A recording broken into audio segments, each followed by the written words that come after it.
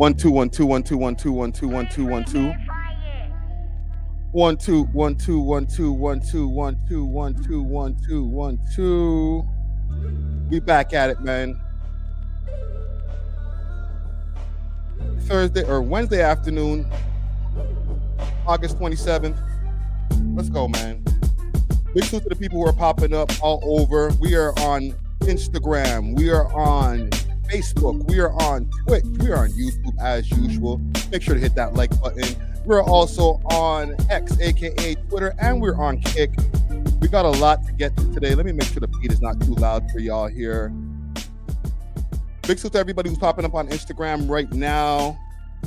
Apologies for the late start right here. I was making sure to get everything good with my technicalities and all that good stuff.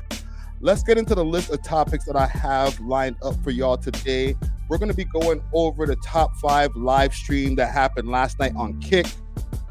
We're going to go through a long Drake block, all right? So if you don't want to hear no Drake stories, this might not be the live for you. We're going to get in depth in what happened with that whole secret court case.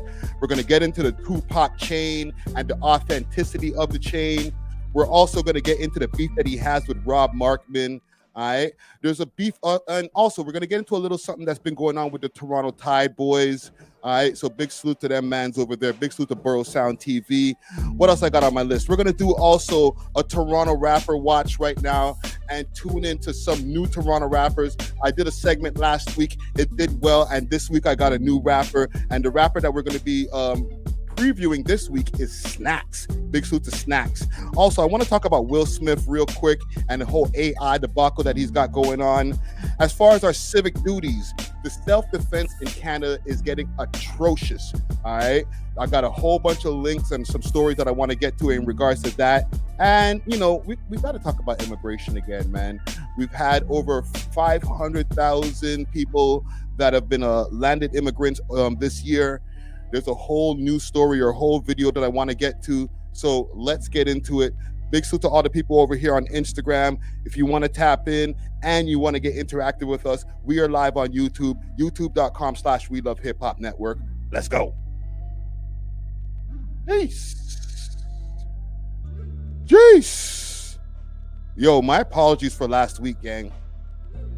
I ain't even gonna lie, man. That audio and the way everything was getting all wonky last week was atrocious. All right, but this week I got y'all. You know what I'm saying? Big salute to B3, hooked me up with a new wire for my preamp over here, so we good to go. You know what I'm saying? But who is in the building? I think I seen Fall Leaf from early in the building. Also, big salute to Old John Crow 416 Trackstar Music, who I seen from early. Big salute to Biggie Gold, DJ Biggie Gold, Touch of Gold in the building. That's a long ass name, but salute to you, brother. Fall Leaf, I said, what up? What up? Slime in, says, nice glass in the building. Welly 96 in the building. Neil Davis in the building. Big up to Big Chill, says respect Friday. Underground Nation, what's going on, brother? I see you. You outside, brother. You going crazy out here. I see you with the microphone up in people's faces. Pause, and you get into the news, brother. Salute to you. Big salute to Scarborough 85 in the building. Who else in here? Yolanda Richardson in the building. Yo, we super cool. We super cool. Always. Love you like cook food, family. Aiden, what up? You say, yeah, Friday. We love hip hop. Big things. Let's go. DSG 22. I got mixed up by the dollar sign right there. Salute to you right there, brother. Who else is in the building? Good evening to Tasha_Lantina, who is popping up in the building. Beast Mode Battles. Big salute. Beast Mode in the building. Big salute to Beast Mode, yo. Listen, let me stop for a quick second. If y'all want to see some real crazy battle rap, all right, I know a lot of people be talking about and KOTD, but for real, Beast Mode has been here just as long, putting in pain in the scene. Go check out their channel for some of the sickest battles in the country. Big salute to Beast Mode. Big salute to my homie Johnny Jibbs. Who else is in the building? OVOZZ in the building. Sheistiest Bud in the building. Carol in the building. Must see JGTV in the building. We are out here, man. Jonathan Thompson, I see you. What up? TT fan page, what up? Two Piece No Biscuit, what up? We are out here, man. Yaya Zoro, what up? We are out here. Young Money in the building. Listen, man, let's get to it. Let's get to it. I got a lot of stuff to get to. Big salute to B3 on the beat right here. Damn. All right, man. Let's get to it, man. Jeez. All right, let me run a couple of ads, and then we're going to get to our news. We can get to all of the different things that are going on in the hip hop space, especially Toronto today. Let's get to Diamond Club first. Big salute to the sponsors, Diamond Club, with delivery all over the GTA and now all across Canada. They got the best selection of flour, edibles, and pens, and all types of goodies that you need. You can find them on their Instagram page, _Canada, or you can find them on the 7 Days of Weed app, as well as the Leafy Things app. Let them know that you heard about them through the We Love Hip Hop network, and they may give you a discount. Big salute to Diamond Club. Cheer! All right, let's do one more, and then we can get to it. Let's pull this. Let's do it Only Loud. I want to take a quick break from this episode to give a big shout out to Only Loud, Canada's one-stop shop for your favorite legacy brands and all things loud. Only Loud provides mail order delivery nationwide and same-day delivery to those in the Ottawa area. Check them out at onlyloud.ca or follow them on their socials, Instagram at onlyloudcanada or on Snapchat onlyloud.ca for more exclusive content. Only Loud is not just a product, it's a lifestyle. Big salute to the sponsors. Cheer! Cheer! All right, so let's get to it, man. There's a lot going on in the scene. Before we get into anything, I want to salute Marcel Wilson. That's the interview that's going to be dropping tomorrow morning, 3 a.m. for all the audio listeners, 6 p.m. for all the people who will be watching over here on YouTube. Let me pull up the interview just quick, fast, so I can give you guys a quick preview. He's a former gang member. He's been out here in these streets from the Tiny Toon, Looney Tunes days. Let me pull up a little piece of this interview here. Also, again, I want to apologize for last week because, like I was saying in the intro, there was a few issues that we were having with audio, and it kept on chipping out, all kind of wild shit. Okay, and then at the end of everything, just like my Wi-Fi just went out. So I apologize for that. Hopefully this week I won't be messing with the wonky Wi-Fi, and we have a good live, you know what I'm saying? But let me pull up the clip from this interview here. Big salute to Marcel Wilson. And gang, I'm going to be loading up the member section. I got an interview coming up this week. And then I have another one on the weekend. And then I have another one on Tuesday, if I'm not mistaken. So I'm going to be loading up the member section with a plethora of interviews. I'm almost finished the documentary that I have on the full Toronto scene, top to bottom, the rise and fall of the Toronto scene and the rise again. Okay, so I'm going to be loading that up to the member section as soon as that's done. Let me show you all a little preview from what we got going on tomorrow. Holding the rest of the 70-80% under siege. Am I right? Hold on. Let's go to. We formed a group called the Tiny Toons. Let's go right here. Big salute to Marcel Wilson. If he looks familiar, you might have seen him on CP24 and various news specials in regards to what happened with that young gentleman, the 8-year-old gentleman, Javay, who passed away. RIP to him. Condolences to his family. He's a prominent member of that community, and he's been doing his thing to make sure to bring awareness to bringing down the gun violence in the community. He goes into the jails. He does a lot for the community with the one by one program. You know what I'm saying? But let's let him speak. He's my dude, a guy you would know, Cash. Oh, salute. And Cash kind of taught me how to sell crack and get into that kind of game. And at the time, there was an issue in the city. I don't know if you remember all this, Friday, but there were a lot of skinheads at the time going around the city beating up, anyone of any race. So these small cliques started to form that were more neighborhood based. And then there was a group out in the East End called the Looney Tunes. And they kind of influenced us through some family members they had in the West. And we formed a group called the Tiny Toons. Tiny Toons. Right. And then the Tiny Toons linked up with like 20, 30 other gangs. and we became the Black Cloud. Wow. I've heard different stories about the Tiny Toons and the Looney Tunes. This is before my time of moving here to Toronto. I moved here in 97. Yeah. So this is like early 90s times and stuff like that. Yeah, early to mid 90s, yeah. Yeah, so like, can you talk to me about what Toronto was like back then, especially just like even in the streets and stuff, man?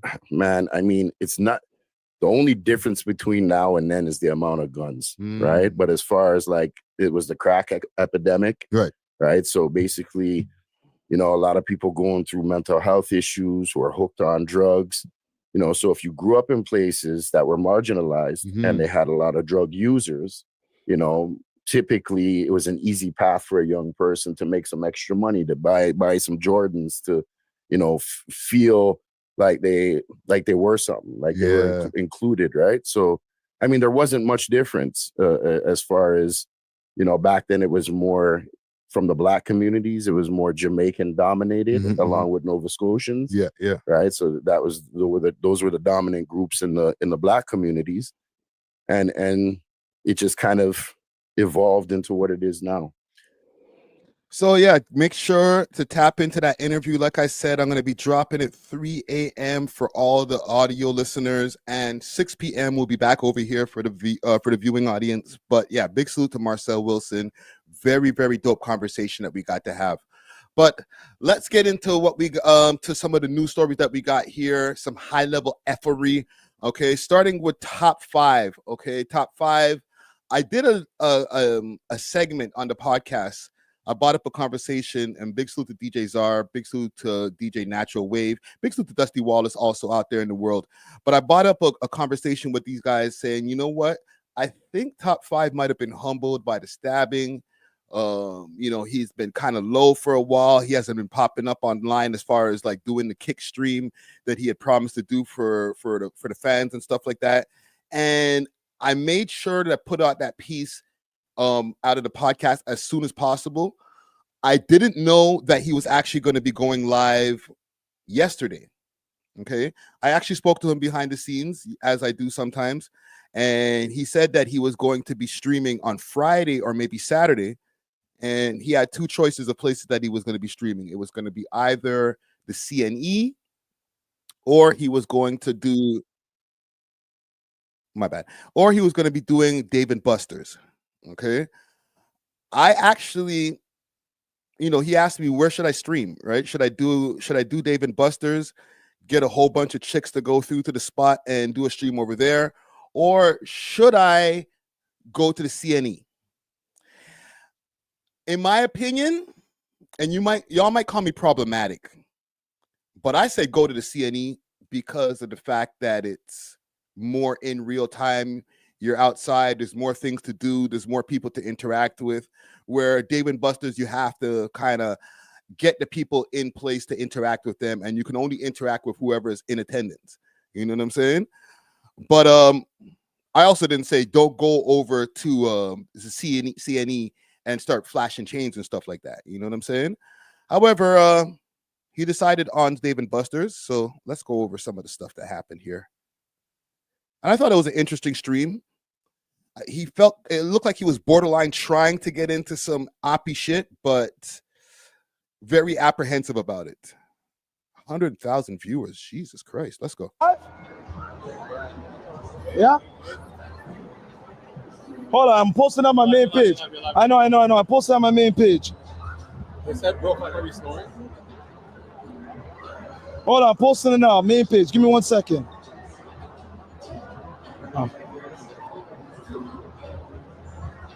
IRL stream on kick. Let me wipe the cat hair off my shit. Pause. Yo, how much people watching already? How much people watching already? You can watch it? Yeah. Watch that right now. Oh, the chat, eh? What's the first chat say? Hold on. Hold on.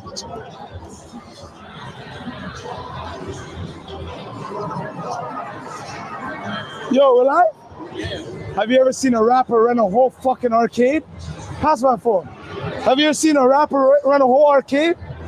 Lifestyle, nigga.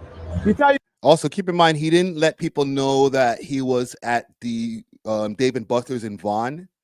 He was just like, I'm in an arcade. But to be honest, if any of his ops, if anybody with a brain could figure out, okay, he's at a Dave & Buster's, there's only a few locations in Toronto to really choose from. So I would imagine he's either the one downtown or he's at the one over there in Vaughan. And I think they might have one in Brampton. I'm not sure. You got me, eh? Pussy. Hold on. On live. The girl them here, the man them here. How much people watching? Right now. Long live, right? That's an update. As update, come look at my life. Right star. Let me show you the man them. Yo, Zanny. Chaboki in the cut. Cover the mask on. You can't see the hitters. You can't see the hitters. You cannot see the fucking hitters. Get out of I can kind of see him still. everything, nigga. How much people on there? How much? This guy got right out the way. He was like, oh shit. And he's gonna explain at some point of the live as well that I don't think he was the one who organized it. We're doing a top 5 Dave & Buster's live, but he'll explain. 1,000? Boy, you thought you got my neck? That was a scratch. Just remember, that was a scratch. Lifestyle. Real gangster party. Yo, how much people? 50. Yeah, lifestyle, nigga. Yeah. And we're not gonna go through the whole stream minute by minute, but this is his homie here that I see him been with for. Here's some of the gal them. Piatti, I'll do your thing. Why you want to do me a thing? I am Toronto. If I die, do you think anything good will happen to Toronto? They're all dead. Name a nigga that buys a fucking whole arcade for the night. It's not even my birthday, nigga. Yo, lights off.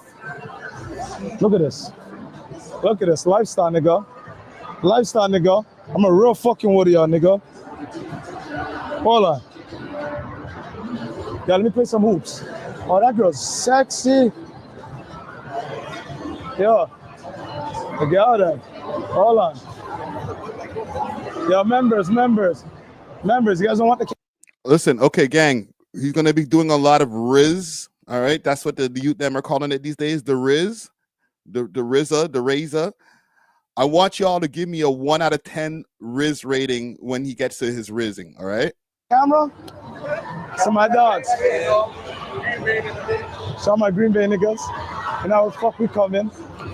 The party. Yo, I'm on stream. Hide the camera. Come. Oh, let's go. I'm sorry, lady. Yo, ladies. I'm sorry. Yo, don't show their face. Don't show the lady. Come. Yo, I'm sorry. Underground Nation, you say 0.1? That's crazy. Oh, sorry. Watch Shorty running. This girl's hiding from the camera. Look at her. Sure. Sorry. Her baby daddy's like, I can't be around you, top 5. He's one of your ops. Plum ting. Come. Yo, don't show the signs and shit where we are. Oopsie. Yo, how much we at? Yo, Twist. Where's this fucking guy? Yo, Twist. Yo, where's Twist? Where's Twist? Yo. Huh? Yo. How much we at? Better band right now? For sure. Better band. I knew I was gonna live when I was on that floor. What the fuck? Let's get this. Actually, let's do it. Let's stop here. He's gonna tell the story about the neck stabbing. And actually, in this freeze frame right here, you can see, I guess, a little scrape or a little scar, but nothing crazy. Outside. You're lucky I don't get a drop on you. I'll fucking kill you, nigga. I get a drop, you're dead, nigga. Homicide, nigga. The homicide detective's gonna be questioning me, nigga. Yo, let me get. What are they asking? What's the chat asking? GGG, that's a shootout coming. The captain now. Who made the poster? They on live coming now. You're gonna smoke me, right? Brother, the doctor told me whoever stabbed you didn't do the right job. They gave you a scratch. The fuck? I knew I was gonna live when I was on that floor. What the fuck? Look, a scratch. Bitch ass nigga. You know how much then? Oh, I didn't want to bring up that. I'll leave it alone. Let me play this game. Click this game. He was about to go crazy and say some wild, incriminating shit. As far as any questions I had about him humbling himself, yeah, that's not happening. 2.8, get me 3K right now. Turn this the fuck up. I don't care about this. Oh, I'm hot. That's how you can splash. Nah, I'm splashing in this right now. That's how you can splash. Woo! Under all the cards. Yo, holy fuck. We win? Yo, 26. Oh, you got first. Mike. All right, so let's get to the RIZZ.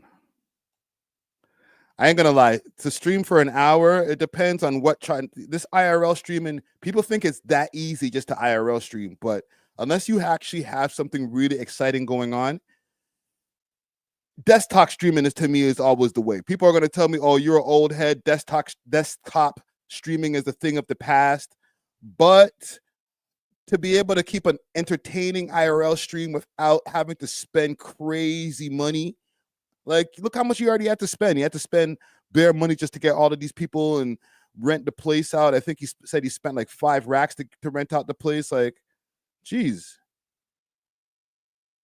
Come on, fam. I didn't spend that much money to do this stream today. 3.8? Are you smoking mad clutch? Honestly, I was wrong when I was dissing clutch. You know what I mean? No matter what that guy did, I was supposed to be the bigger person. He's a kid, 16 years old, so I forgive clutch. You know what I mean? It is what it is. That's a good change. You know what I'm saying? Instead of all of this, the same old rhetoric, I'm smoking clutch and all that type of shit that these guys have been saying for years. Shit that even got brought up in court and stuff like that. And I was there when they were bringing up the clutch stuff. I was literally right there. He's turning a new leaf. Person. Bigger person, chat. Food? Let me show you the food. Come. Bear girl. Show the girl quick. Show the girl quick. Don't be hot. Show the girl. Show the girl. Let's get a RIZZ rating going on that. Sorry, ladies. You're a baddie. At least win. What's your name? Oh, I'm sorry. I'm sorry for putting you. No, he's gonna blur your face. You don't know what I'll do to you on the first date. That's cute. Ice cream. You approve, right? I do. Do I look sexy? Be honest. You do. He's gonna edit this later. Do I look sexy? You do, sir. Wait, 1 to 10. come on. What's your background? Sear the onion. Let me see a spin. All right, again, gang, I need to get 1 out of 10 RIZZ rating on top 5 on how he's dealing with these gals, these women over here. Bomba clock. Chat, send W's in the chat. Yo, I'm fine. yo, listen, I'm gonna leave you. You, what's your background? Wait, is that? You smell good. You look good. Yeah. You know who I am? This is crazy. You know, you think I'm crazy, eh? W's. GG RIZZ. Yo, I'm gonna circle back. You're beautiful. Let me get your number. Hold on. I don't come across girls like you more often. This nigga said, I don't come across girls like you more often. This nigga's not even speaking English, bro. No. You're good. You're good. You're beautiful. Why wouldn't you want to walk the runway? What am I? 1 out of 10. Damn, Jaden. Wait, so you want my number? I want your number. I want to FaceTime you. Why you want to do Instagram? I can't lie, the RIZZ is cringe. I don't fuck with 5, but the RIZZ is on cringe. You know what I'm saying? You know, these are like the type of questions you see on a dating show. What do you like about me? No. You're good. You're good. You're beautiful. Why wouldn't you want to walk the runway? What am I? 1 out of 10. Wait, so you want my number? I want your number. I want to. This is I got money RIZZ. Like, you just gonna fuck with me anyway. I'm gonna just say anything. I got money. You know who I am, bitch. FaceTime you. Why you want to do Instagram? What's your name? Lily? My government name is Jamal Henderson. Thank you. Let's go. You gotta tell the girl. Oh We on retard mode right now. I'm fucking stupid. Elmer Mencho says, "Don't hate Friday. The RIZZ is working, fam." I guess. Yolanda Richards says, "Top 5 to Love Island." Top 5 to Love Island. Somali pirate RIZZ is crazy. Yo, Your name is Jamal Anderson. dead. You know what I'm saying? Was that a W chat? Let me see that. Was that some game chat? The RIZZ, the razor. That W is? Yo, was that some game? I told every girl, let me tell you, you know how I got all these 20 girls here? I told them Scotty Barnes is coming. Look at all these girls. It's more than an arcade. There's bare woman here, you know what I mean? This nigga stupid. Listen, no matter love or hate this guy's entertaining. He said that he told everybody there was a Scotty Barnes party. What a fucking asshole. Oh man, this is some high level fuckery. 10? Was that a W chat? Let me see that. Was that some game chat? That W is? Yo, was that some game? I told every girl, let me tell you, you know how I got all these 20 girls here? I told them Scotty Barnes is coming. Look at all these girls. It's more than an arcade. Toronto finesse. There's bare woman here, you know what I mean? They didn't come for me. They came for Scotty Barnes. Look, With the koal. they just messaged me. What's the password? How you doing? There's a password to get in at this door. What's your name? Purple. Tatsy? Nice to meet you, Tatsy. Very soon, That sounds about right. That sounds right in there with in Top 5's toolbox right there. This guy finessed a whole bunch of girls into the spot, bro. Oh, Glee, come with this. Big Glee in the cup. Outside. Free Southside up team. But yo, that's the game bar right there, right? yeah. It is. So I have to go. Yo, how much views? Record this. We're at 4.4 thousand views. No, listen, Mencho, I know. Big salute to my Somali brothers out there, bro. I know about their game. You know what I'm saying? The mans. And listen, they're not even going to feel disrespected if they see this. The mans are some of the biggest finessers out here, bro. They know it too, man. Come on, brother. Come on, brother. You all know a Somali nigga that's finessed you out of some money before. Brother. Come on, brother. It's me. It's me, brother. Right? As soon as they hit you with about 10, brother, you know you're about to get finessed. All right? Salute to my Somali brothers out there. But they know it too, man. As soon as a Somali nigga hits you with about 10, brother. Not brother. All right? With the ER. Brother. Just watch your pockets, okay? Watch your account, man. The money is literally being siphoned out of your account by each brother. Brother. Each brother's $1,000, brother. How long we been on stream for? 16 minutes? Shout out Skinny Bets. Changed my life. Gave me a steak deal.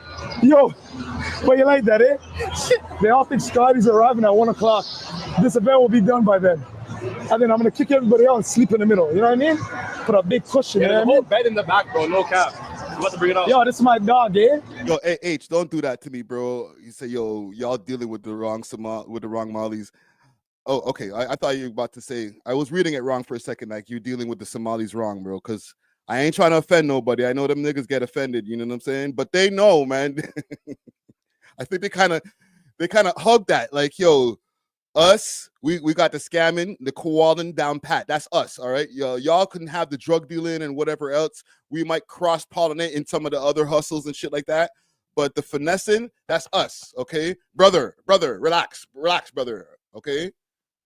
The finessing is on us. Like a Scotty Barnes. There's 5K people in here. Big up my dog Goods, eh? Shout out my dogs, eh? Let's go. But yo, you like the Scotty Barnes one, eh? Look. That's W method. Facts. Shout outs. I'm gonna be streaming every day now. Let me call academics. I'm gonna start. Holla at the girls. What, you think I don't have game? Let's walk, bro. Bomba Cloud, look at this girls riding the bicycle. Don't make it hot though.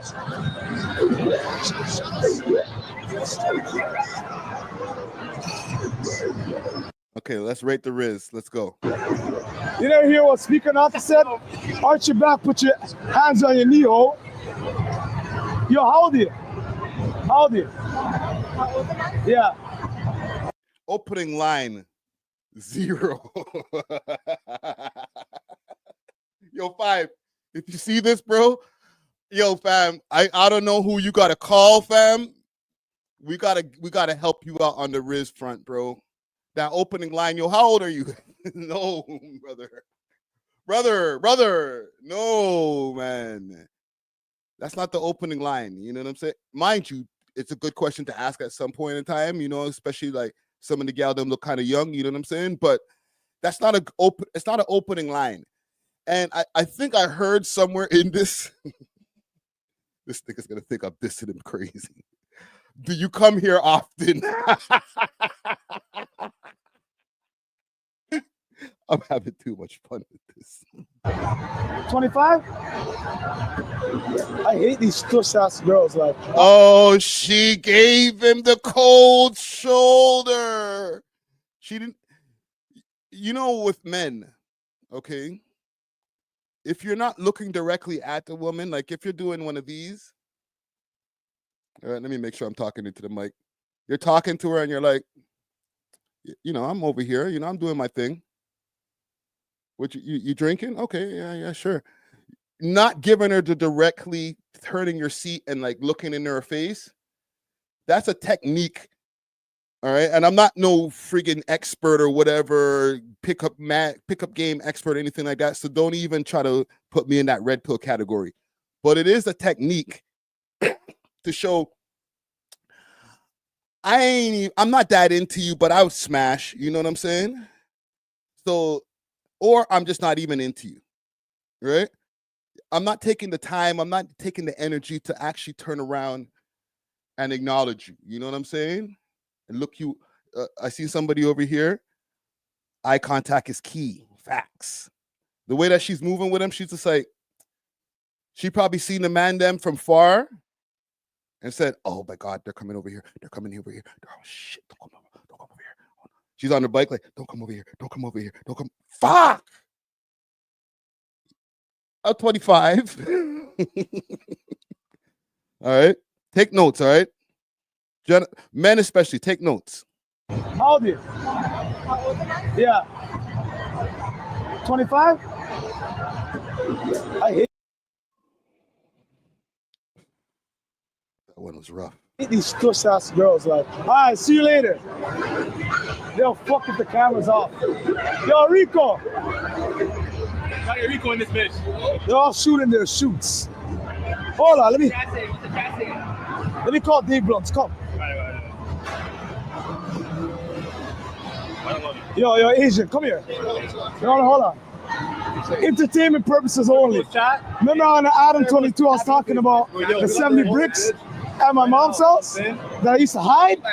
They said a nigga supply me, nigga. Supply me, nigga. This guy's like, bro, please, no.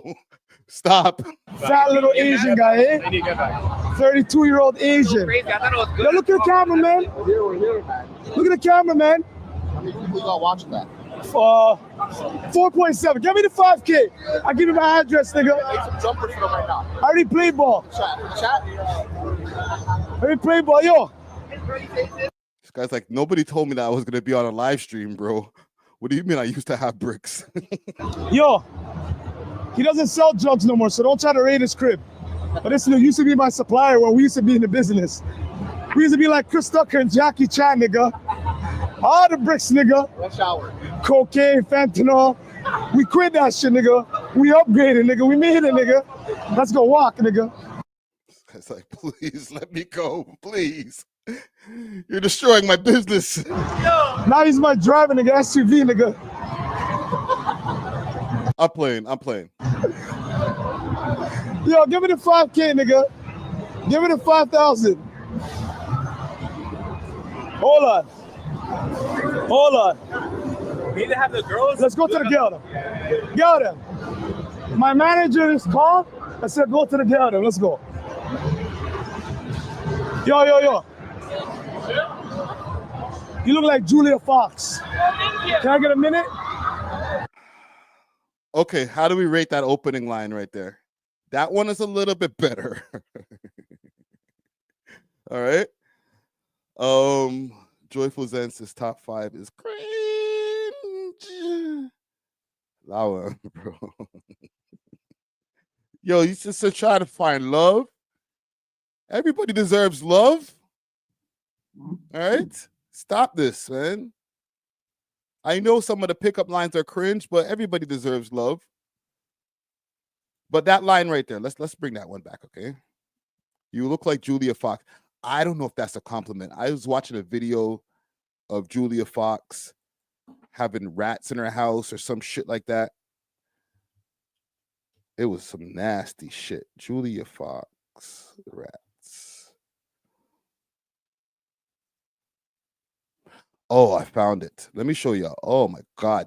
Julia Fox, don't say that. That's the worst person to be calling somebody. Jesus Christ. Y'all are roasting this nigga. Is this it? Okay, I never thought in a million years that I would do this, but I do believe in maximum transparency. It says she looks like her? Damn, what's wrong with her eyebrows? And so I'm going to give you guys an apartment tour. And I know I'm going to get I'm about to put myself through trauma, so ready? Let's go. where Valentino hangs out. And oh, this is my nostalgia mirror. That's Valentino when he was born. That's my friend Harmony who passed away. That's my friend daycare schedule. Just more stuff. Richie, I love these photos. And this is just my little bathroom. People that have really big houses, it's just really wasteful when there's so many homeless people in this country. Okay, who cares about this bitch? Y'all remember this chick, the one who used to date Kanye once upon a time? Kanye's little stand-in girlfriend. Let's get back to the RIZZ, the razor. Hit you with the razor. Yo, Trap is over there. it's a block. It's a block. It's a block. I know. Trap is over there. I'm gonna blow your face. Black girl's hating crazy. He's trying to pull her away. All right, y'all's got one of those ones. Like, let's go. Trap is over there. It's a block. It's a block. It's a block. I know. Trap is over there. I'm gonna blow your face. A few questions, Julia Fox. Why'd you pick this one, family? Oh my God. All right. Paris Hilton. Huh? This is our Paris Hilton. Don't gas your friend like that, eh? Paris Hilton. More like Dr. Umar would be angry at you there, brother. Julia Fox. We'll say what I'm going. That's what I decide. Yo, what's your name? You can hear me. Don't help me, hug me. Yo, Loria. Lauren. This is the one that he got through with at the end of the day. You know what I'm saying?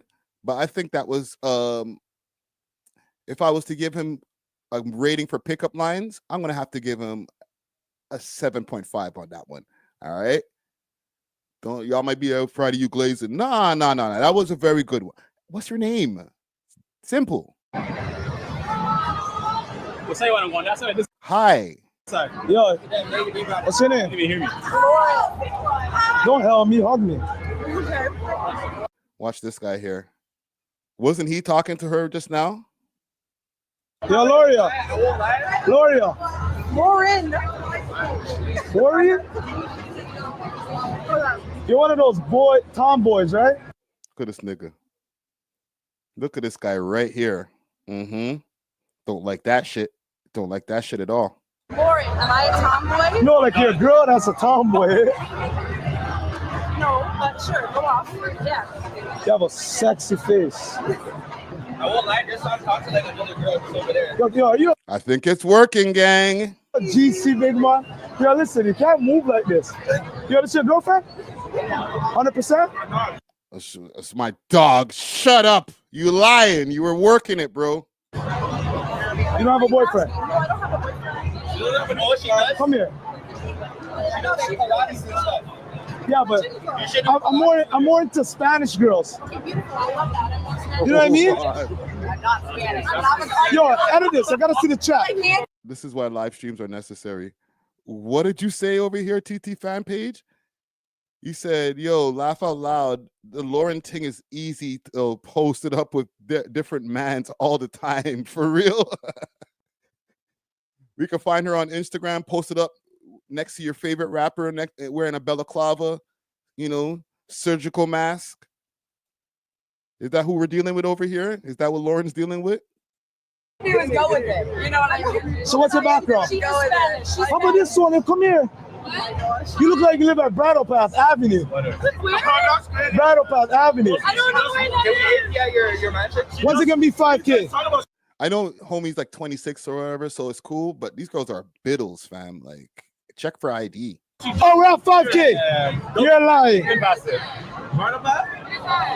You're lying. She just moved here. Yo, Lord, get over here, man. Come here, man. Come here. Skinny Bets wants your Instagram. What's your Instagram? Skinny, my people. He'll give you a parlay. Get rich off of one parlay. You can do that turning around. My Instagram is. She was trying to give up the gram for the whole chat, right? Wow. So the chat knows Lauren. Damn, she's popping out here, eh? Yo, Skinny, he probably knows this chick ahead of time. Owner of Steak, I have 5K people watching, and I'm gonna do the stripe where I can get subs next time. Skinny, your Instagram is Lauren.grim, all the ALDI. Yo, I'm fucking done. Yo. Say that again. ALDI. DRIM. Let's see this. Lauren. Let's look her up. Lauren.gy. What the fuck did this nigga say? This said a hella letters. All the ALDI. I think I found her.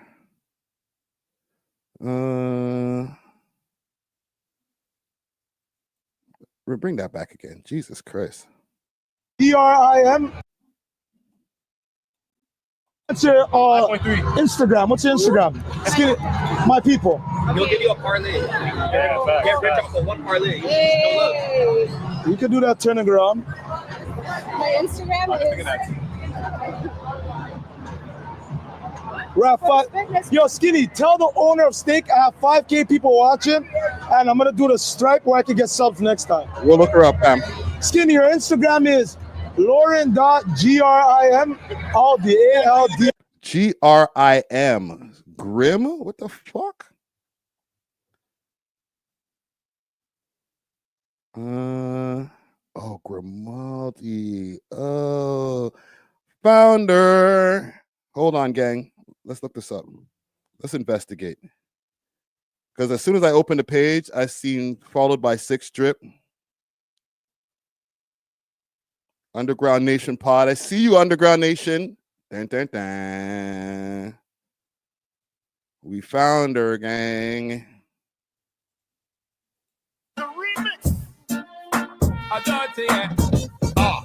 Look like the Shannon Sharp thing.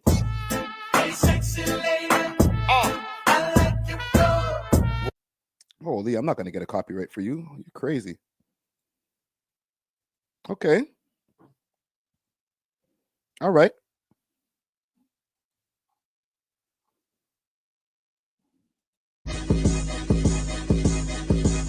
Light skin, but Smashing all of the gym bros, eh? Holy. Holy. Good job, 5. You found a nice one there, bro. Do your thing, bro.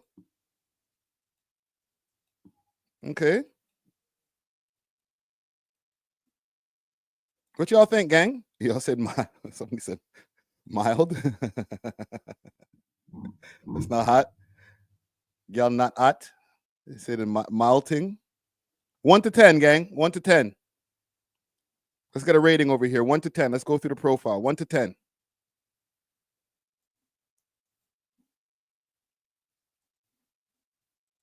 All right, the face is all right. Should be working out.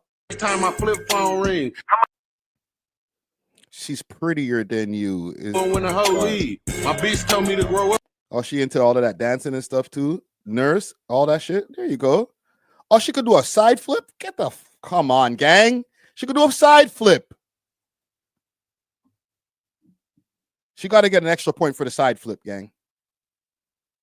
Holy. 8.3. 2 piece no biscuits gives her a 7. Carol, 7. All right. Mild no seasoning is crazy. Let's get back to the bullshit. Y'all have no mercy. Said the gal is mild no seasoning. I think that might be seasoning. She might not be Anglo-Saxon. She might like put some more than just salt and pepper on the chicken. You know what I mean? Yeah. Yo, I'm fucking done with that. Yo. Yes. What are you looking to a guy? What I look for in a guy? Yeah.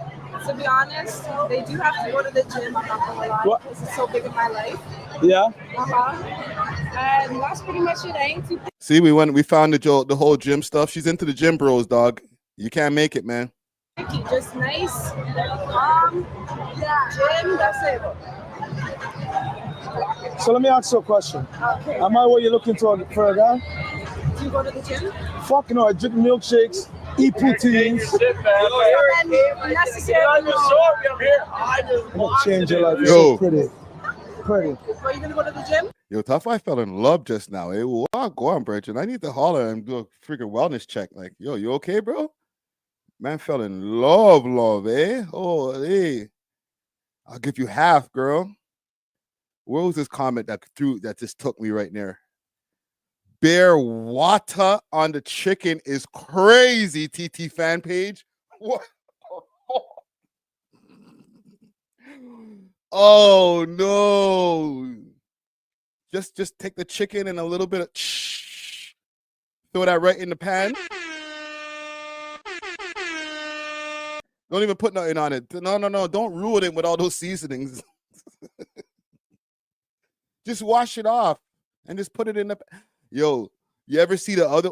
Not even washing it off, just taking the chicken, taking it out the package, and then just throwing it onto the pan. You ever see them ones there? No washing, no seasoning. They put the seasoning on while the chicken is cooking. You know, sprinkle a little bit of salt, grind a little bit of pepper, and we're good to go. Right? But they take the shit right out the package, right onto the grill. It's like, nigga, you didn't do from the package to the grill? From the package to the grill, girl? God damn. I don't know if I'm so hungry. For you? Yo, no offense. Who's this thing, yo? Don't you play for Los Angeles Sparks? Yeah, my LBs. Yes, I play for Bombo Club. Hater. This girl came in there, seen 5 over there, risen it up a little bit too much. She said, yo, let me get some of my clout. Where's my clout at? Are you gonna go to the gym? For you? Yo, no offense. Who's this thing, yo? Don't you play for Los Angeles Sparks? Yeah, my LBs. Yes, I play for Bombo Club. Show the spill. LB on my feet, you know, YSL on the bag, you know. I would get your number, but you're too tall for me. Beautiful though. I met you so much times ago. Okay, and you know why we never pursued? Fam, she's throwing it at you, bro. Walk on, dog. Don't worry about her height, fam. She's like, I met you so many times. Like, fam, like, hello. Do you need the little things there that they use on the runway, the little sticks there? Like, land the plane, my nigga. He doesn't remember me, you know. I look like every other bitch, I guess. I don't know. Come on, 5E. Turn around. 5E. Turn around for this one. Climb that tree, buddy. Huh? You gonna climb that tree? She's too tall, Bridget. Okay, baby, I'll give you some NBA songs. You want some NBA? But my hood long. I can take care of this tonight. I can take care. Yo, you know what my government name is? I will give you. Yo, she knows everything about this nigga. She's like, Ali? $1,000 if you get it right. I swear. She just said it, nigga. Hassan Ali. No, you got it wrong. Fuck, that's what's your name. That's my brother, the one that plays D1. My name is Jamal Henderson. My word! Your tattoo's nice. Yo, W's in the chat. Yo, how much views we have? 5K?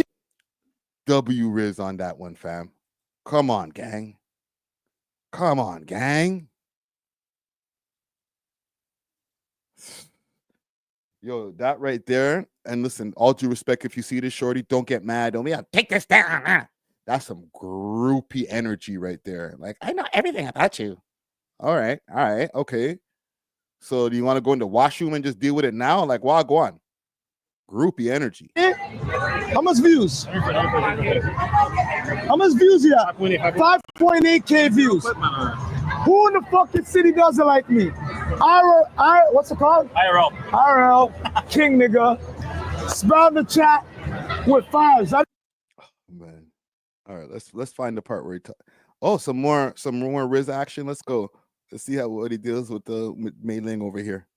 I'm in, nigga. Spam the chat with 3 OK. All right. Yeah, but this girl has too much makeup. Beautiful. What's your name? Oh. You're on my guest list. You put on the guest list, right? I was watching this yesterday. Gang.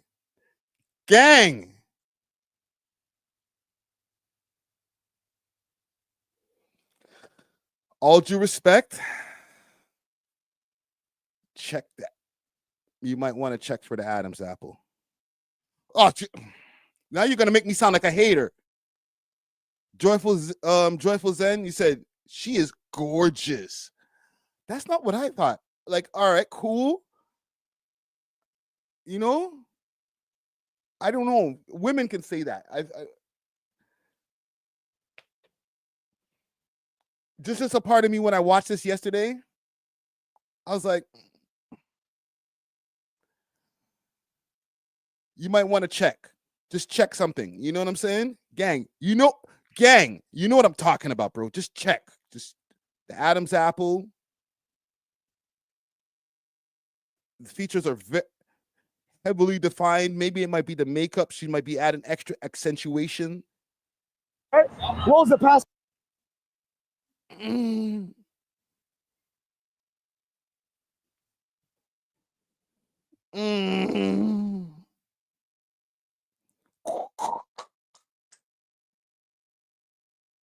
I'm not, listen.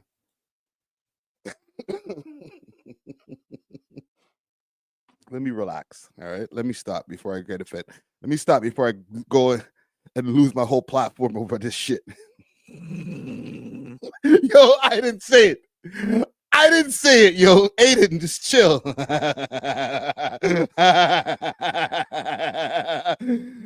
Oh, man. More than meets the eye.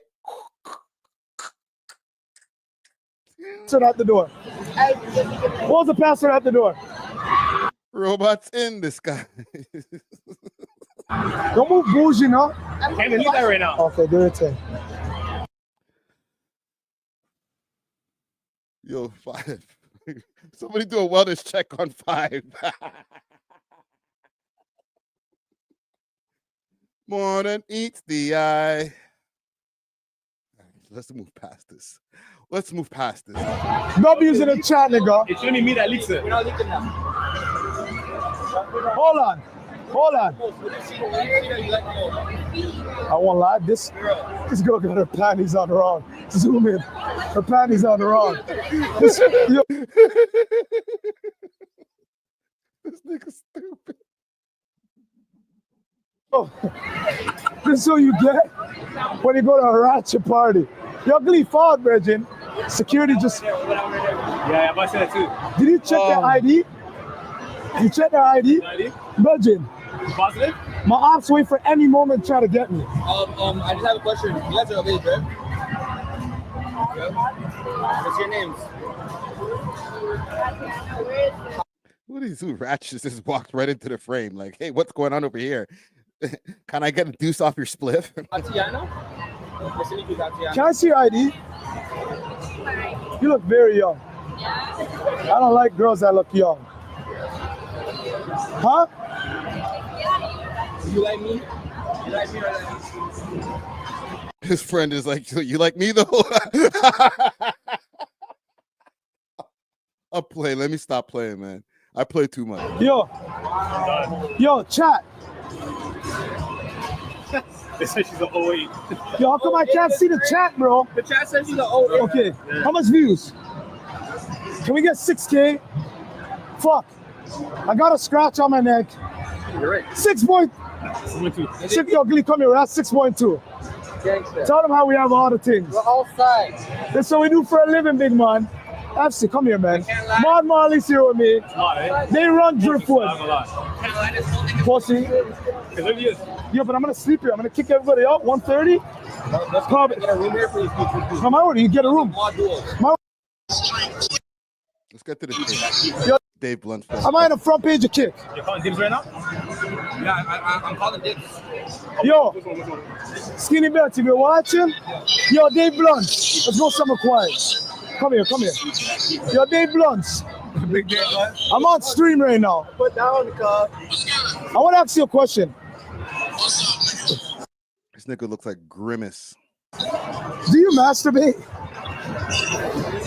Fire, bro. Why are you asking mans them type of questions? No, bro. I have a bitch now, so I don't have to masturbate. What's your favorite position that you have sex with your girl? Fire. Hey, nigga, from the back, nigga. You have the strength to hit the girl from the back? Nigga, not only do I have the strength, my bitch has the strength to take it, nigga. So hold on, Dave. You don't masturbate and you have a girl now. Yes. Holy fuck. I've tatted on my arm. What did they say? Yo, what would possess you to look at Dave Blunt? Those are the questions you ask this nigga. This guy looks like a lump of a human, and you're like, yo, so how often do you jerk it, brother? Chill, relax. Yo, Dave. I've tatted on my arm, bro. You tatted your girl? Chill, relax. Yo, bro, you know 50 Cent's a serious guy. What are you gonna do when you see him? We'll never run into each other, bro. If I see him, I'll give him. But would you give him a fair one? If he wants to fight one-on-one? If he wants to fight one-on-one, I'm not ducking anything, but he won't. But you could square up? Yo, Dave, you could square up? I'm not saying I like nigga, but I'm not gonna get bitched, is what I'm saying. So 50 Cent comes and bitches you right now, Dave. Are you fighting one-on-one? Nobody's bitching me. So you think you can rock him? I'm not saying that. I'm saying I'm at least square up, bro. I'm not saying I'm gonna win.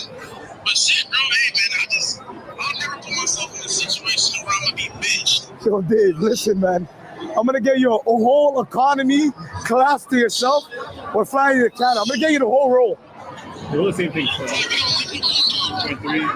This nigga flies first class, or he might be on PJs at this point. I don't know if you could afford Dave Blunt there, brother. Why you want me to squash with them so bad? Okay, give me the address on them. I'll see you at 2 in the morning anytime. I love you, Dave. But yo, listen, the girl that Why Dave want what Dave know about the whole beef that he got with the Wasses and shit?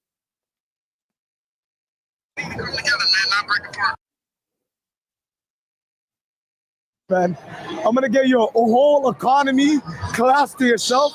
We're flying you to Canada. I'm gonna get you the whole roll. They're all the same thing. Huh? Why you wanna? Oh, he said are you cool with BFR? Why you want me to squash with them so bad? Okay, give me the address on them. I'll see you at 2 in the morning anytime. I love you, Dave. But yo, listen, the girl that I was talking to said she spoke to you. She said you keep masturbating every time you call her. What are you talking about, nigga? Some girl, her name is Jocelyn. I don't know no bitch named Jocelyn. You don't know no girls named Jocelyn? No, nigga, I don't know no bitch named Jocelyn. I love you. Everybody, go follow Dave Blunt. I'm at 7K viewers. I'll say this. When it came to like top 5, like I think he kind of trained himself for these moments here, the IRL streaming, the evolution of from what he used to do back in the days when he used to just pull up on his Instagram live and it used to be top 5 on the top of the screen, and just some random mute, some guy from whatever end of the city telling him, yo, suck your mom, bro, or him just talking to some random shorties or whatever. He's prepared himself for this moment right here. So after a while, I think the beginning of the stream was a little bit shaky, but after a while, I think he got into his element.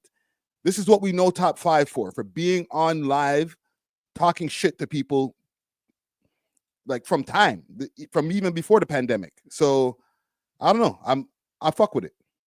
Almost 7K right now. He hasn't pulled out any chains. He hasn't told anybody pull up. He hasn't been smoking on any ops. We're about 28 minutes in. I ain't as mad at it as what I would usually be.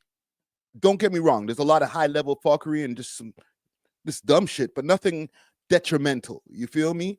And just a lot of just cringe RIZZ. That's all it is. I love you, Dave. Jump the ranks real quick.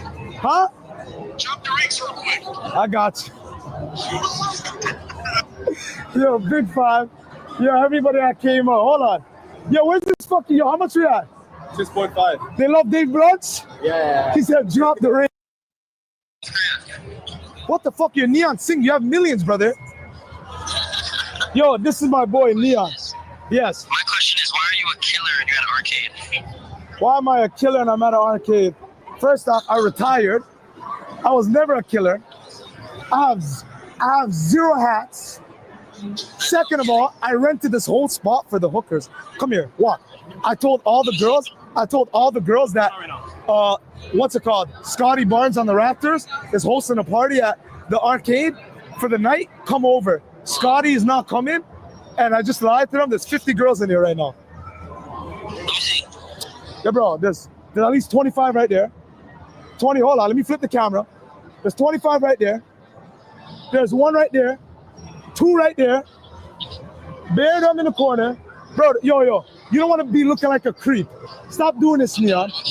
Show my stream your blonde hair. He's the first Indian with a blonde hair. Congrats. Congrats. Yo, you want me to LA? Yes, come to LA, bro. This is going to be the part where he starts going crazy on Chromos. I don't know what kind of vendetta him and Chromos have with each other, but he about to go crazy. Yo, we're at 7. Yo, get us to 7K. Neon, shave your bald head, man. I got you. I'm coming to Canada right Yo, why do you have blonde hair with glasses? Show it to me one more time. Show me to you one time. I'm so happy. I'm so happy you're single now and you left your girlfriend. Only if she knew that you cheated on her in Spain and I brought you 2 Spanish girls. now. Oh, my life, that never happened. Okay, that never happened. That never happened. But yeah, listen. When you come into Toronto. This nigga just get on stream and just say anything. Soon. Actually, I'm playing it soon. Let's work. Okay, I love you, brother. Bye. Love you, brother. Have a good day. Bye. This guy's learning to be an American streamer, or just a streamer, period. Just, oh, I love you, brother. Just, they be throwing that I love you around just like it's water, Virgin. Yo, where's Academics? Where's Ak? Everybody love each other. Yo, Ak, bro. I don't know what, bro, Academics busy, bro. I love Ak. Because when I got stabbed and I had the little scratch, he called me and wired me $10,000. That's a real fucking friend. You feel me? Everybody love each other until like one party is not lit anymore, and then the love kind of just starts to dissipate. That's a real one, nigga. Where's Aiden Ross? He's gonna call him. Yo, Aiden, you want me to call you? Aiden's in the chat? All right, hold on. Yo, big up Aiden Ross. That's my brother from another fucking mother. That's facts, though, Young Money. Leon. 5 has been on the I love you vibe for a while, and I ain't hating on it neither. You know what I'm saying? Only for those he fuck with. Listen, bro. Oof. Rude Boy Scoobs says little scratch. I can't really see the scratch. You know what I'm saying? I have to go on my DM. What's his number again?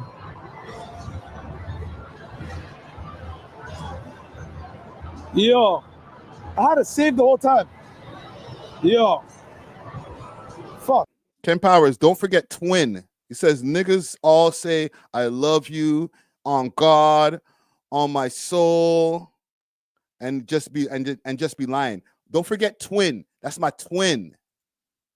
Your twin. Five's in the chat. So five's Don't forget big bro. in the chat. Yo, did Aiden come and call me? Yo, Aiden, you told me to call me to dub me?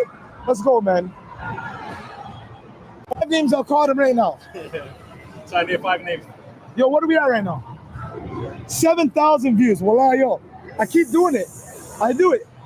30 minutes in. 30 minutes. I keep Skinny. Send this to fucking Steak. Tell them I do this. I'm in Toronto. No bots. Nobody. No label. Do this, nigga. These 2 things I just walked by here just like are some biddles, like just got able to drink to be able to get in there. Call Chromas. Chroma's a hooker, brother. Uh-oh. That girl, you know what? I'm gonna name 30 niggas Chroma's fuck. Uh-oh. And if I can't name the niggas, I'll give you $100. Say 30? 20 niggas. 10 niggas. 10? Jake Paul. Drake. Top 5. 2 milli from East End. Damn. Tory Lanez. Damn. Yo, how you on the girl's body like that, fam? Kevin Durant. Steve will do it. What? Draco the Ruler. Long live my nigga Draco. I love you, brother. That's 8. 2 more.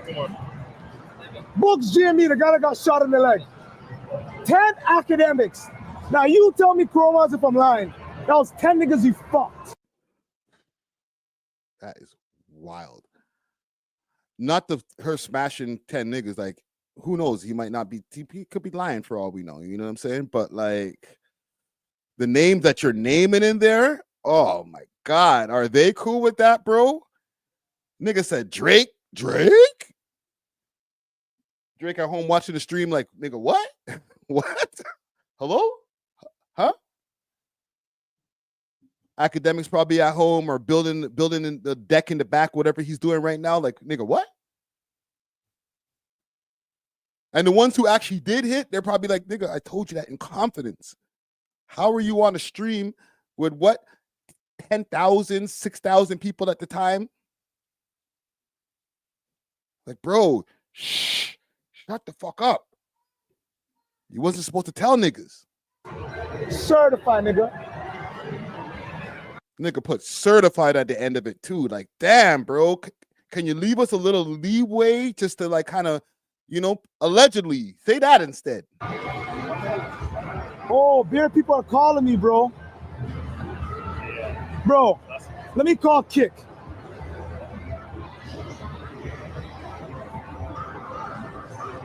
Rude Boy Scoobs, I did not. Yo, shout out to Kill.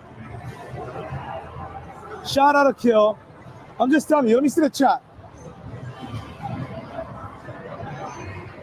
Top 15 Toronto rappers. Why would I call that Dyke? Matter of fact, I just got the verse from Colerae yesterday. He's gonna kill himself. I know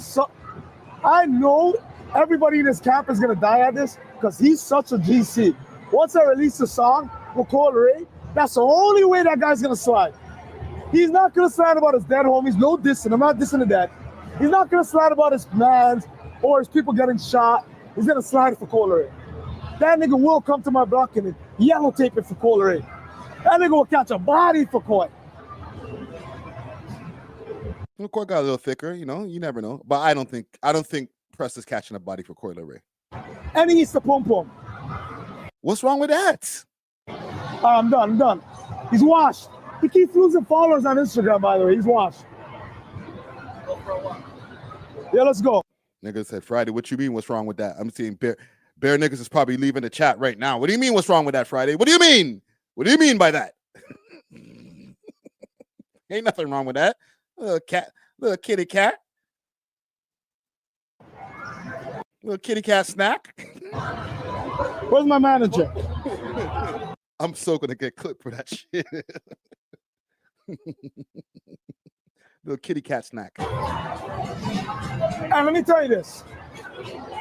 When I got stabbed, I don't like it. I get emotional every time. Come on, bro, don't unsub.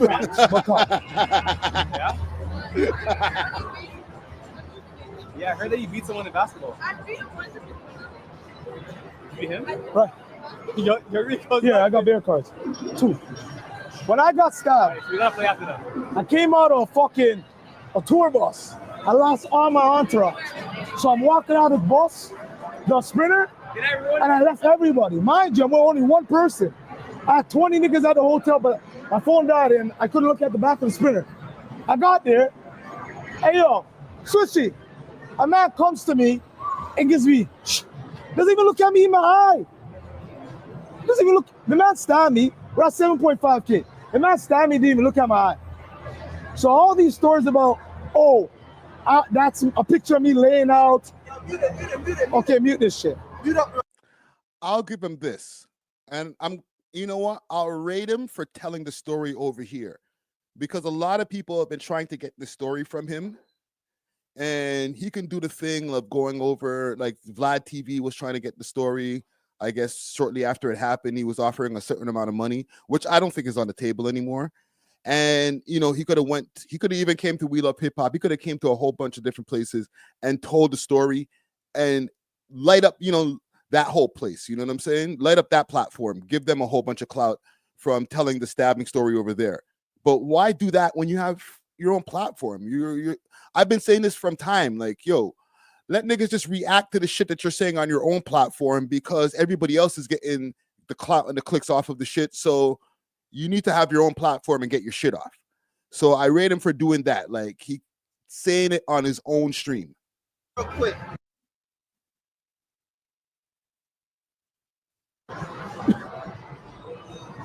So back to my story. So I came out of a sprinter bus. Sorry, my bro just called me and told me there's 10 girls outside. Do I get them? So listen, now I have to tell them the story about the scratch and how the man even looked at. Hold on, I gotta address this comment. It has nothing to do with top fives thing, but you know, narcissist Rick. Kara wants to know, Friday, did your ex look you in the eyes when she stabbed you? I was sleeping. I mean, nigga, I walked 2 blocks down, hopped in a taxi. She looked me in the eye. eyes. Homeboy. How the fuck is this life threatening? I don't even talk about that. All I'm saying is, I came out of a sprinter bus. I have to tell you this. I got a little scratch. The man even looked at me in my eye. He had a chance to dawn me. Give me and ran. Nigga, I took a 2-kilometer walk, went in a taxi, went to the fucking hospital, get a little cleaning bandage. Morning time, I'm having 3 girls in bed with me. Tell me if I'm lying. But when your homies get hit up, they have the emergency force, everything. So he said that he caught the scratch. He walked 2 blocks, then jumped into a car? Chance to dawn me. Give me and ran. Nigga, I took a 2-kilometer walk, went in a taxi, went to the fucking hospital, get a little cleaning bandage. Morning time. Y'all believe that story? I'm not talking about the extra on top with the girls, 3 girls in the bed after. Like, I feel like that's just extra top 5 toppings that he just puts on top of shit. You know, oh yeah, and then I woke up and I had an orgy. But like a 2-kilometer walk after getting a slice to the neck, I don't care if it was just a scratch. If you're bleeding out the neck, 2 kilometers is a long walk, my dog. Maybe 2 meters. 2 meters is still kind of far with a laceration of the neck. When Daniel said lickle scratch, he said, bro, the bandage that he had on his neck didn't look like no lickle scratch. Those staples that they had in the side of the man's neck didn't look like no lickle scratch. That's all I'm saying. All right. I don't think he's lying, but I think he might be embellishing the story a little bit, just pushing it for entertainment value, let's say. You know, oh, walked 2 meters, jumped in the cab, nigga, woke up, had a bitch sucking my dick. Ha ha. Superman. I'm having 3 girls in bed with me. Tell me if I'm lying. But when your homies get hit up, they have the emergency force, everything. Now tell me if that's a lie, nigga. Homeboy. Homeboy. Fucker. Talk to me like that. Walk. Let's go. Yo, you know what's bad about me? Yo, A2. You're not on speaker. So far, you like my stream? We're at 8K. All right, let's go forward a bit. Let's see what's going on here. I think we got to the most of the important stuff, if you want to call it important. Let's see a little bit more RIZZ rating. Hey, my dog Tony, fall. You good? Yo, hold on. Don't worry, I'm gonna cover faces. Don't worry. You're good. Yo, hold on. Camera down. Yeah, you're good. Go. I wonder if all these girls today, when they're watching the stream back, because it's available on Kick right now, and right now it has 100.1 thousand views on it. I wonder if those girls, when they watched it back, were like, wait a minute, he told me he was going to blur our faces. It's like, you're live, fam. Like, it's not happening.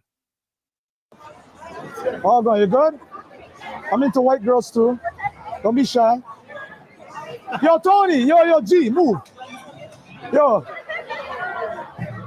hold on. I'm not showing you guys faces. I'm not showing you faces. You're good. This is my dog right here. Tony, eh? Look at 3 Perkin houses. Yo, Tony, this how you moving? All right.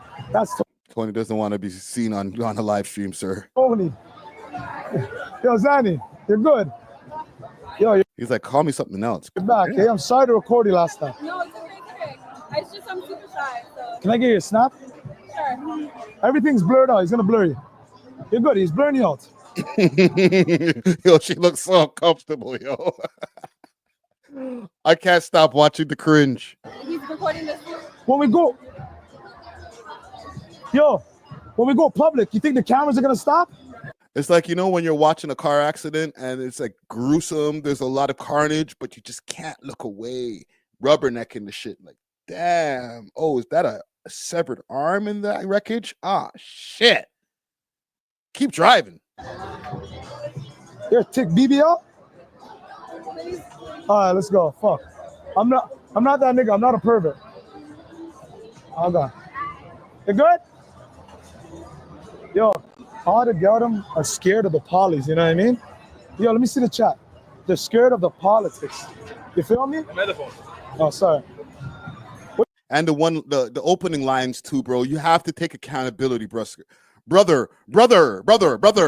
You have to take accountability, man. The opening lines are cringe, fam. You can't just blame it on the polys, fam. You have to work on the RIZZ, fam. Call me, nigga. I'll show you some old school talks. You know what I'm saying? What do you mean Diddy? You know what's so crazy? My nickname in LA before that crazy shit happened to Diddy was Diddy. Because they said, yo, I have the swagger to Jack. Okay. Real shit. We're at 8.4? Yeah. Yo, give me 9.1. 9.1. Give me the 10K right now. I'll give you streams all week. All right, share it out, chat. Share it. Okay, let's go to Who his queen. His Nubian white queen. Yo, Big Bob. Yo, spam the chats. I want W's, bro. I don't. Yo, Lauren. See, man, remembered her name. I told you this nigga's in love with this chick. Probably went through the Instagram page, seen all the workout videos, said, yeah, oh my God. You're the first girl I'm interested in wearing an Apple Watch. You know why? I like how humble you are. I'm calm. I really like how humble you are. RIZZ. You're so beautiful. Where's our... I used to that to like everyone here. The razor, hit you with the major. Have you kissed a black guy before? Wah, wah, wah. I'm asking her, yo, chat. Yes. You ever kissed a black guy? Have you ever kissed a Somalian? Never. The Somalians don't work out like that. The Somali men, they're not in the gym like that, fam. You ever slept with a Somalian? Why not? Not interested. Why? We're all human. She's El Grizo, yo. Trust me. You can see it in her face. She has the grease look face. The greasy look on her face. Gabala. Yo, we're at 9.7. Give me the 10 bands. We're all human. The gobbler. So what do you sleep with me? I'm not saying we're gonna listen. I'm not trying to throw you off. I'm not saying we're gonna do it tonight, but I'm saying, would he ever sleep with a guy named Top 5? Would I ever sleep with a guy named Top 5? Yeah. Well, I know who you are. He kind of just said it. He said, "Would you sleep with me?" And he's like, "No, I'm not saying that, but would you sleep with a guy named Top 5? RIZZ. If we ever go on dates and stuff and we get close, would you ever sleep with me? I'm not your type. If we're in a relationship, yeah. You'll give me the full package. If we're in a relationship, So you'll suck your boyfriend's dick. I would. Yeah. Okay, well, Well, I'm H still. I'm sorry. Well, I'm not a creep, nothing. I mean, how are these lines working? I feel like she's not even leaving, fam. She's just like, all right, cool, whatever. You're Top 5. I'm gonna roll with it. Lauren, I'm sorry. I just want the full package. I want the full package. that is only to somebody who's busy. I don't have to package that for No, I'm not saying. You take care of yourself. I'll never disrespect that. Big up Lauren. That's my dog. Yeah, my brother's on the line. Don't go nowhere. You're A2. I met a girl named Lauren. I'm saying, if you like me, would you give Top 5 the full package? Is that creepy vibes? We're at. Yo, Chad. What up, Wilson? This tonight up there. Huh? 9.8, guys. What up, Wilson? 200. I'm smashing this thing. Yo. Sorry, 200 more. Sorry. I was telling my brother I was going to ball practice in the morning. In the morning. But Lauren, look at him. Do we look like a good couple? Oh my gosh. Right in there. Do we look good together? I'm just saying we look. Yes or no, Chad? Yes or no? Yes or no? There you go. New power couple alert. Do we look good together? No, yes. W couple. All I want, if we're together, is the full package. That's not for everyone. But if you're together, then you'll get them, right? TFP. Jason Basis said clout is a hell of a drug. You got that right, fam. Because like she's about to go throw up gang signs and all kind of stupid shit, or like anti-gang signs and type ish like that. And it's like, bro, you don't even know what you're getting yourself into. Full package. Yeah, and I bet you $1,000 you said that to every girl here. Yeah, not tonight. Not tonight. That right, so fam, the laughing. The only thing that's missing is her to just play with her hair right there. Yo, he got this, fam. Just all you have to do from here is not fuck it up. Gang, am I right about that? He got her. All he has to do is just coast from there. Because you could talk yourself out of some pussy right away. You know what I'm saying? You unlock the vault, you got everything going, everybody's laughing, ha ha ha ha ha. And then you just keep on talking. You're in the cab or the Uber or whatever, talking. And the next thing you know, pum dry up. Change their mind. You know what I'm saying? You got to know when to just fall back. Let it unfold. Let it happen, nigga. Okay. Yo, how much views you have? Yesterday he told 50 people. Today he told like 10. Right? No. Yo, Skinny, tell or kill that I just broke 10K in 2 minutes. Is that 10K? 10.1. Yo, we just said 10. Do a spin. Michael Jackson. Yo, can we make a TikTok together on your phone and Not at all. send it to me? I don't have my login. What TikTok are we making? I don't know what TikTok you want to make. You know that song, Color? Watch out for the ops, gotta look both ways. Or I'm so ATL, you want that? You know that word. But my like me don't eat. Yo, we're at 10K. Big dog. Did you guys notice it's a nigga wearing a whole ski mask in the back, shooting hoops?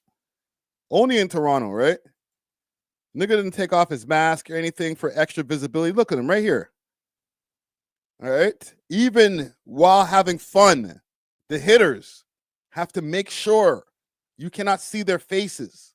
All right. This is dedication. All right, gang. You all don't know about this type of dedication.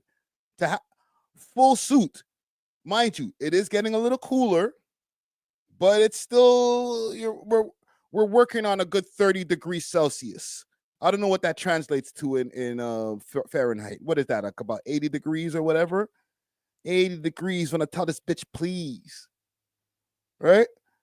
Full fit, head to toe, hood over the head, masked up, and still having fun, shooting hoops. You know what I'm saying? Probably play some wiffle ball.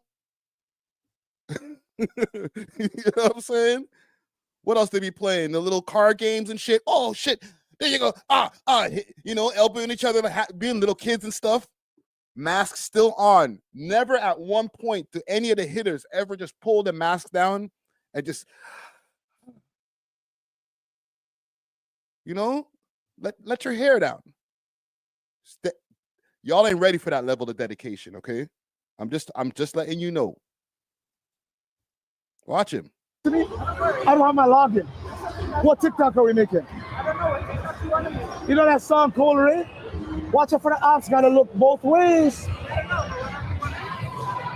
Or I'm so ATL, you want that? But my like me don't eat. You know what? Man's back there killing the game with his mask on. I'm a piece of shit. 10K. Big W. Add some W's, nigga. Welcome then. Come here, hug. 10.1, 10.1. Yo, chat. Shout out my dog. Yo, you into for real? Are we a good couple? Yeah, couple. Shout out my big fucking dog. I think he already knows this bird. Hold on. Where did they get these girls to fill? Oh, right here. Girls. Hi, girls. Yo, come here, ladies. What is happening here? Let me chill, because you know people take offense later on. Give them their flowers. If there's flowers, Oh my God. yo, you three made my night. Oh my God. I'm at 10. Yo, screenshot the 10K. Screenshot the 10K. Yo. Guys, it was her birthday. Everybody was Hold on. This one here looking like a Timu Taylor Swift. Throw my hood down. Throw the threes. Throw the threes. The threes. No, it's blessed. It's my people. See that? It's the Somali finesse right there. No, don't worry. It's blessed. It's blessed. My people. It's the one Scotty Barnes throws. Throw the threes. Threes. Down. It's the one Scotty Barnes throws. Oh my God. Look what he's doing to these ladies, bro.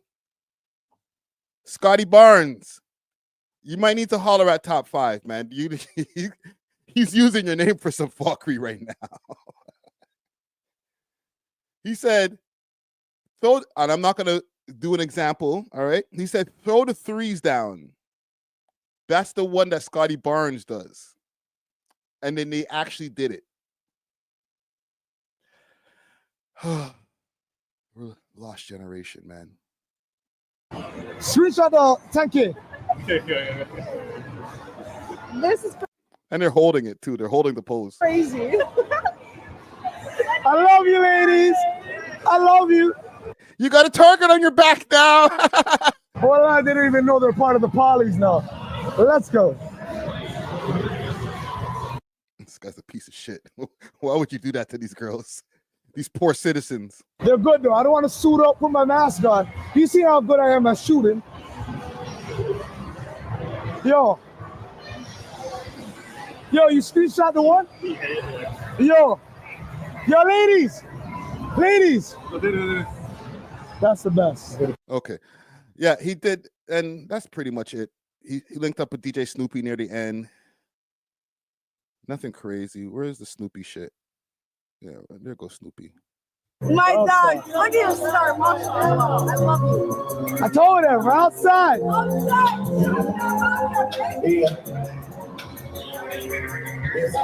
Outside. Yo, how much views? Biggest video. We have 10K people on the stream. 10K. Right thing. Positivity. Snoopy. Big girl. Positive vibes. Positive vibes. And salute to Snoopy. You know, he cleaned up good right after the fight and stuff like that. He good, man. He good. Yo, who's these Asian girls? Woman. Hey. Me more. Dirty bitch. Yo, everybody, throw some DJ Snoopy at 10K. That's crazy. W Snoopy. I think we got the point. So yeah, that happened. Like I said, 101 or 100.1 thousand views on this right here. The Reddit was going kind of crazy as far as some of the things that they were saying. And we'll get off of this story. I got a bunch of different stories to get to. I know we spent a little bit long on this, but it was a long stream. It was a 1 hour stream, so we gonna keep it moving. Let me go over to the Torontology Reddit. Are we already here? Let's give it a quick refresh. The Scotty Barnes thing. There's a picture. This is what I was talking about with the whole back in the days, how Top 5 used to be on the lives. This is why he prepared himself for the moment. Let me show y'all quick fast. Yeah. Upti. Yeah. Waxaas yo, fam. Really, fam? This the neck, Crody. I hear you. Yo, fam, just keep it real, my nigga. You don't know YG. I don't. Never met YG. You don't know Houdini, fam. Never. So y'all niggas stop acting as know each other. Y'all niggas don't know each other, fam. I know you. I know them real niggas from the woods. Like, YG, yo, my nigga. Listen, fam. Everybody, my nigga. Listen, fam. You guys stop with this bullshit, Brody. Right? So he's prepared himself for this moment here. You know what I'm saying? To be doing the live streams. Yeah, this Sniffer GGG guy has been going crazy. He's been posting a bunch of wild shit since the live stream. The Reddit got themselves a bunch of action that they can be posting about. See this shit here from Sniffer GGG again, or GGGGK. Where's the picture with the girls? 1 second, let me find that right here. Yo, the Reddit is crazy. Top 5 pays for pussy he can't get. No free kill. You act so childish. That's why Goofy. I could put it on my kids. You get no play last night. Who the hell is this? Lower Squash 3984. How you really feel, homie? And he posted a picture with the gal them. And there was some guy who was tripping on here. Let me find that post and then we're gonna get off of this. He was tripping, like to the point where he'll probably like get my stream demonetized. Let me find this guy. Because, you know, throughout this whole stream, there wasn't anything really, really offensive as much as the last time, like I was saying earlier. So there wasn't no repercussions like last time. It was more of a chill vibe, right? Light antagonization. Let me find this dude, though. Did I already pass, homie? There was a man on here tripping, calling the man all kind of F words, all kind of wild shit. I probably won't find it. But yeah. Salute to Top 5. I think it was a W stream. You know, like I said, no problems as long as this is it right here. This guy's pissed. Gang, can y'all let me know who this guy is? Because I feel like his face is familiar, but I'm not remembering. Top 5.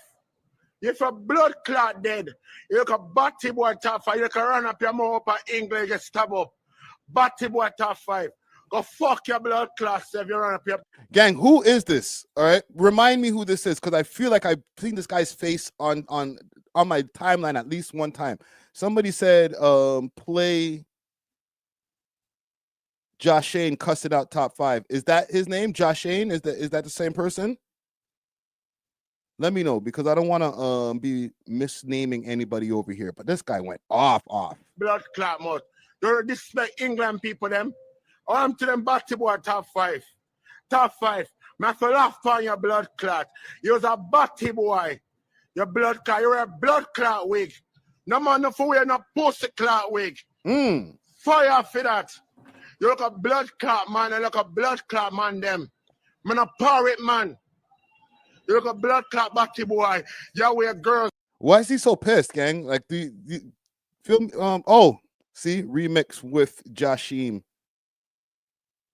Okay, I seen this over here, but this is Icy Springer who posted this. Wig, I wearing girl, bro. A fire for bomb. Or he remixed it at least. Clot that stuff. Cut off your blood clot short. No man for wear blood clot wig. You look at blood clot, batty boy, top 5. Top 5. Fire upon your blood clot. Use a shitty pampas. If you get cut off your blood clot neck. Look at blood clot, burn your blood clot mouth. England people have knife, look at blood clot boy. Top 5. Go suck your blood clot, mother. If you're dead, pussy. If a blood clot dead. Batty boy, top 5. If you're hearing it coming out of one side of the speaker from now, I don't know what happened there. Go suck your blood clot, mother, batty boy. You think your blood clot, you think you're wicked? Your body stink up. Go fuck. Whoa. Hey, yo. Fuck your bumper clot, batty. I'm gonna fuck my batty woman. Batty boy, top 5. Okay, all right. How you really feel, sir? Damn. Okay, let's keep it moving. Once again, salute to Top 5 W stream, in my opinion. All right. Not everybody was happy with it. Obviously, he wasn't so happy, but it is what it is, brother. Okay, let's move on. You know what I wanted to clean up first? Actually, let me go back on Reddit, because I wanted to do a little cleanup on a story that we did the other day. He didn't see me and my crew. R.I.P. to Jay Whiss.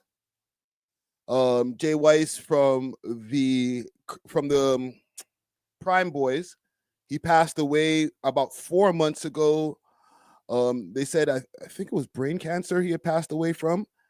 And the reports were going out via Keep Six Solid, as well as a whole bunch of other blogs, saying that his friends and family did not know about it. And we were going by what we seen on the blogs. We started reporting on this on the podcast, or reacting to it actually. And, we got into a whole conversation about not, your loved ones not letting you know when they passed away. You know what I'm saying? Like, if you have a really close friend and that friend wasn't to tell you that they're going through some kind of illness, a terminal illness on top of that, and then they pass away, have a whole funeral and stuff like that, and don't tell you, would you feel a ways? Here's the thing. What ended up happening is, after that post, the blogs, it was posted on Reddit and a few different places, and then people started coming out the woodwork saying that his close friends actually did know about it. All right. Dubs, it's Jay Whiss. Right? It's I was calling him Jay Wise all the time. It's Jay Whiss, my bad. All right. Let me pull up what I have over here on Reddit, because, and big salute to Keep Six Solid. Listen, people, the blogs, we can't get shit right all the time, but they're saying over here, Keep Six is always lying and making shit up, shaking my head. Jay Wiss's friends knew what was going on, and they just kept it private like the fam did and wanted it. All right, and here's the original post. Toronto rapper Jay Whiss passed away 4 months ago from brain cancer. His family decided to keep it quiet and kept the funeral a private family affair. His friends only found out recently. So 176 over here jumped in the comments, said, "We knew, we just didn't tell the world." Okay, and then he has a longer message on his own page saying, "They don't even know the half, Brody. I love you, fam. Can't believe I got to live this life without you already. You were one of ones, Whiss, my dog. Words can't describe how I feel and what you meant to me. It's something I just got to live out. Alhamdulillah for the time that we got to spend in this life. Inshallah that we in a, what is it? Iliyai. I can't read Arabic like that, so my bad, gang. All right, so salute to this gentleman over here, 167 or 176, I mean. All right, so they've been posting about it. Jimmy Prime, my brother, Whiss was and forever will be a legend. Okay, and he goes on, until we meet again, Prime forever. So his people knew. All right. So just for clarity for the people out there who were fans of his, friends of his, even if you're maybe not close friends, the report was a little bit wrong, and us ourselves included. We ran with that headline, and we did our whole share of commentary on it, had a whole, still a good conversation about not being informed of one of your friends' funerals and stuff like that. I still think it was a good conversation to have, but it wasn't applicable. It wasn't applicable to the whole Jay Whiss passing. So RIP to him. Condolences to his family once again, and apologies for any miscommunications or any mix-ups. Okay, so I want to get into all of this Drake stuff. There's a bunch of Drake stories here. Do I have my Drake Watch thing here? Hold on, let's play the Drake Watch intro, and then we're gonna get into all of this Drake shit. Let's go.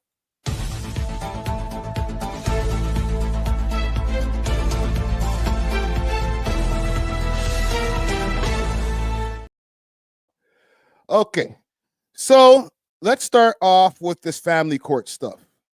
All right, there was a post that was floating around on these socials. It started up on Twitter. It started floating back over to Reddit and all over the place. Do I have it on my Reddit? Let me see if I can find it. Become a member of the We Love Hip Hop Canada Reddit. We've been having some people posting up there besides myself. So salute to other people who've been posting up there. I fuck with y'all. Hold on, let's find this. Let's find the family court thing. Because I feel like I posted it over here. If not, I probably have it on Twitter. There's a lot more posts up here than there used to be. So bear with me a second. Actually, okay, let's go over to Twitter. We'll find the original post, the family court post. And then we'll go into the lawyer, or actually, I think he was a court reporter who was, just happened to be there. He's seen Drake's name on the list of people who are supposed to be in court. Do I have it over here? I'm trying to do this without having to do a search because Twitter can get kind of wonky. Yeah, let's do that. Drake family court. And listen, when I get into the story here, this is just what's been popping off in the public. I'm not trying to get up in the man's family business or up in his personal life like that. Okay, there's a picture, a freeze frame of the boy. Oh my God, Drake. And well done. There's a whole bunch of music playing that I can't freaking play. Drake, famous singer, is in family court today with his ex-wife, I guess. Don't really know her name. In courtroom 103, family court. They've banned the public from the courtroom. No public can watch this. Sure, allowed in the courtroom. It's constitutional to not allow the public in the courtroom just because they're famous. Oh, hello. Oh my God, Drake. How are you? Oh, that's hilarious. Bro, I don't know what he was thinking. How the hell are you supposed to be able to get through the court? And I know he tried to keep it low because the fact that he was just rolling around with just one security guard really was like, I'm trying my best to not get caught out here by these people. And you got caught, bro. You're Drake. It's just impossible for you to be able to roll around in public.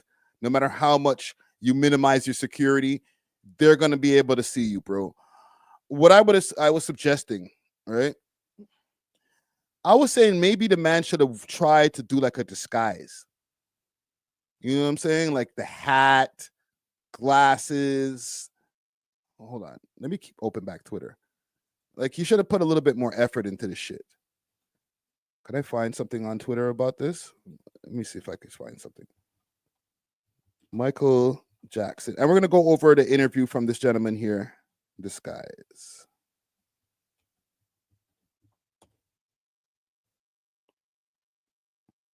No, not this guy. Let me find some Michael Jackson disguises. Michael Jackson. Oh. To Neverland.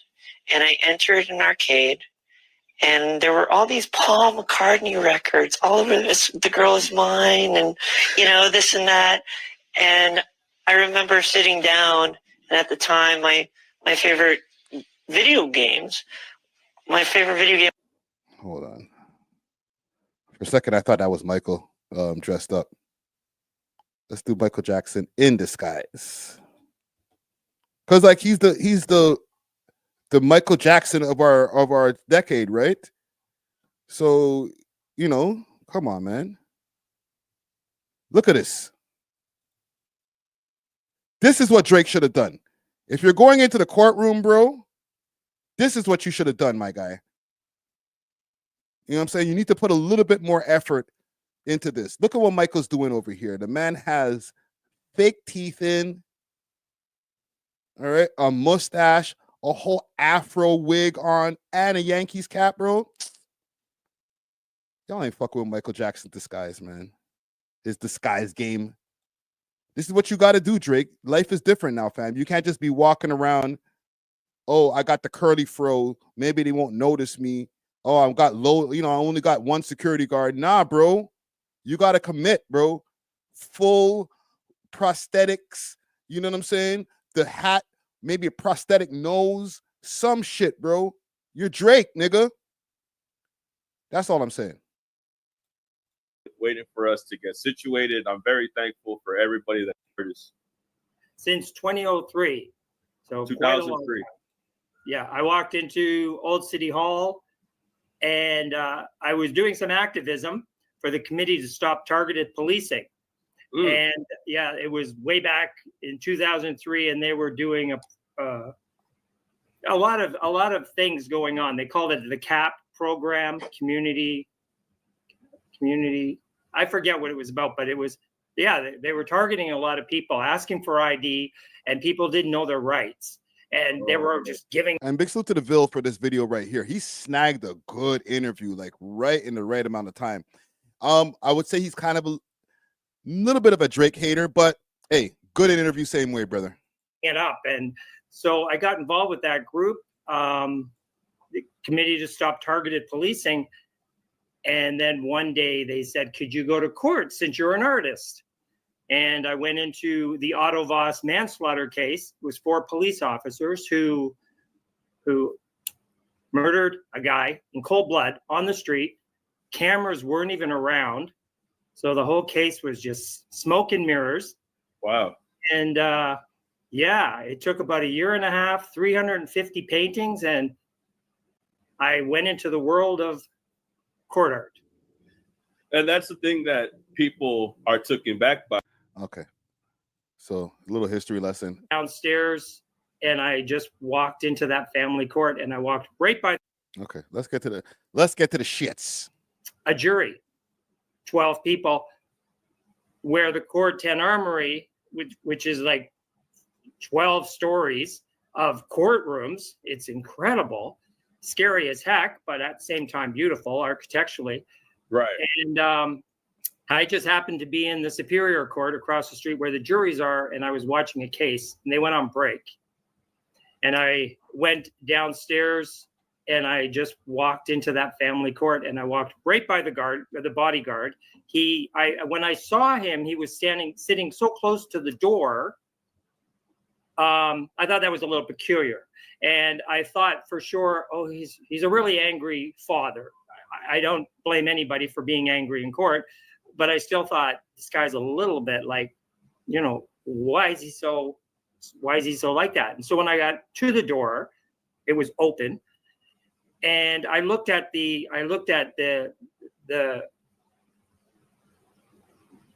docket, and it had initials. It didn't have names. It had initials of both parties. So what were the initials? I don't recall, and I do have it written down. I try to keep everything. It could be on the back of the painting, or I really don't know where it is right now. But I wrote it down. So it would have the woman's initials, and it would have Drake's initials. That's right. Yeah, who they were, and I believe it was their real names. So it didn't. It just didn't. I didn't know, but I didn't care anyways. I just thought, oh, that's different. It has initials.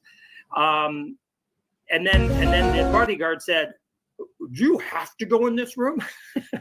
Oh, so they did. So it was the bodyguards that work for the court. Yeah, he was right outside the door. He said, "Do you have to go in this room?" And there were police officers sitting behind me. And I just thought, whatever's going on in this room, it seems a little weird. And I didn't know that. Do you have that painting? Yeah, let's see the their painting. initials. It wasn't. Let's see the painting, broski. Come on, Dave. Just wrote it down. Like, oh, okay. I wrote down what was on the docket so that when I do donate my stuff to the Ontario Archives, right, they have some sort of connection. They have something to go by. Okay. So that was going to be my question for you. We'll get back to the initials right now because I wanted to ask you: are you able to publicly just join any courtroom? Because that was the conversation. Yo, Carol, you are speaking facts, fam. Toronto blogs, including Friday, dropped the ball. Yo, to be honest, nobody knew that this guy was going to be in there. As we're hearing from this story right here, he didn't even know. He was already there doing what he got to do for a whole other case, and he stumbled upon the fact that Drake was in court. There would have been no way, like the way that these guys were trying to keep this shit under wraps, there would have been no way he would have let people know I'm going to court in Toronto. You know how many of us would have been over there? 6 Buzz, Keep 6 Solid, friggin' I would have been over there. 6 Drip, Borrow Sounds, friggin' 6 Sounds. Everybody, the whole team would be out. Like all the pews would be filled with just Toronto bloggers. Come on, dog. That's crazy. This nigga Drake is slick. We were saying yes. It's similar to the American law when you could go into a courtroom freely. Nobody's really going to prevent you from doing so. Nobody would really care, right? Even family?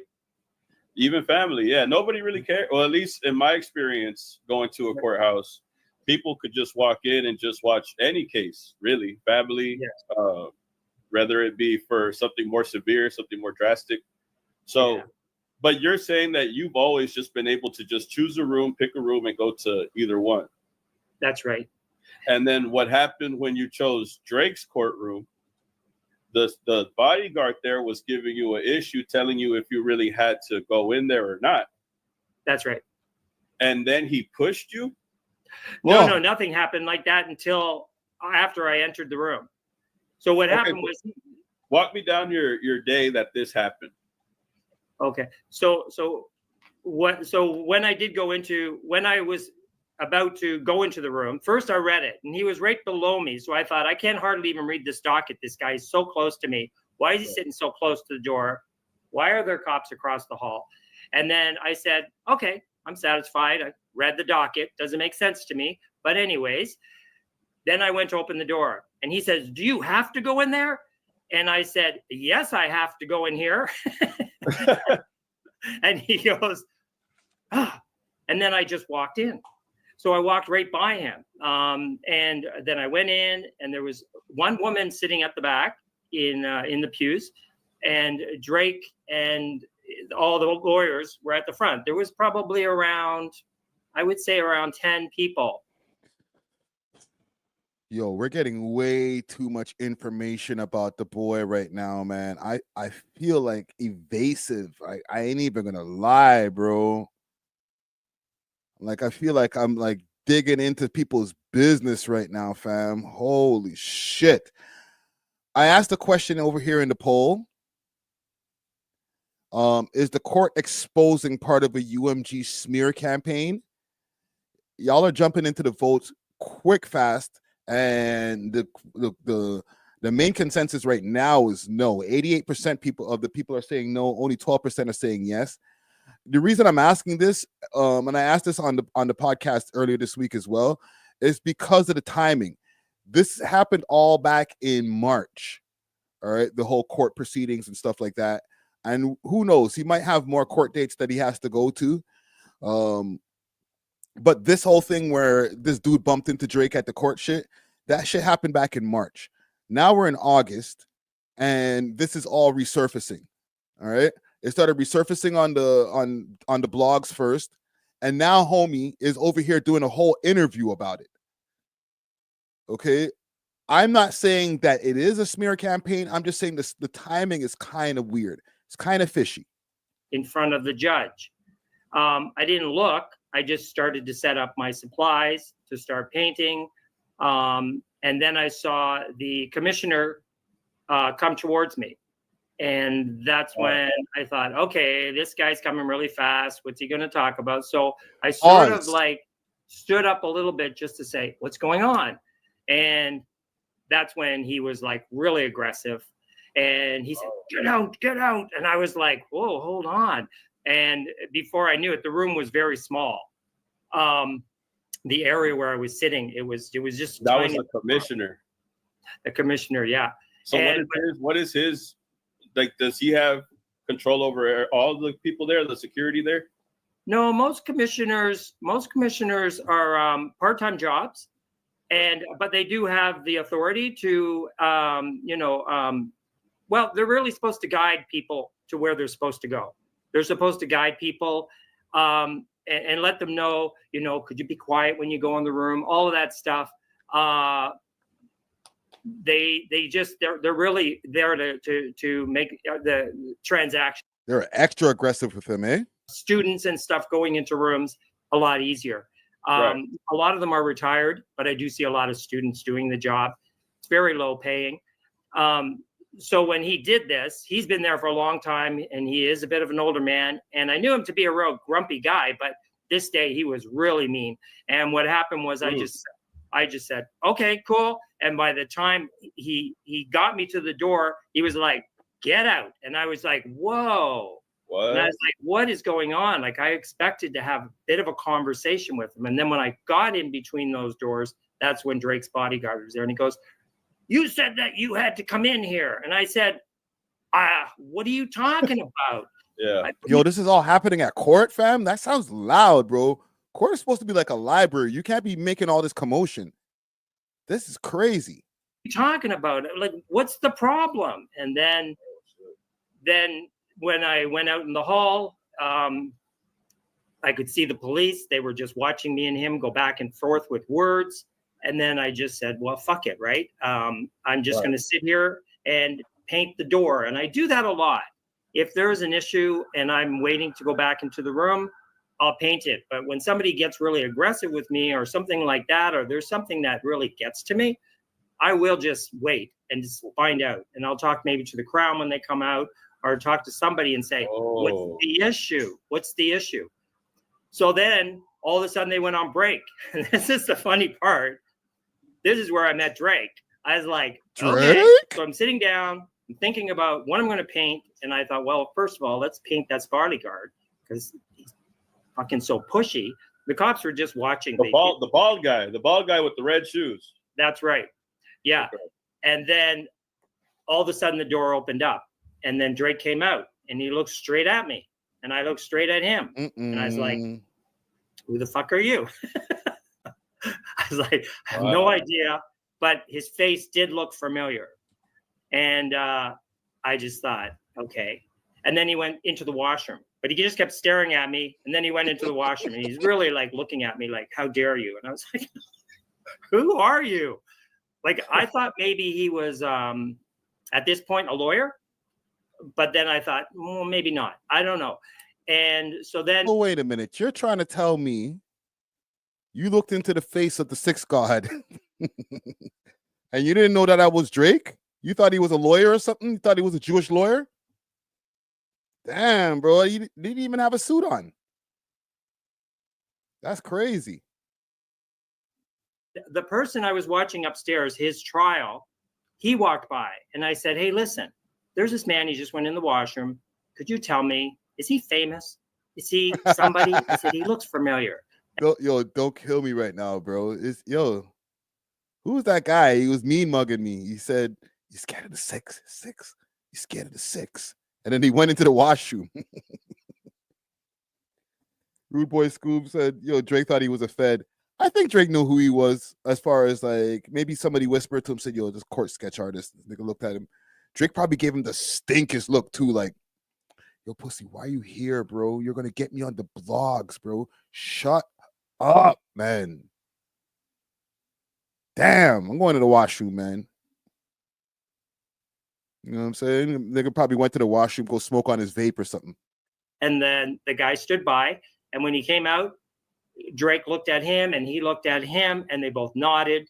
The man said he didn't know him. They done stuff together. They were friends, and I wait. So didn't asked the guy. You asked the guy, "Do you know who he is?" And Drake gave him the look in a way to tell him not to tell you who he was. No, he just came out and casually said hi to him. Suddenly, he just walked out of the building. Drake walked out, but he walked by this guy, and he said hi. He was all nice. He wasn't like he was to me, sort of like, "How dare you?" This guy was like, "Hey," and they just nodded, and then the guy. Big Hushacha says he's an old dude. I doubt he listens to mainstream pop music. Lol. I get it, but Drake has been in the news enough over the last 15 years that I feel like you don't even have to listen to Drake's music to know, oh, isn't that pop rapper singer? Doesn't need to have that song there. Like God's plan. Sometimes I do, sometimes I don't. You know what I'm saying? Come on, man. Even the whites know that song, bro. Stop this. Right? Tell me, do you love me? Only love my bed and my... I don't know. I don't even remember the fucking lyrics. Just the minute that Drake was gone, Maybe I'm whitewash. the guy looked at me and goes, "He's Drake." I said, "Okay, he's Drake." And wait. So you said that because you had left a comment I saw somewhere on YouTube that you said that Drake looked upset when he was coming into court. That moment that I... What do you say, Carol? He was like, "Don't look away now, pussy. Don't get shy now, pussy." I'll fold that up right now. I feel like, and listen, Drizzy, if you see this, don't get offended. But I feel like Drake was he was low-key kind of offended. Like, this nigga doesn't know who I am. He almost, a part of him wanted to yell in the courtroom, "Nigga, you don't know who I am?" And the sixth God. Rude. Right. About you don't know who I am. Who's that? What do you mean, who's that? Final boss. Final boss. Max level, max boss, max, next level. I can't even do this shit, man. You know what I'm saying? But he's probably like, "What do you mean?" Probably punched the stall in the washroom. This nigga didn't know who the fuck I was. Like, what? Disrespect. Photographed him? That I got him on film? Which one? When you saw him walk by you in person, or when you were? Well, when I saw him come out of the courtroom the first time, he did look upset. Like, he looks right at... I'm upset. Sorry, I'm stupid.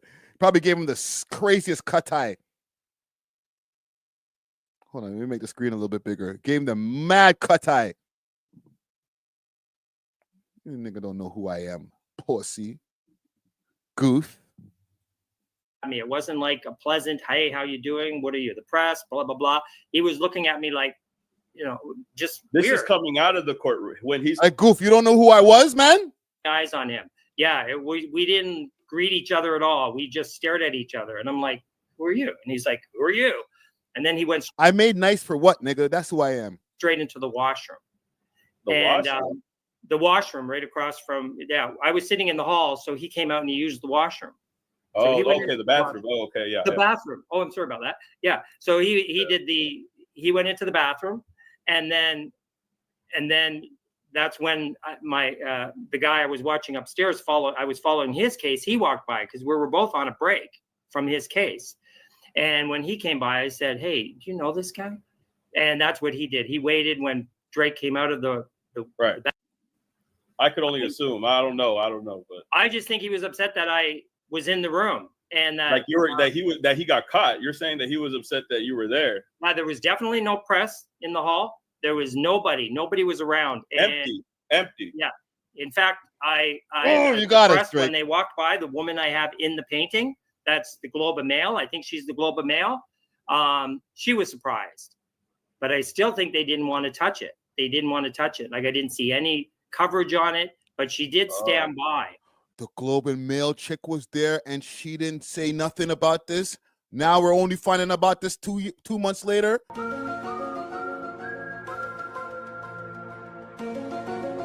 What's your EMT, shorty? Huh?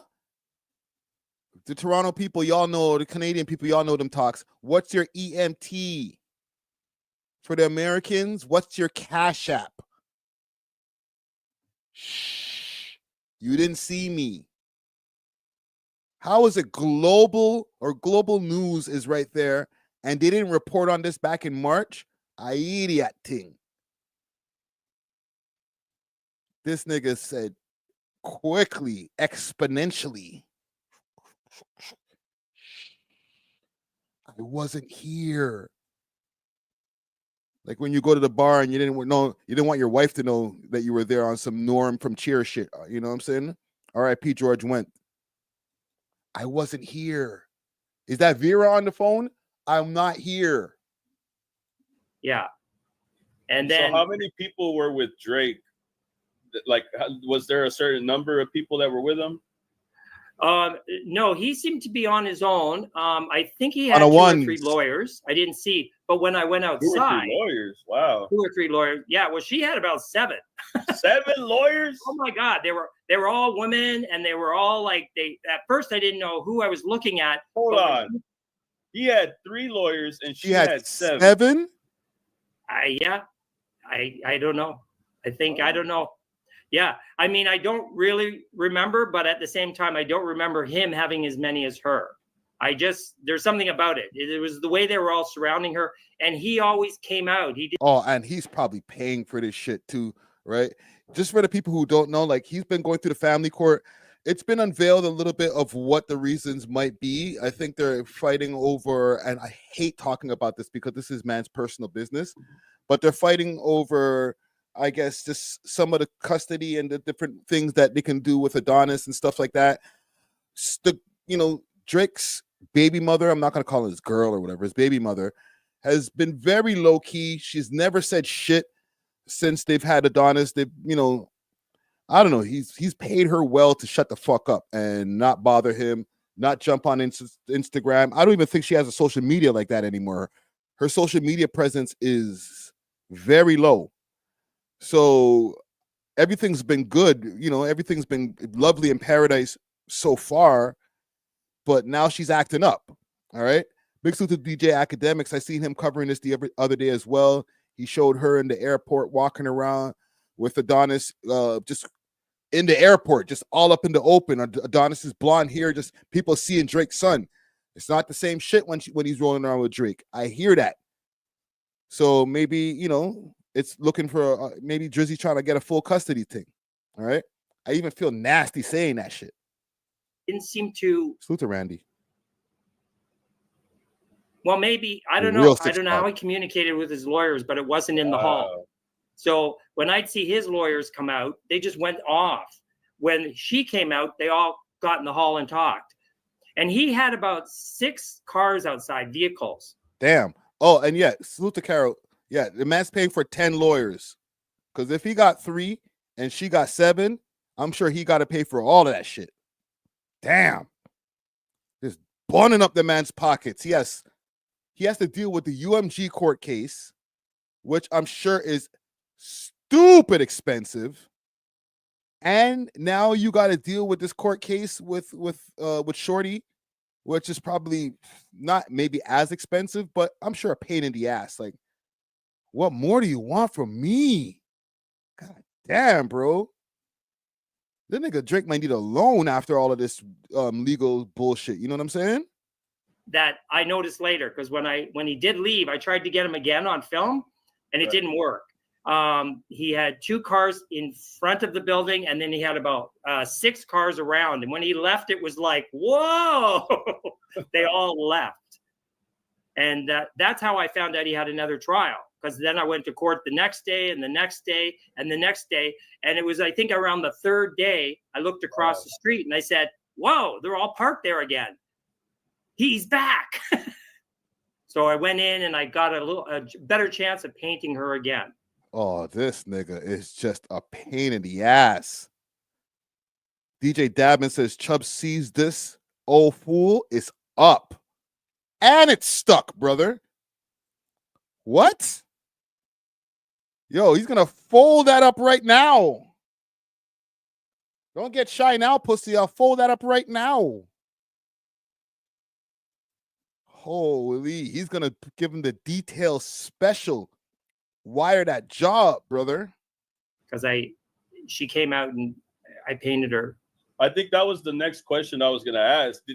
I was gonna, because I didn't know. I need to clarify. So they came separately. I was gonna ask if she came with Drake or if they came separately. They definitely weren't hanging out that day. She sounds like a toy. Baby moms come separately.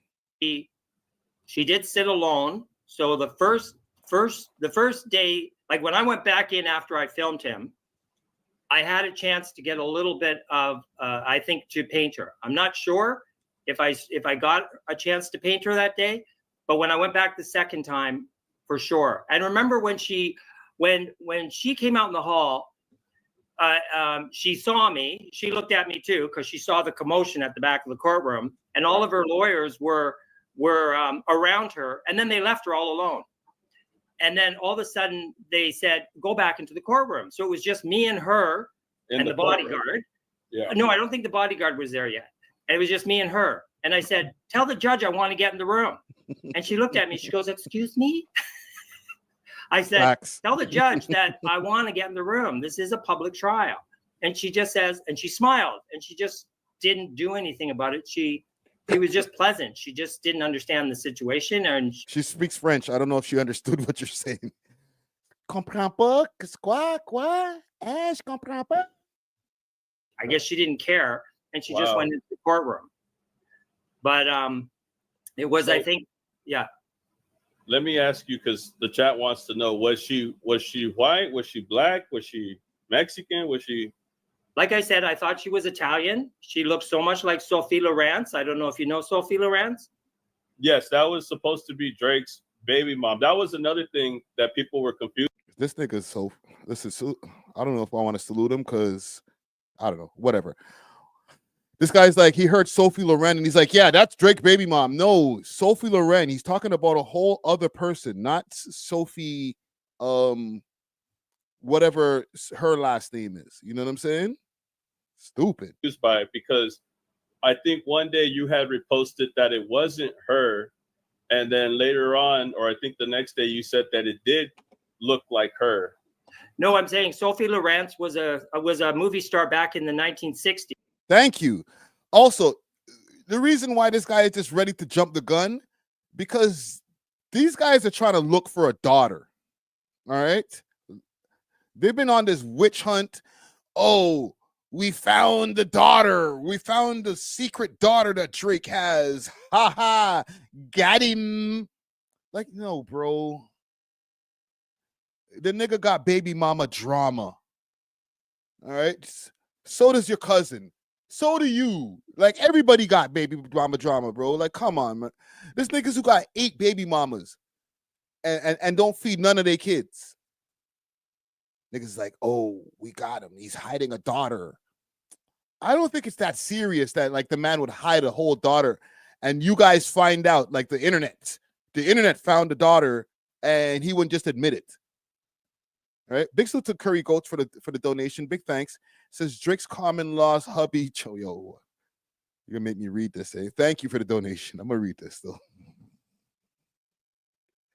As soon as I seen common law hubby Chubbs, what is the word that you used here? Drake's common law hubby Chubbs Berto. Yo, what the fuck? Chubbs Berto is crazy. To Super PAC, Shy Court's rescue. Hubby Chubbs has to pay this David guy to stop talking and chillax. It's not me, Drizzy. It's a donation, man. I gotta read my donations. You're gonna get me folded up right now, pussy. Yo, pussy, I fold that up right now. Another Sophie. Okay. Yeah, she was a Pray movie for me, star gang. and very much. Wow. Sorry, I can't even remember her name now. What's the name? Supac is crazy. The Drake's Sophie. Oh yeah, Sophie. The woman's name was Sophie too. Yeah. So I was surprised when I heard that because I don't know. Does she have some Italian blood in her? I don't know. No, she's French actually. She's French. French. So yeah, French Canadian. I'm not sure. From what possibly people just say French. That's all I know. But how are you a Kendrick Glazer and you don't even know the details of what go on? She's from France. I think she's like from Belgium even or something like that.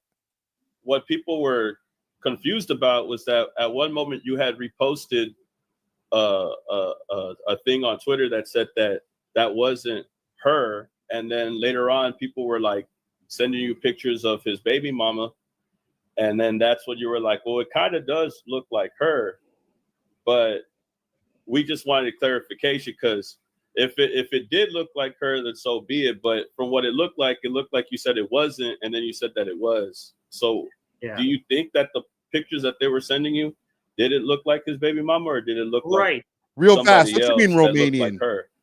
Yeah, it got. She's not Romanian. Don't make me start doing a Google search, man.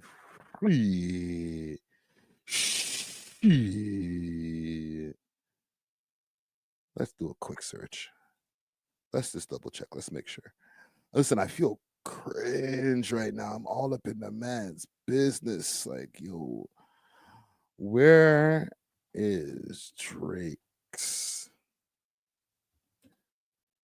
baby's mother born? Let's do the Google AI. So Drake's baby's mother, Sophie Brousseau, was born in Bordeaux, France. She was raised in France as a French national. All right.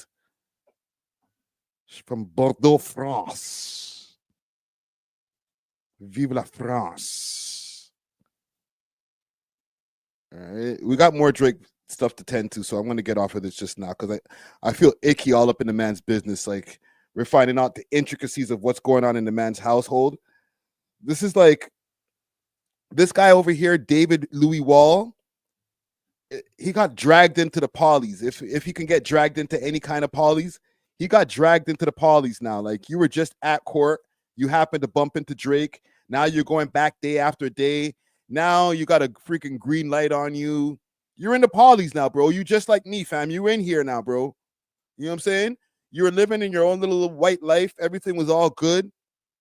You know, it was all good just a week ago. Now you got to watch over your back, bro. You can't just go outside like that anymore, bro. Welcome to hip hop, nigga. All right. You want to go and see the man them? Oh, you want to pull up at the secret court case? All right. Welcome to the culture, nigga. All right. Now you can, you know, when you hear, can I get a drop? Just duck. All right. You might not understand the reference because you're new to the culture. All right. You just arrived. So when you hear, can I get a drop? Duck, my nigga. All right. Bob and weave. Run. All right. You might not, like, again, you might not get the reference. You might just be like, what does that mean? Can I get a drop? Just run, bro. All right. Very confusing because you could imagine she's in court. She was completely dressed down. She was dressed like you wouldn't believe. It was so beautiful. That's how she stood out. She was definitely somebody with money, the way she was dressed. She had a way of style. I could see that this lady was not a lawyer. She was completely, she was different than everybody else. That's how, when I looked at her, I said, that must be Drake's, you know, the other girlfriend, right? Or something like that. Yeah. And so that's what I mean. When I started to you say Sophie pulled up in the whole Grammy fit, right? Was I when they sent pictures, she was smiling at parties and she was doing this and that. You can't make that out. But one picture they sent me, it was exactly her. She was sitting in the same profile because I was sitting over here. She was over there. I was sitting, you know, almost like 20 feet away from her. And she was, the way her body was turned, her profile. So when they showed me that picture of her, and she had just a slight smile, I said, oh, that's definitely her. And then I looked her up, and everything about her legs, they completely stand out. I mean, there was something very unique about her body. Now I looked at her Instagram maybe about 4 hours ago, and I say, okay, because when she got up and walked, I was like, wow, okay. This nigga started gooning on the girl, bro. Yo, Drake, yo, Chubbs. Watch this guy over here, eh? The man sounds like he had a whole goon session on Sophie after he found out who she was, bro. Relax, bro. Calm down. Like, your description is just like a little bit too descriptive there, broski. He's like, oh my God, the way she looked. And then I checked her other page, and then I was looking for a link. It's like, holy, bro. You was ready to subscribe, eh?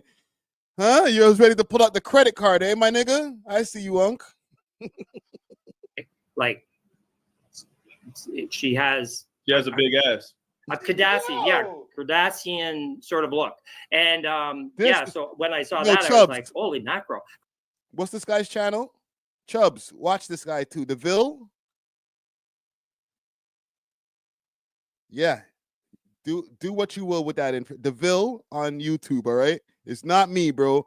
I ain't in y'all niggas' business like that. I'm just reacting. This nigga is in the business. Because when I was drawing her legs was sticking out because it went up a little bit. She was wearing like slacks or whatever you call them. Man, and gooning on her legs. I think she. Oh man. Just the way really? That's just the way she made her leg and her heels come out. And I thought that was nice because a lot of people do that in court when they see me painting them. You like that, eh? Yeah, she gave you a little leg, eh? Yeah, eh? They get all sort of like in a position and they get in profile. So I'm used to that. And when she did that, she gave me a little smile. I realized, oh, she's cool with this. Like, I don't mind because when I do it, she flashed a smile on him. She probably gave a little cleaves. Yo, I see you over there, Unc. What's that in your pocket? Huh? What you got in your pocket, bro? Or are you just excited to see me? But if I'm painting somebody and they're not cool with it, it's a little uncomfortable. But she made me feel comfortable painting her. So I had a chance to do it without feeling like anxiety. So it was totally her. Now the face, everything about her. Watch my Look at the sketch. Your sketches are trash, dog. And this is because, and just to be clear, I don't even look like Sophie. This is because people were sending you pictures of her, and they were telling you, does this, out of all the women that they probably tried to show you, was this the one that looked like her? And you were like, yeah, this is out of all the ones, this is the one that looks like her. I just want to make sure. Yeah, that I was 100% sure. But you see, okay, go for it. I'm sorry. Yeah, I was 100% sure. They were showing me pictures of her with black hair. They were showing me pictures of her with like curly hair. What else? I was like, she didn't smile that big. She wasn't in that mood. She was very much in the courtroom. Was she upset? No, she wasn't upset, but she was definitely serious. She was being very serious. I think at any minute she thought I was going to walk across and start asking her questions like a journalist. She didn't know who I was. Most people think I'm a journalist. So. And you know what? I made the mistake myself in the beginning of the segment. I called him a journalist too. My bad. All right. Friday fucking up again. Oh, you didn't even do your research. I'm reacting to it live, bro. All right. Okay. I'm finding out with y'all in real time. The nigga's a court sketch artist. All right. He has access to the courtroom. Somebody was saying also that family court is something that you're not allowed to have it as a private session. It's against the legal rights and all that type of stuff. So just because you're Drake, you can't get special privileges, bro. I might have to go check to see what the next hearing is. I have ways of finding out when court hearings are for these Toronto rappers. You know what I'm saying? I got my little connections here and there. And I might have to put Drake on the list, like as if he's just like an underground Toronto rapper. Like, when's the next time Drake gonna be in court? Let me know. You know what I'm saying? Because I might have to pop out. Y'all might see me in the next Friday. I'm rolling into treacherous territories right here. But if this video gets to, what are we at right now? Let me double check. We at about. Let me give it a quick refresh just so I can make sure. We're about 42 likes. It's light. It's light. If we can get this live, and I have about about 4 more stories to go. If we can get this live to 100 likes right now, even before the end of this live, I swear to y'all, I will do my due diligence to find out when the next Aubrey Graham court date will be. And don't worry about Dave doing the court sketches. He's not a court reporter. I will go and do my due diligence, do my journalism, and bring the story back to y'all. You know what I'm saying? I'm sure I'm not going to be allowed to have any devices in there.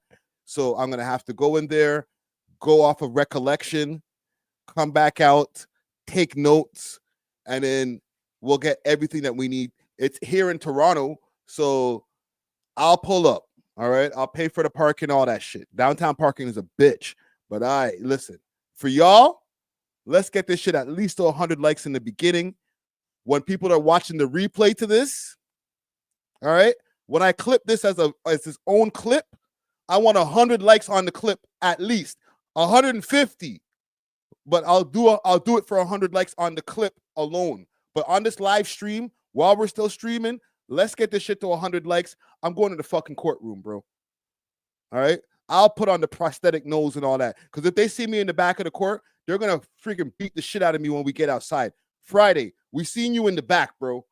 So I'll put on like a trench coat, put on the hat and all that type of stuff. Look like the Inspector Gadget, and then go in there and get the story for y'all, bro. I'm here for y'all. For the people. So the minute they see me drawing, including the crown, a lot of the people, the crowns don't know who I am. They don't talk to me. Right. Excuse me, we're not talking to the press. I can't talk to judges. I can't talk to crowns. But once the crowns realize that my stuff is being donated and is just going right back to them, they always relax. Oh, you're just doing documentary work. And I say, right. Yeah, they can talk to me, but they're warned not to talk to the press. So, and this is the picture that you saw, right? And you said that this was her. Yeah, the way she looked at me, and when I was drawing her, I was trying to get all of those features, like her lips. That's exactly, I said, oh my God, she has gorgeous lips. I was trying to get them. This niggas, yo, Drizzy, I know you're having beef with your baby moms right now. Y'all ain't agreeing, okay, from what we're all finding out. But the way that this man is talking about your baby moms, bro, about your BMs, on site that, my dog. Just a little slap, just 1-2 slaps, bro. Fold that up right now. The man is going too crazy talking about your girl, bro. And the eyebrows, I was trying to get them. Right. And well, what I remember is that her hair was lighter. It was just a little bit lighter, but they always change their hair color. And it was very much, I think, like that too. Oh yeah, it was pulled back. So everything about it was very conservative. She was very. And I think the part that I want to highlight, and this is what I said in the live, I'm not sure if you watched it. It's not about who the lady was. It's why are they there in the first place? Let's get to it. Exactly. I think that's the whole thing. People are caught up about, well, who is this mystery lady? Is it his baby mama? Is it so-and-so? The point is why are you even in family court to begin with? And why does she have 7 lawyers? That's a big team of lawyers. Yeah. And why is Drake coming with 3? Yeah. They could have, like, a lot of times there's a lot of lawyers, but it's the whole firm. The whole firm's involved. They all go to support the one person who speaks. Like, there's always one in charge. Like I was just in one the day before, and I got the painting of the one lawyer who was talking about the case. This woman was trying to take the child, the man's child, to England. All right, let's get to like some actual shit. Talk to us about what happened in there. Saying, or maybe there is some, maybe it is her, and maybe they're getting into something that led them to go to court, because family court is a serious matter. And we were looking up, because you called him the respondent, correct? You called him That's right. The respondent. So she would have to be the petitioner for this scenario, correct? That's right. And she would have had to serve him to go to court. Like she would have to in some way subpoena him for him to show up in person, right? That's right. So that's what I'm saying. So if it was listen, man, like, okay, and I hear what y'all are saying in the chat too. I'm bored of this shit too, man. I don't want to be up in the man's business like this. Okay. My whole thing is this nigga was trying to avoid the courtroom or getting caught. Like, you got to try a little bit harder than that, Drizzy. Okay. As far as what's happening in there and why they're in there and the intricacies of what's happening with their family, I really don't want to delve deep into it and all that. What we do know, though, is they're not there because there's some secret daughter. All right. It's Sophie that they're in court with. It's not some other like Hispanic lady. That's a Hispanic lady that's in there with them. It's bullshit. All right. So let's get out of Drake's business as far as like his personal family business, and we'll move on. All right. Salute to Drizzy Drake. I ain't trying to get in trouble for your bullshit, bro. But he has been out here stirring up the pot. It's crazy because Drake has been trying to gear up for this whole Iceman album. And, I think everything that's been going on as far as all of these different, social media things that he's been doing, like social media antics, to be honest, it's kind of getting kind of crazy because Drake is the most famous rapper in the world. Like he's done everything that he needed to do. He's achieved everything he wanted to achieve, but he's going hard in the paint right now promoting this album. He posted something about a Tupac chain. I posted this. I said, y'all letting Drake play you like terminally online puppets, kind of like Pinocchio. And I'll pull up the chain that is in question. Is it in here? They might have put it in the chat because they've been going crazy. Anytime I mention Drake on Twitter, they go crazy. Drake Tupac chain. Let's do that. So here's the chain in question that everybody's having a big stink over. Drake is in possession of a Tupac original Death Row Records chain from 1996. The other side is going to be real mad. All right, so here's the chain. The front and the back of the chain. All eyes on me, or all eyes on you, right? 1996. All eyes on me. And the K-Bots and the K-Barbs went into an uproar. Oh my God, this nigga went and got the Pac chain. Oh, you such a try-hard. Blah, blah, blah, blah, blah. And then the K-Bots got their validation. I ain't even gonna lie. And I'm not even calling you guys K-Bots as a derogatory because I'm not an OV ho. I'm not on the other side. I'm on no side. All right. Let's get that clear. But yeah, he paid $500,000 for this shit. And then now they're saying it's fake. All right. Let me ask you guys, did Drake know the chain was, I'm not going to say fake, a replica?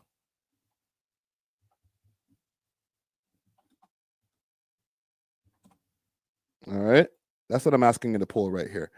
And everybody came out the woodworks, the West Coast. Everybody was super happy. Ha ha, stupid ass Canadian. We got you.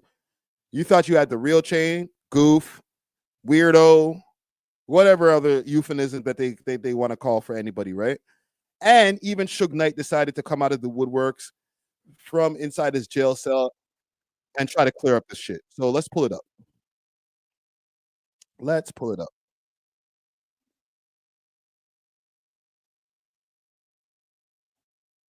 Yeah, health is wealth, man. You got to make sure your health is on point, man. Always. Hey, some people is 2 night sleeps and they wake up and they probably gone, either natural causes or somebody probably knock them down. So we pray for them ahead of time. Yes, indeed. So, Suge, I got to ask you, since you was the one passing out the Death Row chains back then, how you feel about Drake buying Pac Death Row chain? Well, I'm quite sure it's not true. But the only person I asked, when I came up with the idea to make the death row chains, one, had never been done before. Two, it was like wearing it was like having your flag, your rag. You can't tuck it. It means something. So only person I got death row chains, and I'm the only one handing them out. I gave one to Snoop at first, and Snoop felt that death row chain is gonna cause too much controversy. He said he ain't trying to be squabbling up or running. So I made him a dog paw chain. And if you notice on that picture we all had on black, you'll see Snoop wearing a dog paw. Andre had a death row chain. Buntry had a death row chain. Heron, Hen Dog, Neckbone, Trey. I can go on. There was a few of the homies. None of the bitches on death row had death row chains. The Dog Pound didn't even have death row chains. I made them dog paws for them.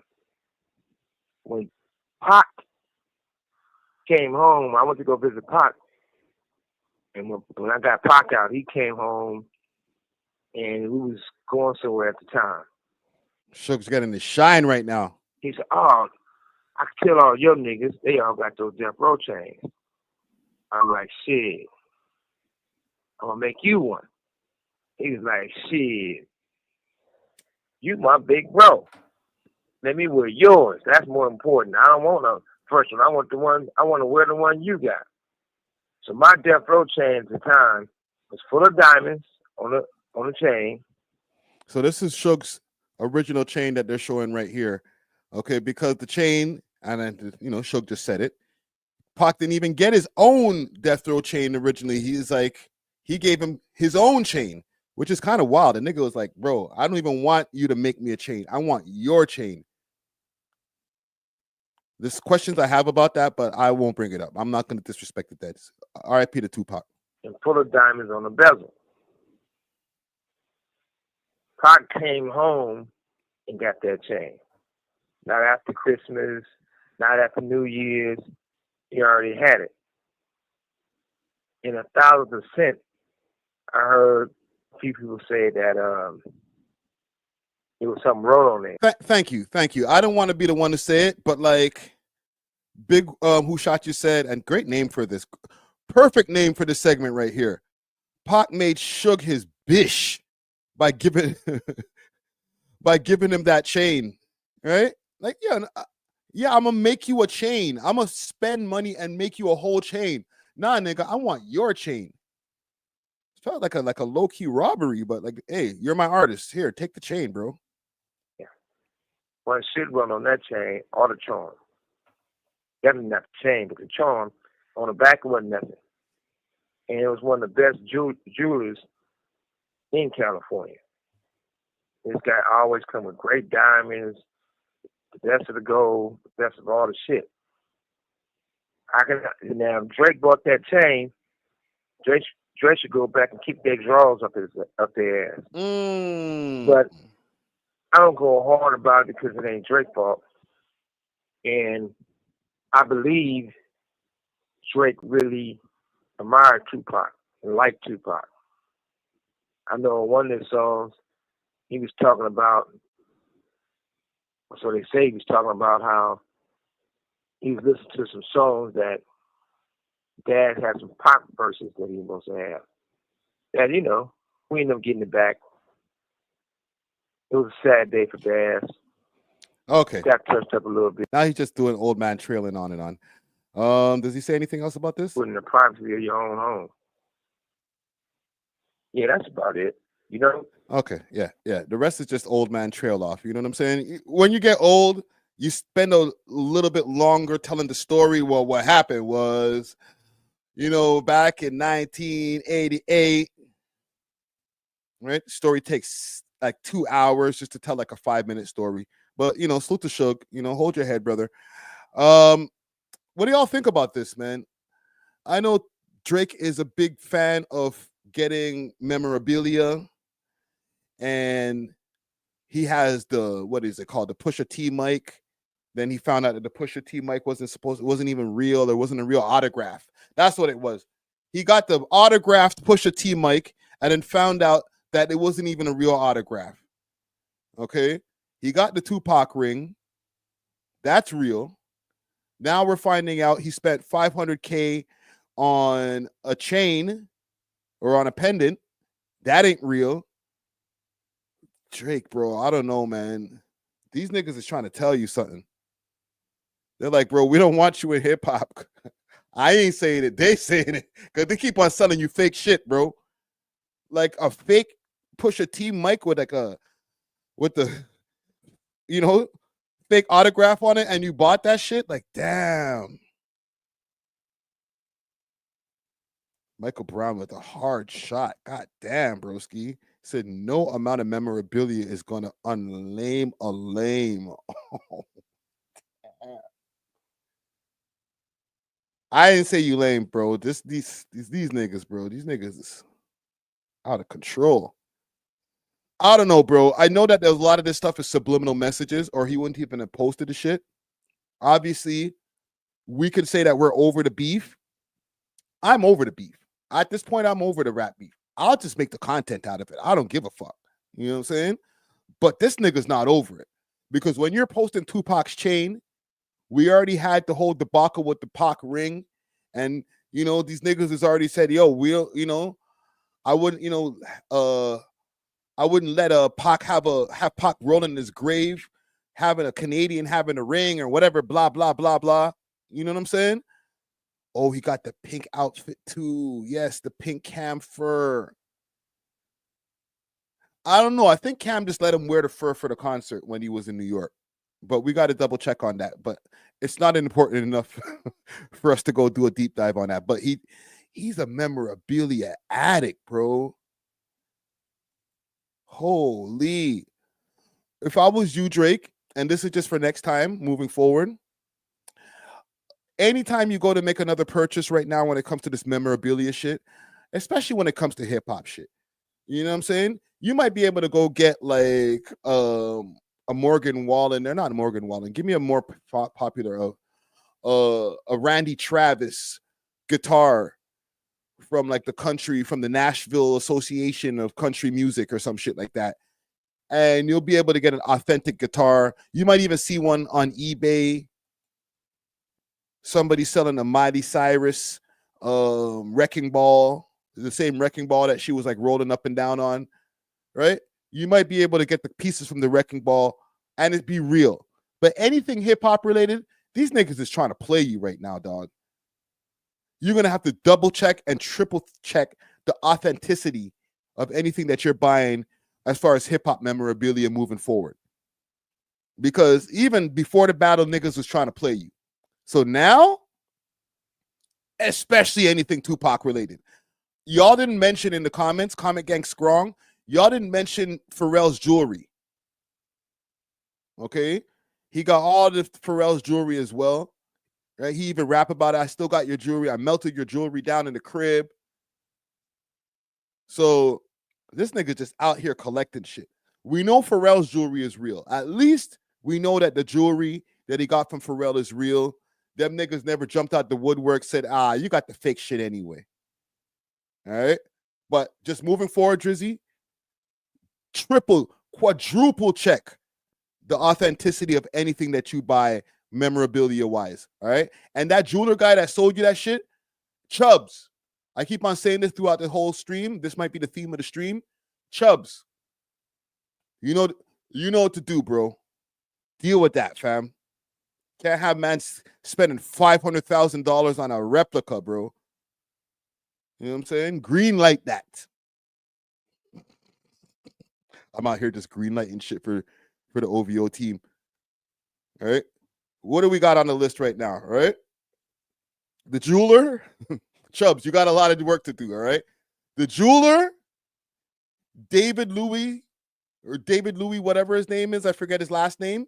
All right. So Chubbs, you enlist the man them, get a couple of the goons out there, and Rob Markman. Okay, let's get to the Rob Markman shit. Chubbs and Amanda are busy. TV Gucci busy. Right, Carol, thank you. Right, David Louis Wall. That's on the list right there. David Louis Wall. Right, that jeweler that sold the $500 replica. And Rob Markman. Chubb's gonna be busy till Christmas. Holy shit. Knuckles bleeding and shit, bro. Let's get to the shit. So Rob Markman was out here critiquing. Let me see. You know where I put this? I found this. I put this on my Instagram. Let's go back to Instagram. He was commenting on a video that resurfaced from an interview with him. Watch the thing. With him and Tory Lanez. Tory Lanez was reciting some lyrics to a classic Lil Wayne mixtape freestyle. And Rob Markman was asked to finish the sentence. He wasn't able to finish the sentence. And, you know, I guess it was a moment. This is an old video, obviously, and it just resurfaced. And then Drake decided to jump in the comments. And he said, of course this goof Markman couldn't finish the bar. Free Tory. Cry wolf. I'm on that dry kush. But when it comes to this paper, I stack bucks. You heard what I said? I can put you on your feet or put some money on your head. Life is not cheap. You're better off dead if you can't pay the fee. Shout out my nigga Fee. See, every nigga at the door don't get a key. Outside looking in. Now tell me what you see. Oh, this is about money. This is bigger than me. I told my homie, don't kill him. Bring the nigga to me. Listen, don't miss. You're fucking with the hitman.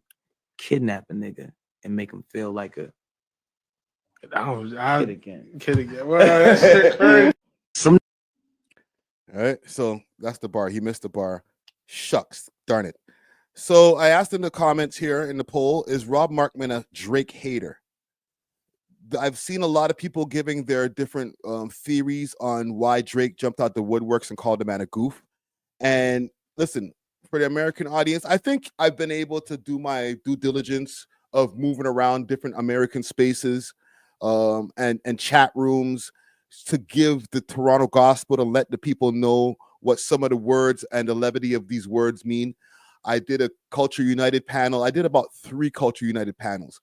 And I distinctly remember maybe out of 2 out of 3 of them, I had to explain what goof meant and what goof meant to us over here. So Rob Markman, I think, is fully aware. And I think Rob Markman was on the same panel that I was on when I explained what goof meant to us over here. Okay. And yeah, for sure. Free the guy, Tory Lanez, man. Free him. Let me pull up my YouTube first. I was looking it up yesterday, and I have a clip of exactly why I think Drake does not like Rob Markman. All right. There's been a few different theories of Rob Markman just maybe not being the most friendly when it comes to Drake and it comes to the reviews of Drake stuff.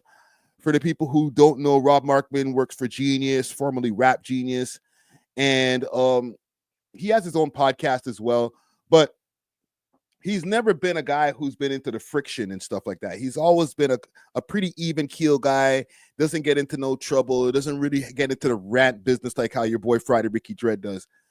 But he was on the same panel here with us. I was like, on the Culture United panel, Curtis King, Jeremy Heck, another Canadian, salute.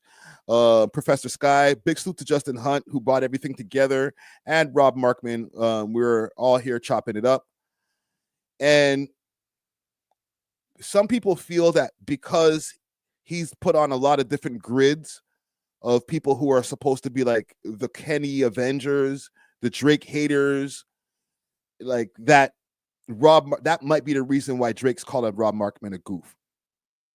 I concur. I don't concur. I disagree. My bad. Let me play a little bit of this. All right. But when I listen to Kendrick, I'm prepared to go through a different sonic experience than most artists. So my expectations are going to be pretty high, right? I'm expecting. There's so many. To start seeing people going to different directions, and we're gonna see who really wants to be here. It's gonna be a tough time coming up, but I think it's gonna be a great time for the people who really love this, because it's like, you know what, I'll take a little less money because I love this, and then we're gonna be able to build this shit back up in the way that it's supposed to be built. That's my true and honest belief. Love that take. 9-second applause. Damn. Right. He actually tells a story in here, in this same live stream, in this Culture United 3, about how Drake's people got at him during the whole time of the beef. You know, there was a lot of back and forth. There's been, you know, especially with a whole court case going on right now too. There's been a lot of talk of bots, favoritism, paying creators, things of that nature. All right. So what I will do is pull up a video that from around that time, and he's literally wearing the same clothes. So I don't know if they clipped this from the Culture United, because he repeated almost word for word what happened between him and OVO. Right? You can see him wearing the same clothes over here. So maybe it was the same day that he talked about this, but he explains what happened with him and the OVO team during the beef and how he was approached. Okay, big salute to Justin Hunt over here, the company man.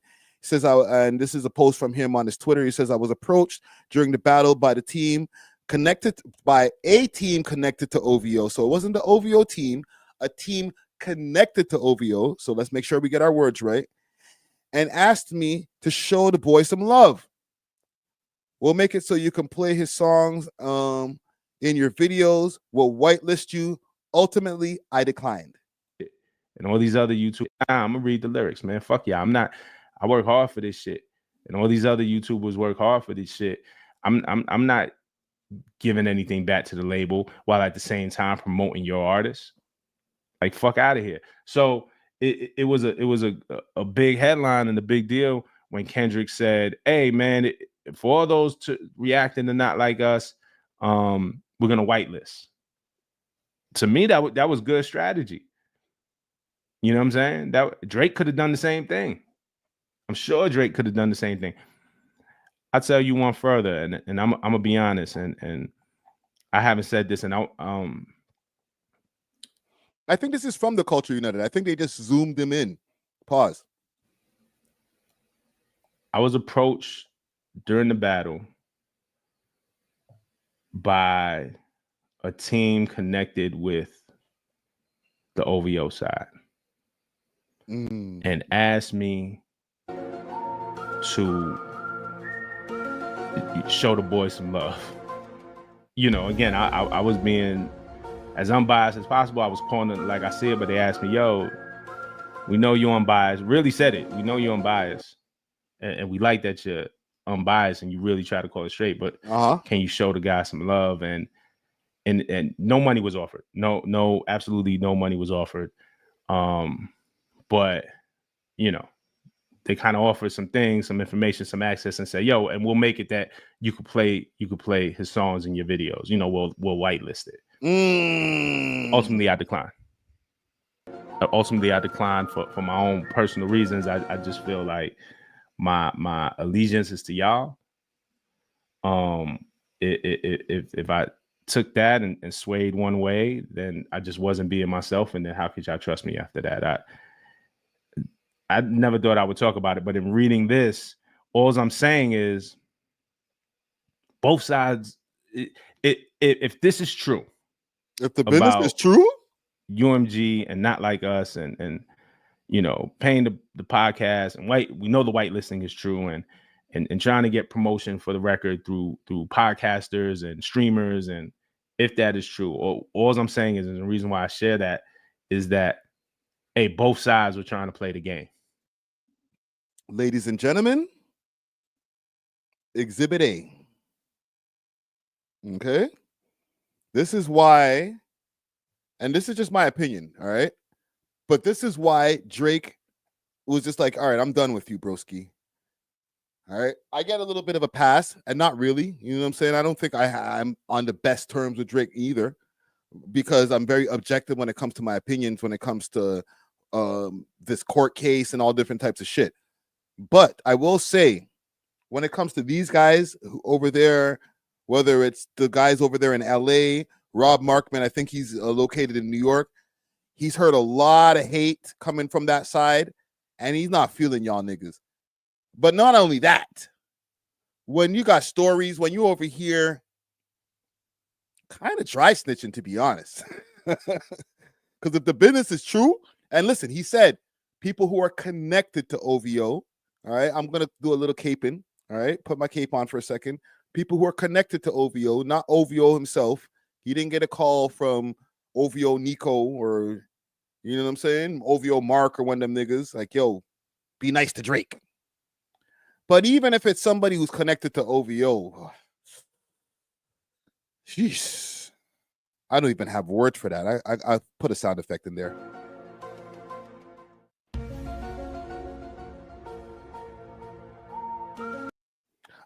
Yeah, that's kind of, I don't want to use the word weird, but it's peculiar.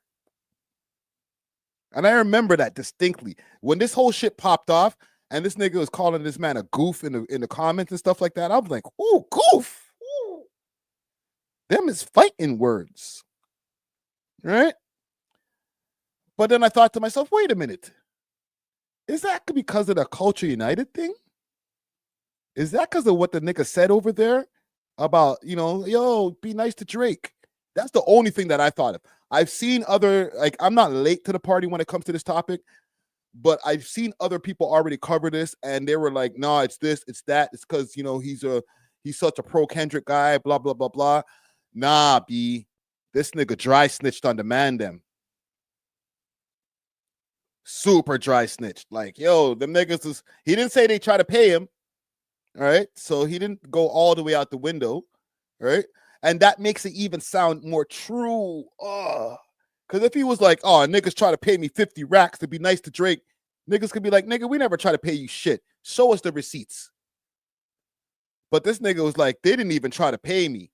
They were just like, bro, I could see you objective, bro. You an objective man.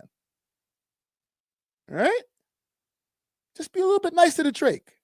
They didn't give him an or else. Mind you, with all due respect, I'm going to make sure that I put that as a disclaimer.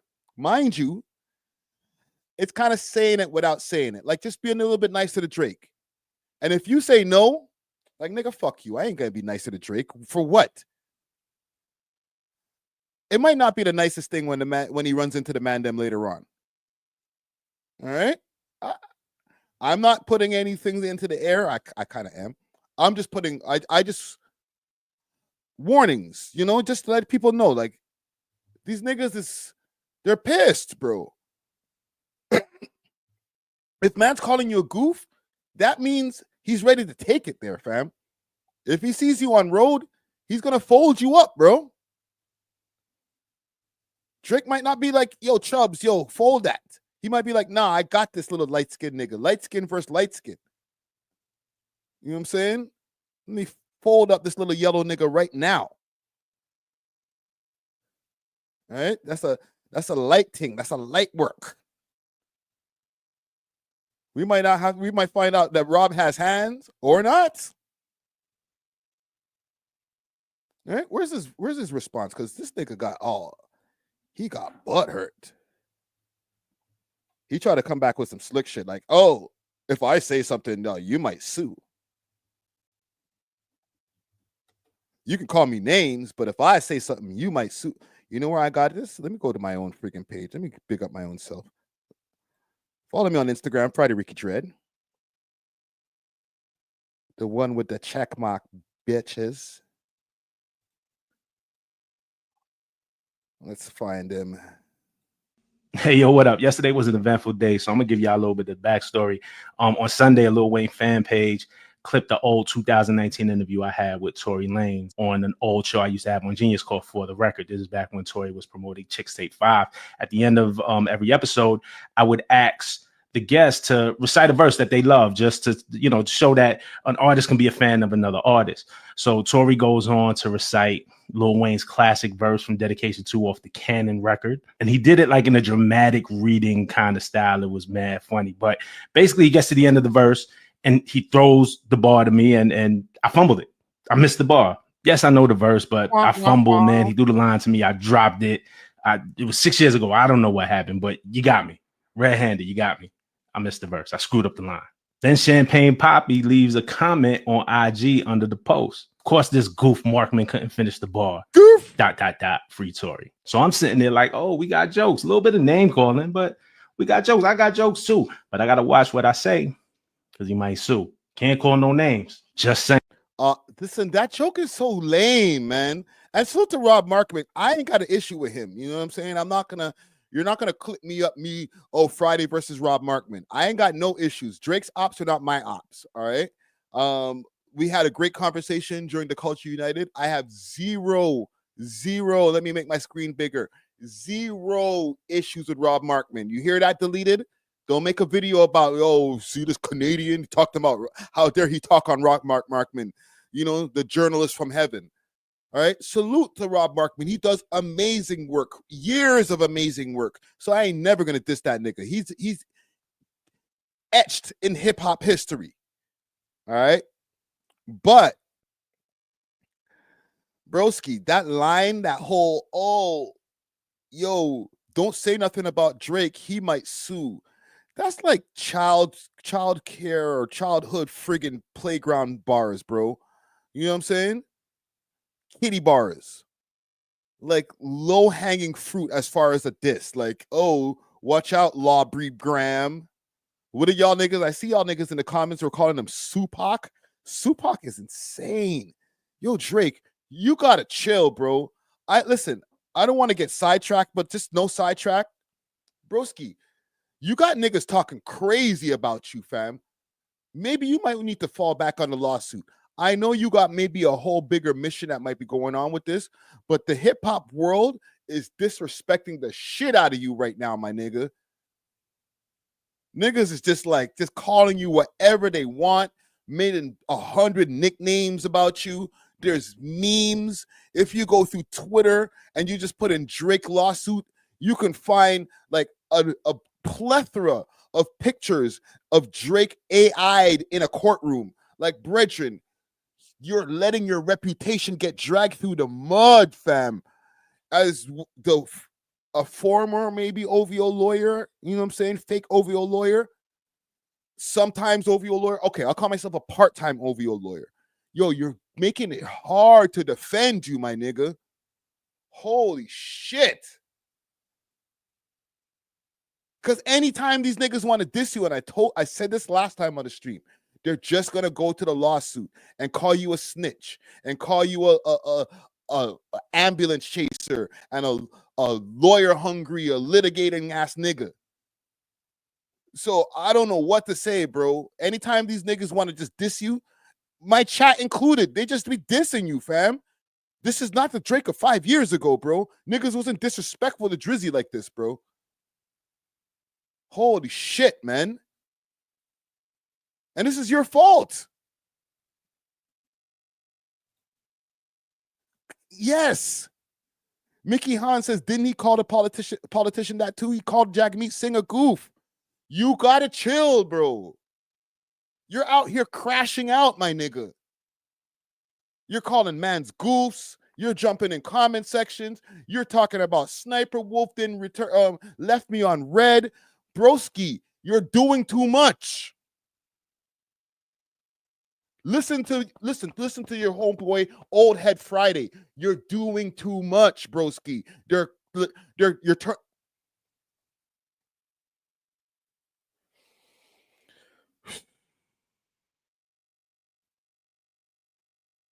turning into a lolcow, bro.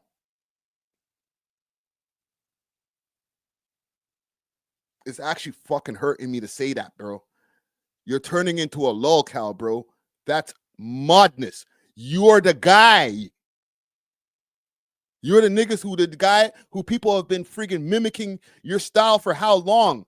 Niggas wasn't rapping and singing on their songs until you took what Kanye was doing with the rapping and singing, took it to the next level, and then everybody took your style, bro.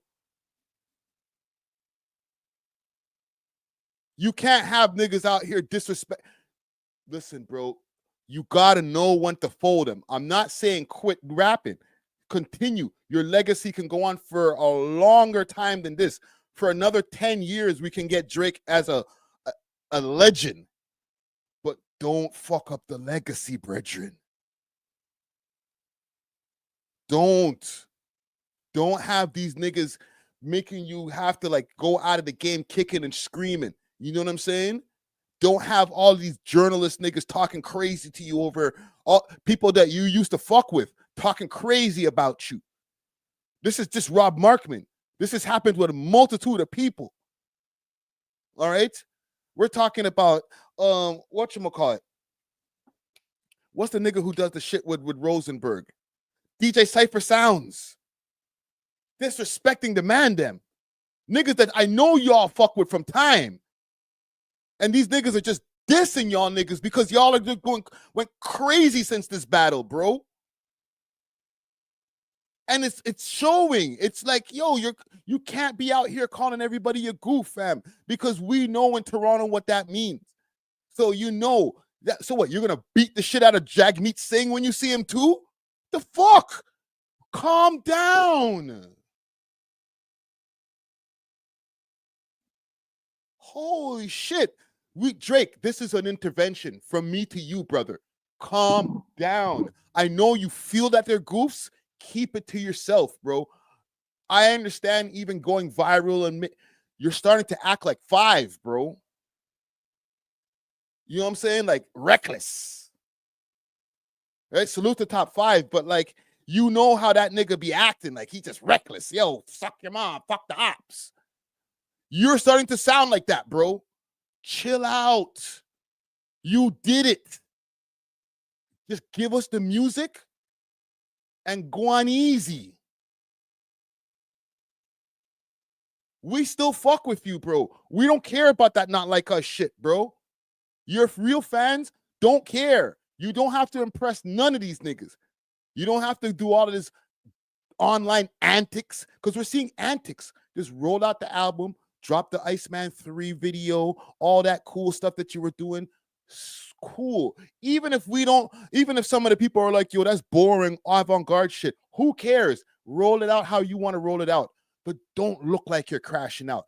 Don't look like you're bothered. Because when you look like you're bothered, as somebody who's been on the internet from time, G, you know this, my nigga. You, as a man who knows you from time, bro, you were on the internet on the Hip Hop Canada message boards and shit on some Father Duck shit, my nigga. I remember. So you know how the internet works. As soon as you show that you're bothered, the internet will eat you alive. Come on, dog. You can't do that, fam.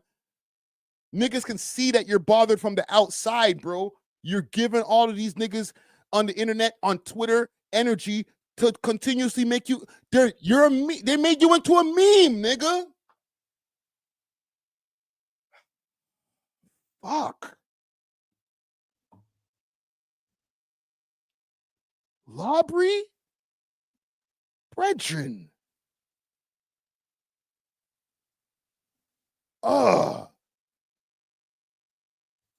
And so, but I dropped my response because it's all jokes, right? Then you know what happens after that. It becomes a story. So here's my thing. And anybody who watches me know, I also know there's a lot of new eyeballs on this, but whoever watches me know, I'm not really about disrespect. I may say I don't like a song. I may say I don't like a line. I may say, you know, you won or you lost the battle. I may say I don't agree with the lawsuit, but it's never coming from a place of disrespect. I don't do personal attacks. I don't call anybody out their name. We all here just talking music. We talking hip hop. I just call it like I said. I also keep it all about the music. So all that abs, braids, family court, all that stuff, like I stay away from it. If it's not like directly involved with the music, I tend to stay away. Leave that to Friday. away. And I never lied to y'all one time. Y'all may not agree with my opinion, but when it comes to facts, I don't lie. Never lied to y'all. 21 years in this thing, never lied to the people not once. So here's my thing. I know the storyline is going to attract a new energy, new viewers, just a whole lot of new whatever, right? So what I'm doing. But for me, nothing changes. You know, a great writer once wrote, God. Okay, and I'm gonna let him finish cooking in a second. Big Who Shot, you said 50 Cent is the ultimate troll, Drake's amateur troll at best. Listen, if he's trying to follow in the footsteps of 50 Cent, then do it like 50. You're not doing it like 50. You seem bothered. 50 Cent, when he was out there trolling the whole rap game, when Cameron did the Curtis, and then he dropped the album called Curtis, he wasn't bothered. All right, when he made the video, and he put the bonus track at the end of the Young Buck album, and they were in the, y'all remember that video? Was it called Funeral Music or some shit like that? Where is that shit? Like, the nigga wasn't bothered. Like, you seem bothered. Let me see if I could find that. 50 Cent funeral. Yes. Where's the video? Where's the video? They had the sickest music video for this. Funeral music video. Let's do that.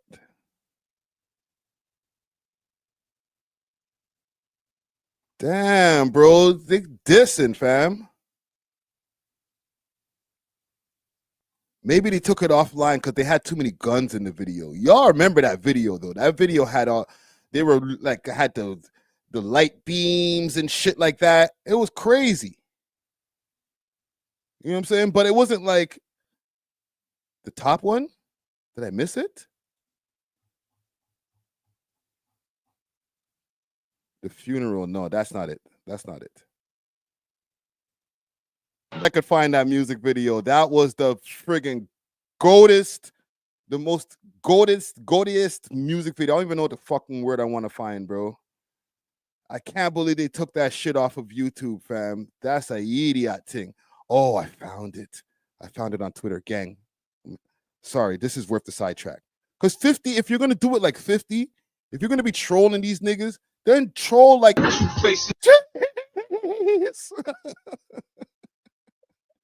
Yo! And he stashed this song at the end of Young Buck's album, bro. It wasn't even like that serious. This is like, I'll put that as a bonus song. One of those ones where like you let the CD play a little bit longer, and then, oh, there's an extra song on this? Bonus. Unbothered. When they say please go. Hold on, look into the outro. Hold on. Let's 50 talk. We like Jimmy better and make change. Energy, bro. If you're gonna be like 50, be like 50.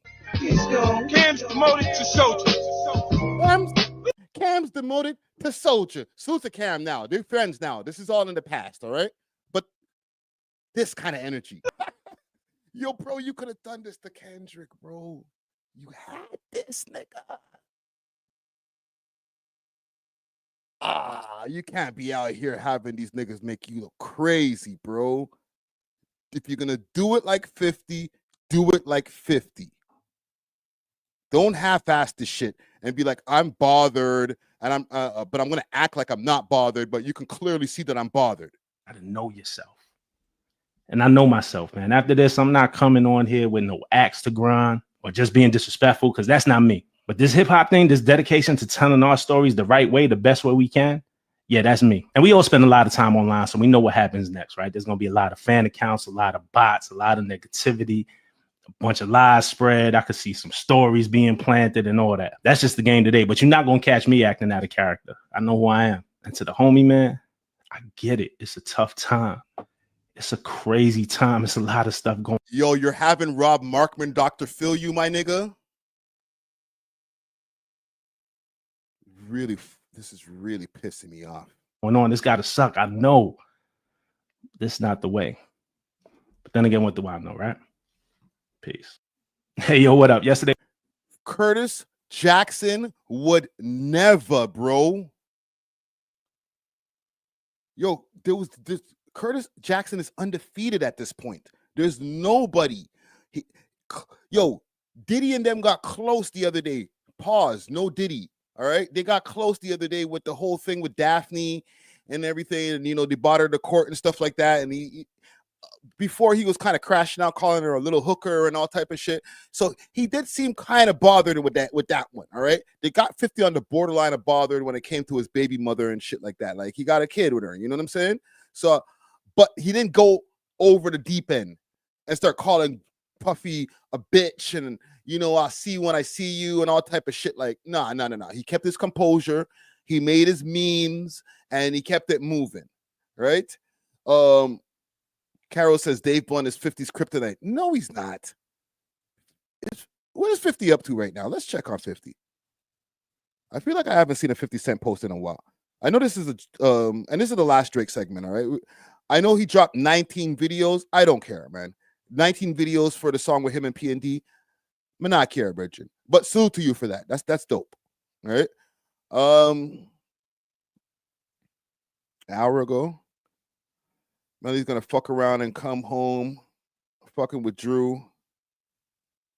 That's the right lawyer, right?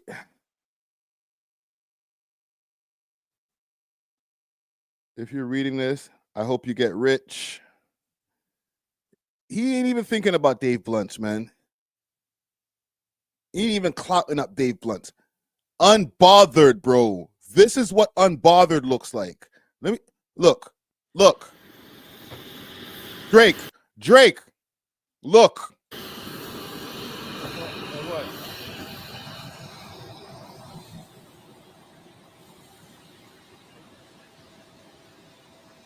I was innocent then. I ain't do no wrong. She said you mommy little man. Okay, I'm not gonna get another copyright. I got one copyright from you already, 50. I know one is on the way. All right, unbothered, brother. You're touring. You're still winning. You got a whole bunch of white boys doing rowboats and shit over there in Switzerland. You're good. Stop calling man them goof. All right, if you see this, don't call me a goof neither, bro. But you just gotta relax, okay? I'm just gonna say that in closing. Just relax. I had to just double check my DMs for a second because I'm like, nigga might be calling me a goof in the DMs right now. Like, yo, goof. I heard your little live stream. I'm watching it right now, pussy. I'll fold that up right now. But yo, salute to you, Drizzy Drake. All right, stay out of trouble, fam. Like, I don't want you to be looking like a lolcow out here. I don't like these niggas just talking crazy to you. You know what I'm saying? We'll leave that there. Where are we at here? I got a couple more stories. I ran a little bit longer than I thought when it came to certain stories, so I'm gonna skip. There's this thing that was going on with this Toronto Tide, guys. I think I'm going to bring that up on the podcast this week. All right. Let me put you all on the radar for something for quick fast. All right. Maybe we'll circle back. What are we at? 3 hours and change? Jesus Christ, man, could chat. Salute to everybody who's popping up in the chat right now. Make sure to hit that like button. I said earlier in this video on one of these Drake segments, if we can get this to 100 likes in this live stream, within this live stream, and let me double check where we at right now. If we can get this to 100 likes within this live stream, I'm going to the next court date. I'm going to find out exactly when the next court date is for Drizzy Drake, and I'm over there. All right, so smash that like, and I'll do my due diligence to, be a court reporter for y'all for this. But I want to put y'all onto some new music, some new artists from Toronto. Any new artist, hit me up. Let me put this across the screen so y'all can see. Hit me up on my email address. That's welovehiphoptoronto@gmail.com. If you got new music, send it over. Love to hear it. All right. Make sure to, if you can, don't send me SoundCloud links. If you're still on the SoundCloud thing, don't get me wrong, have your shit uploaded to SoundCloud too. But if you don't got a single that you could send me that's on Spotify or any of the streaming platforms or a music video, then wait till you get to that point in your career before you start submitting shit. Because your music could be cool, but you ain't ready yet. I need some visuals and shit. You know what I'm saying? But yeah, hit us up. welovehiphoptoronto@gmail.com. Let me throw my PayPal across the bottom of the screen. If y'all want to donate and not donate through the YouTube thing, then yeah, hit the PayPal. You know what I'm saying? Friday, aka Ricky Dread on PayPal. Anywho, big salute to Snacks. Snacks has been out here for a minute doing his thing. Toronto rapper. If I'm not mistaken, I think he might be from Brampton or from Saga. He's doing what day is he on? That's 7 days ago. What day is he on for his challenge? He's doing a challenge. So he's on day 79 of the challenge, week 20, day 79 of his challenge. Let's play some music. Happens when your vision won't cloud you. The ones who like the broken version of you gonna doubt you. Hold on. Let me play something without a copyright. I'm sure this all. North, catch me on the east, west, north, south side. If you looking for snack bundles, just know that I'll be outside.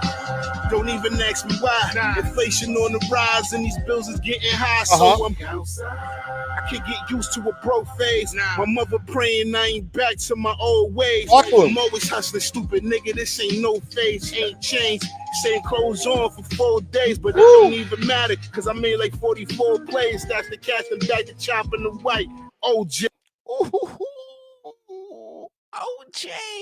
Hey, I'ma make a better living how it's supposed to be. Fuck trying to choose between buying gas or groceries. What else? Before I don't have the food to eat or my clothes be cheap, I had some gas in a plastic bag for your nose to treat. I know you know the feeling when you think you stuck. Facts. You giving it your all, but it ain't enough. Yes, sir. Well, I'ma take these risks and go and get these bugs. Pray to God protect me from these pigs in their cuffs while I'm outside. 24/7, 365. You can catch me on the grind. I'll be outside. You don't gotta ask it. If I ain't in the studio, then catch me out in traffic. I'll be outside. Outside and Portland with it. Jesus Christ. Holy. Can I hear some more? Can I have some more, sir? Oh, property, dope experience, New York. Okay. Snacks. Okay, let's see here. Cause every time I see this nigga, I see him on road a few times. Like he be at the hip hop shows and stuff like that. Oh, shit. My bad. I thought I'd drop my ice cap for a second. Like, no, not the ice cap. My bad. Okay, so let's see what's going on here. Snacks, born in Rochester. Okay, so he's from New York. I've been wondering, like, why this nigga got such a New York ass accent? Born in Rochester, is an independent hip hop artist known for his raw storytelling, gritty lyricism, and hustler's ambition. His debut album, Imported Goods, from 2021, is set the tone, followed by a standout single standout singles like No Chill, and Thorough Freestyle and Outside, featuring Ason Eastwood. Big salute to Ason Eastwood and Sapphire Soze. Influenced by Conway the Machine, Benny the Butcher, and 50 Cent, his sound blends hard-hitting bars with grounded authenticity. Snacks has opened for Lloyd Banks and Conway, proving his live presence while advocating for mental health and indie empowerment. His consistency and heart, he's carving his own lane in the underground scene. Big salute to Snacks. What else? You got some music behind here? 50 States of Dope. This is from this is some new shit. Interesting. Okay, so he's a New York nigga who lives over here in Toronto. All right, so boom. My bad, I ain't tell y'all. I'm in Portland, Oregon right now with my guy, The Enemy. You feel me? He bringing me out on stage to rock out with him. Portland Hip Hop Fest, you heard? White Eagle Saloon, Sunday at 8 p.m. So if you're in Portland, Oregon, and you're watching this, come pull up, have a good time. Come see us rock out. Won't be disappointed. You heard? Shout out to RIZZ Music. Shout out to Go on the Go for the opportunity. Yeah, we outside. Yes. I fuck with him. I like his energy. Every time I see him on road, yeah, we gotta get an interview going soon, brother. You know what I'm saying? If you see this, salute to you, man. Couple more things I want to show y'all before I'm done here on the music segment. Because I be going on the Toronto Rappers page to see what kind of new music they got going on over there. Couple things I'll show y'all. Let's go with my boy, the 6th Letter. Big enough to fit the barrels on the shotty. Y'all go just get behind. On an Alchemist beat too? Ooh wee. Behind scenes and powder nose probably rap junkies. Big ass nugs that's mad chunky. I just smoke weed, old school with it like brass monkey. So call me OG.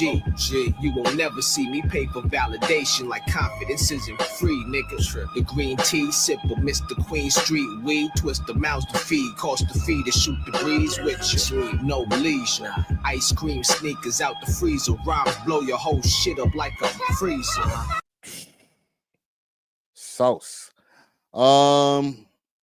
There's a couple more people who just dropped. I know Sav four times just dropped. Who's this right here? Who's this?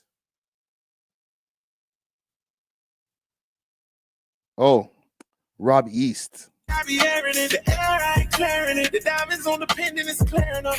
I see your intentions, you wearing them. Honestly, I just feel like fuck how you feel. The only one I ever loved lived on cue. Still cutting through the hills, still running through them tears, and all they friends. You know I'm hot. This nigga Rob be going crazy. I did some promo for him a while back. His shit go crazy. What's this? Play away your pussy, make you come. Oh, new Black of the Dawn and Snoopy, DJ Snoopy. Twice, bend your back way, make your ball and scream all night. Make your ball and scream all night. Wanna know your pussy, make your ball and scream all night. Ball and scream all night. Uh-huh. Let me get hot for. Oh, let me get hot for. With the Black of the Dawn. Listen, for people who might be watching the replay of this later on, if you see some of these music segments get chopped out, I suggest you go over to any of these pages, click the links, go to these artists' pages, and click the links to their shit and find out, go check out their music. You know what I'm saying? Because I'm gonna YouTube's gonna make me clip out some of this shit for copyright reasons. You mind can you take fuck? Y'all jumping at the black truck. Forward come take fuck. Can you think tight? Fuck you all night. Can you take pipe? Make it right by. Can me take time? Me fuck you all night. Can you think? Yo, walk on with this fit, Snoopy. Yo, Snoopy takes chances, bro. I fuck with him, man. Nigga takes chances on the fits, bro. Fuck you all night. Can you take pipe? Make it right by. Can me take time? Me fuck you all night. Yo, that's just fire. Holy. I feel like I should be putting up a poll in here. New Goldie London. bitches ain't shit. Ooh. She's spitting that fuego. I asked a question in the chat over here. Can Toronto be the next ATL? You know what I'm saying? I know a lot of times people will be saying, oh, Toronto's done. The music scene's dead. I've even said this over here on these live streams and shit. You know what I'm saying? But we still got a lot of talent over here doing their goddamn thing. You know what I'm saying? There was a post that I collaborated with saying, talking about the Toronto music scene. And salute to Toronto rap stars. They said, is Toronto hip hop dead? And people, where's the comments? There was a bunch of comments from this before. Am I tripping? There we go. I knew I was tripping. I was like, there was some comments. Like, this nigga left a book over here. Salute to Golden. All right. You know what? Because this nigga left a book, and I ain't going to read through his whole comment, let's go to his page quick fast and show this nigga some love.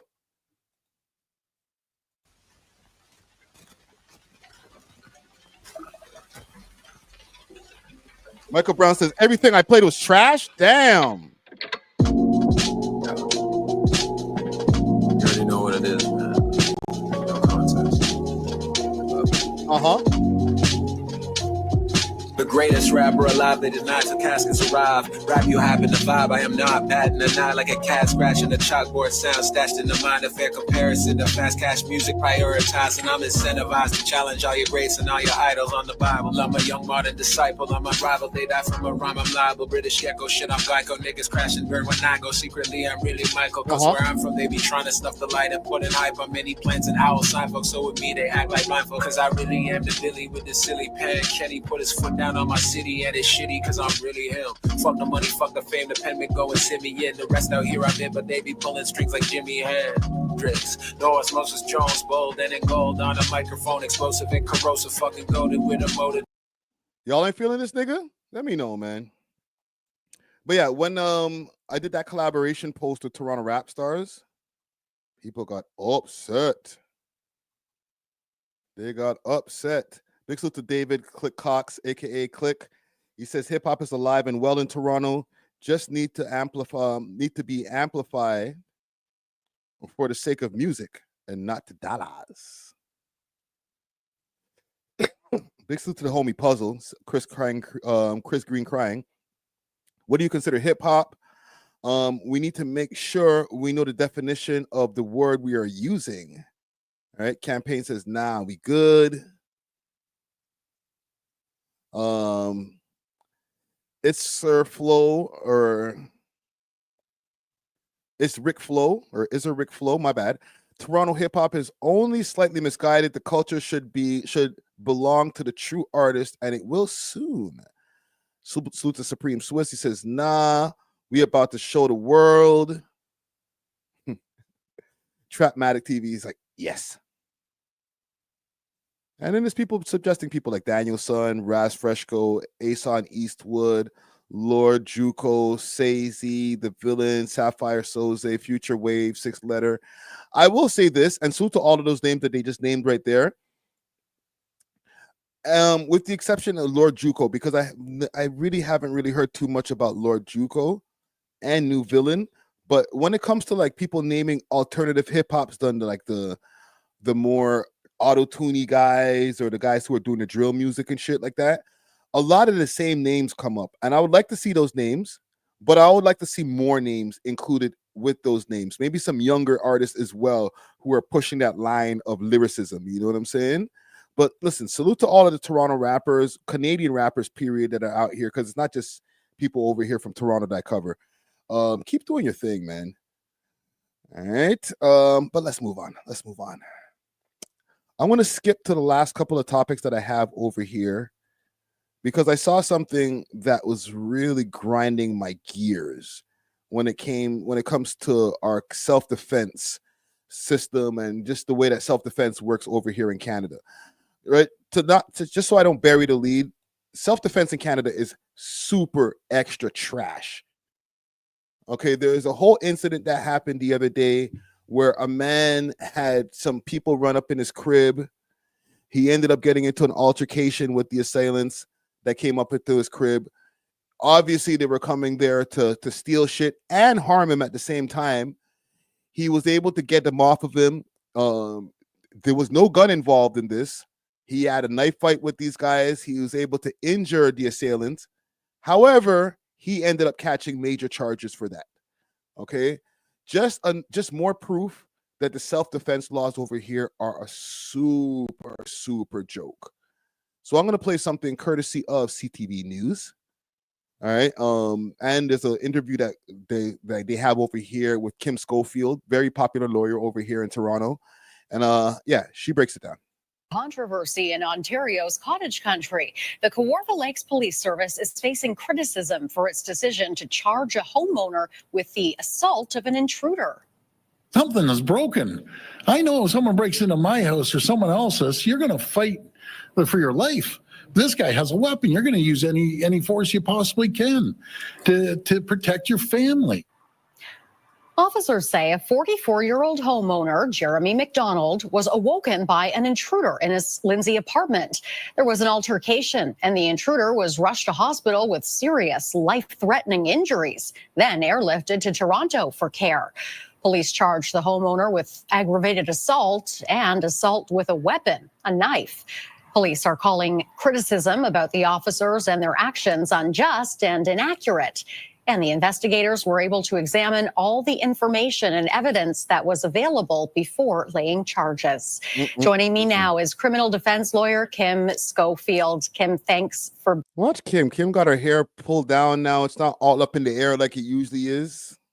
She's trying to ting. being here. We know the apartment owner used a knife, according to court documents, but there's a lot that we still don't know. What is your early take on this? Okay, so this case involves elements, of course, of self-defense and defense of family, so defense of others, and defense of property. So the issue will come down to the use of force and what ability you have to defend yourself, defend your home, and defend your family.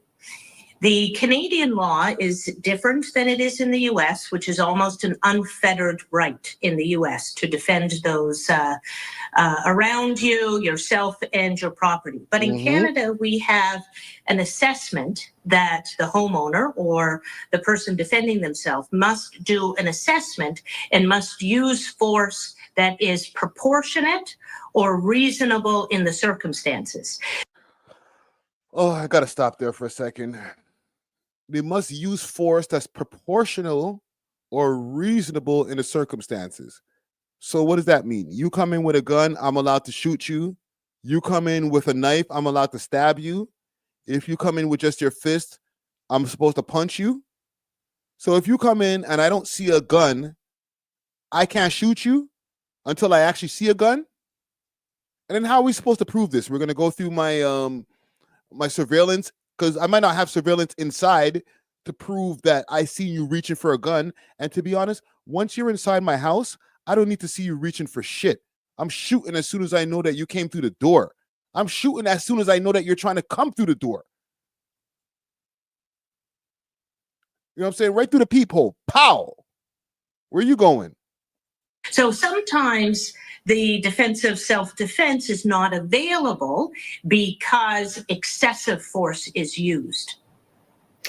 Now, the homeowner, Jeremy McDonald's lawyer, spoke to our sister radio station, News Talk 1010, today. I want to play a couple of clips from him and have you react. Let's take a listen.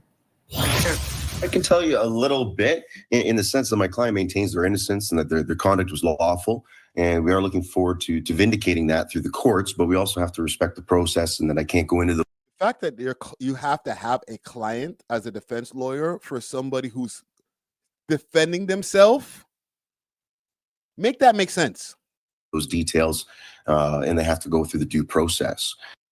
We do expect my clients to be vindicated in due time. Go ahead. In terms of self-defense, though, and some people are thinking we don't even have a right to defend ourselves anymore. Self-defense is enshrined in the criminal code in Canada in sections 34 and 35 that allows the defense of person and property. And it's always, the question is whether it's reasonable and proportionate. All right, self-defense enshrined. I don't like that reasonable and proportionate. It's like you're trying to tell me how to defend myself. Like I have to make sure that you ain't brandishing a gun before I start going crazy and trying to get you out of my house. How did that make sense? Into the criminal code. Kim, what's your reaction to what he said? Okay, so I think this case will come down to this. The law says the force must be proportionate, but the individual need not measure the force. I think that's really the issue.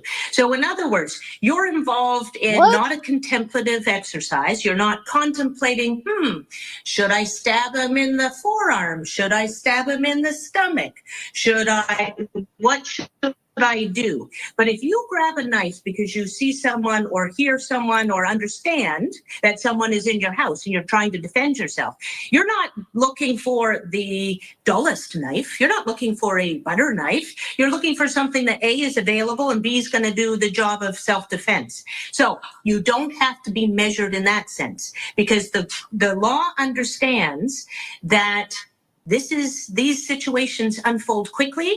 They unfold when there's adrenaline involved, and it unfolds in a way that people are not expected to measure the response. But So at least they're not trying to tell you what size knife to grab. it just has to be reasonable. So I'll give you an example. Let's say you defend yourself with a knife, you're in your home, somebody lunges toward you, you stab once, the person goes down. That's probably reasonable.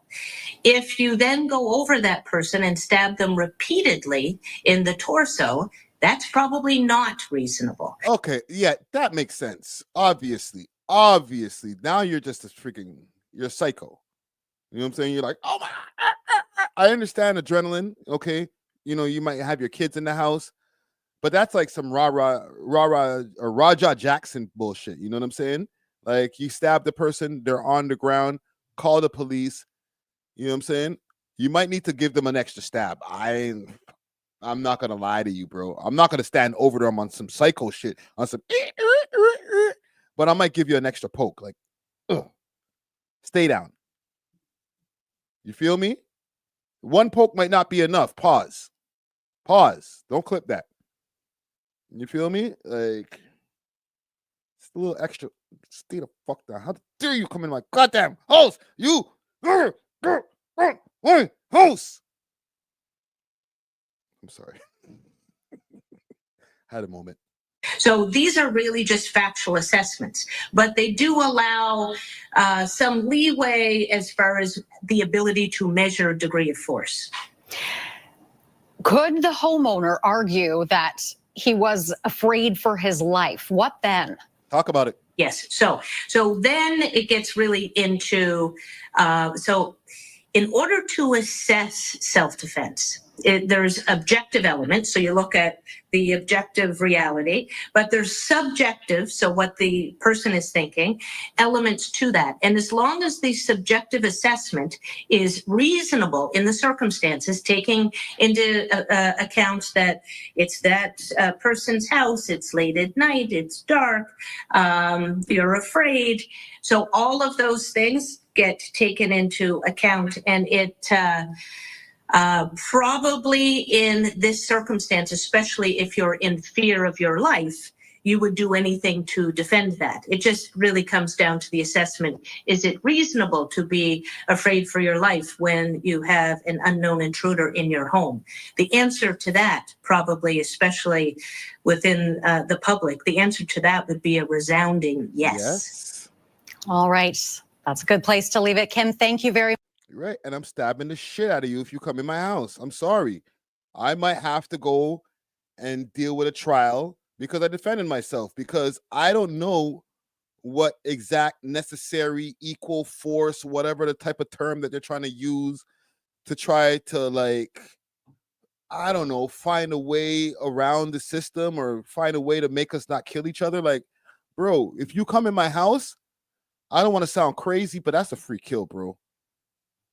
This is why I'm no disrespect to my country, Canada, old Canada, we love you, all that type of good shit.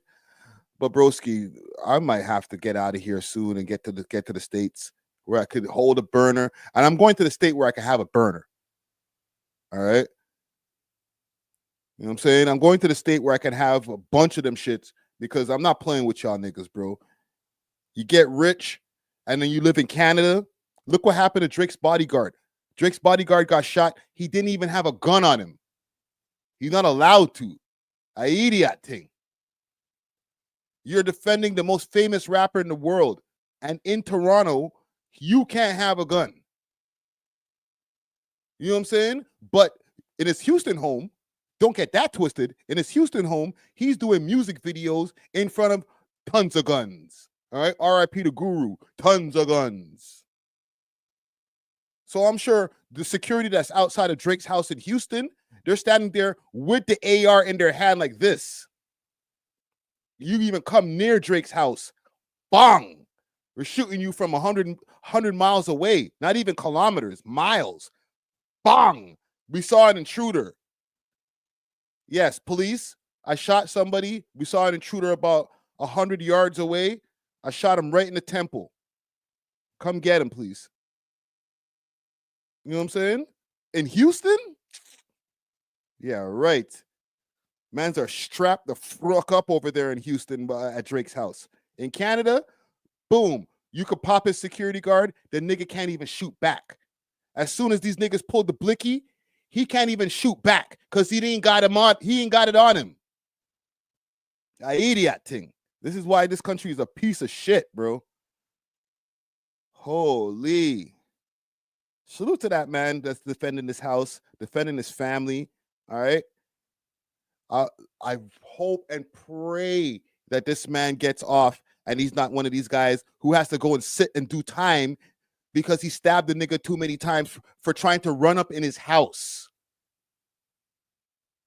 That would be the biggest, most superest idiot thing in the history of Canada if this man has to go and do time for defending his family. A idiot thing. Anywho, I got one more story for y'all, staying on our civic duties here, because I came across this video on YouTube talking about Canadians and the way that they're mad at immigration. Like, we've spoken about this a multitude of times over here on this platform, especially on these live streams. We've gone through mad videos about the system, about the amount of people who have landed as immigrants over here in Canada, in Toronto, over the last 5 years. If I could pull up something before I get to my video here, because I was seeing a statistic that was popping up on a couple of these blog pages, and I was like, well, goddamn. Well, goddamn. Was it RTN? Where did I see this? Let me find this shit.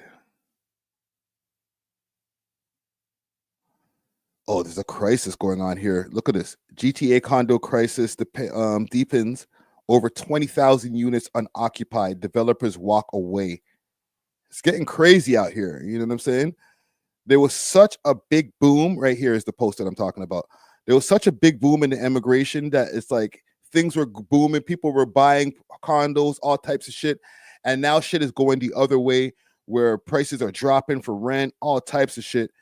And there's still more people coming in. So I don't know, man. Right? And the post over here from RTN says, Canada on track to welcome over 528,000 new permanent residents in 2025.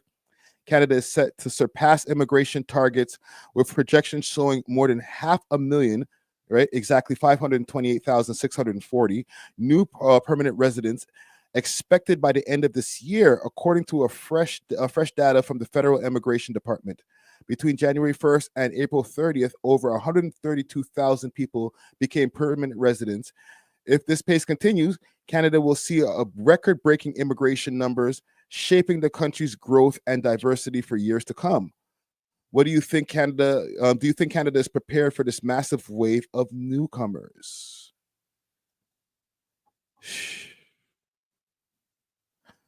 Let me get to this video. I have no comment on this because not that y'all gonna call me racist, but because I'm not.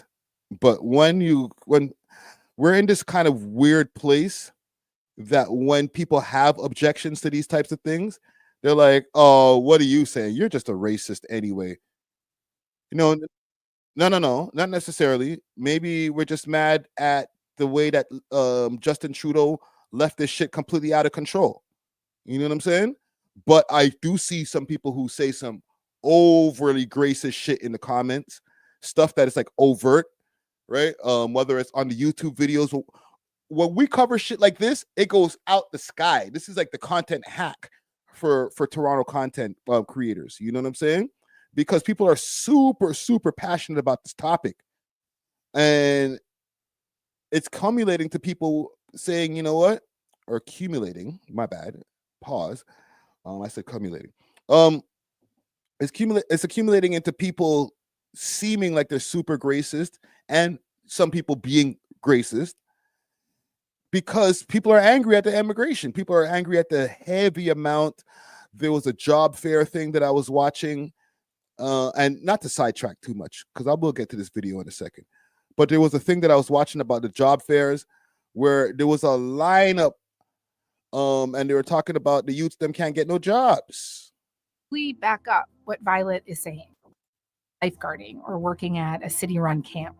Obviously, there's the hope that like I'll be like going to school and then when I get out, like everything will be better. But like that's not magically gonna happen. No. So I don't know like realistically like how worried I should be and like if this is just gonna keep being the situation, like what can I do to prepare or like make myself a better candidate? Because like I don't know. The numbers they. All right, so let's get to this video here.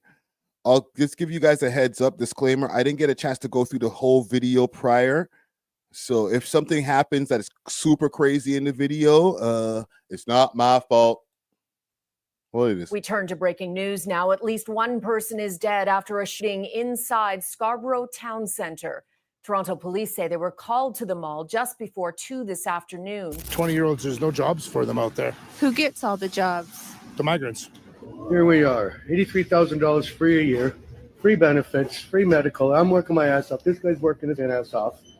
Free rent, free car. She's probably going to go back to drive a BMW when she's finished here. Okay, I know I'm going to sound racist and I'm going to get a lot of hate on this video from my fellow Indians, but I need to say it. Somebody needs to say it. If you move to Canada, just learn some basic manners. Just learn to hold. Oh, this is the Indian lady, by the way, too. So, you know, they feel like kind of the same way about their own. That's crazy. The door for the next person. Literally seen people banging the door on the face, not only me, to other white people, and I've like seen their reaction. It's pretty rude. So don't do it.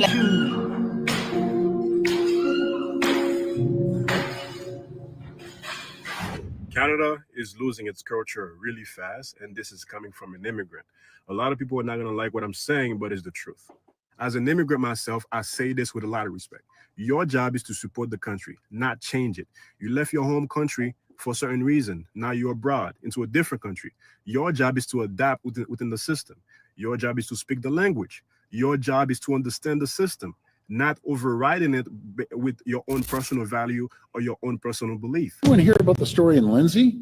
So this criminal that's wanted by the police. This is like a good clipping together of all of this, of the sentiments of a lot of Canadians. So, you know, it's showing different cultures also. Black people, Indian people, white people, everybody. So I think it's a fair assessment. Breaks into this guy's house. This guy gives him a beating. And this guy gets charged.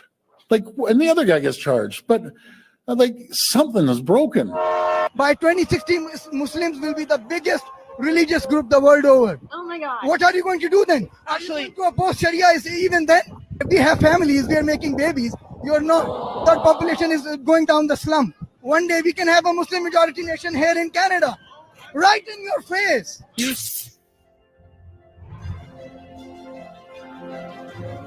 Yo, that intro creeped me the fuck out, bro.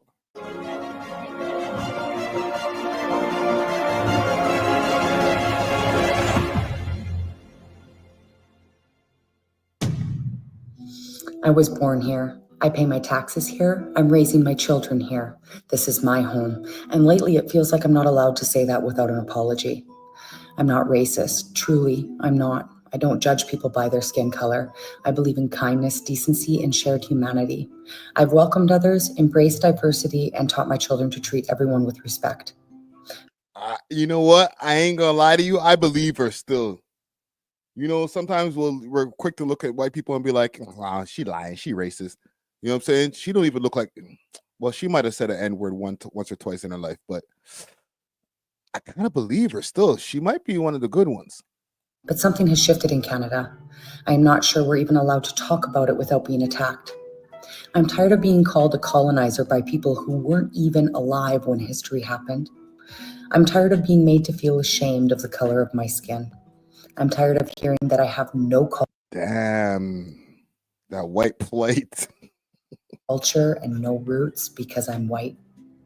I'm tired of watching my homeland change so drastically and so rapidly, and yet being told I'm hateful for even noticing. When people chant death to Canada in the streets, they're celebrated. When truckers wave Canadian flags and ask for freedom, they're criminalized. When food banks are overwhelmed, housing drives up, and crime rises, we're not even allowed to ask why. We're just told to be quiet. And if we're white, to check our privilege. Ooh. But where do we go when we feel displaced? Where do we turn when our concerns are dismissed as racism? Where do we belong if not in the very country our ancestors helped build, protect, and call home? This is not about hate. This is about loss. The morning of Canada that once felt united, where being Canadian meant something. Yo, the people on the side is crazy. This white lady looking all sad. I saw the sweetest man at McDonald's, and his sign said, down on my luck. Being shared something solid. Now it feels fractured, foreign, and unfamiliar. Like, why do I feel like the entire country is down on its luck? I want to be clear. I don't hate others, but I refuse to hate myself. I have the right to love my culture, my values, my way of life, just like any. Okay. Beliefs have now been replaced. Let's see what homie's saying over here. And let me give some props to the channel here. This is courtesy of Jamcan. Because I love truth and because I still believe we're worth saving. Cheers. What happened? How did such a great, peaceful, and safe country got here? How come crime is out of control? Young people can't find jobs. Immigrants are complaining about new immigrants not integrating in the society.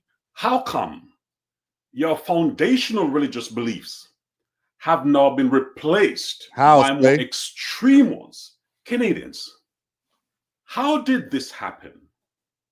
How, Sway? Have we become too passive, too conservative, or we just decide to turn a blind eye that you've allowed other cultures and norms to come in and replace your traditions and your norms?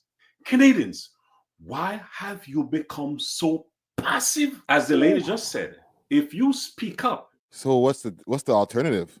Your color and white privilege drown out the concerns that many Canadians have. Therefore, in this video, we will discuss your pain and your concerns and why many of you believe Canada is going in the wrong direction. Let's go, Everybody man. keeps saying it's going to get better. How is it going to get better? Yo, why they got all these white people crying, bro? Like, show me a brother or even an Indian person, please. Let me make sure. Yeah, we got at least one, because Jesus Christ. All these white tears.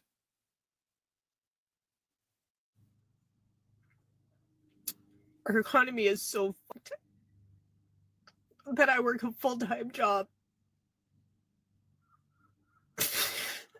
I make $21 an hour working 40 hours a week. I have no extra expenses, no bills out of my living. I have one credit card that's maxed because I've lived off of it. But other than that, I don't have cable. I haven't had cable in 10 years. We have cell phones, but, you know, that's required to live on. But other than that, nothing. Well, hold on. They're crying about cable, like, fam. It's the big 2025. As long as you got Wi-Fi in the crib, you can just go get a box, hook that up to the TV, relax. It's not immigration's fault that you ain't got the Rogers cable box, my youth. Relax. Extra. On paper, my bills are $2,701. My income is $2,710. Damn. Do the math. $9 a month before I pay for food, gas, car repairs, any entertainment. There's no money for that. Buy some smokes. And my car is dying. It's paid for, so I don't have car payments now that I'm going to replace. That's good. And I don't know how to do that on $9 a month. $9 to feed myself, $9 to buy a car, $9 for insurance. Yeah. So at the end of the day, this is me because I worked 8.5 hours a day. Views from the phone. Good question, right? Where's her man at 50-50? For real, fam. Like, yo, you need to get a lip in. And listen, you need to get a nigga with some ambition too. Like, not some friggin' just pookie ass nigga. Come sit, drive your broken down ass car, stay in your crib for free, eat all your food. You know what I'm saying? Just running through all your mac and cheese. Nigga ain't got $1 in his pocket. Yo, baby, I'm going to be the best rapper out here. I'm going to take over the scene. Watch for them niggas. Find yourself a good one. You know what I'm saying? Because, you know, I see her. Night Rider.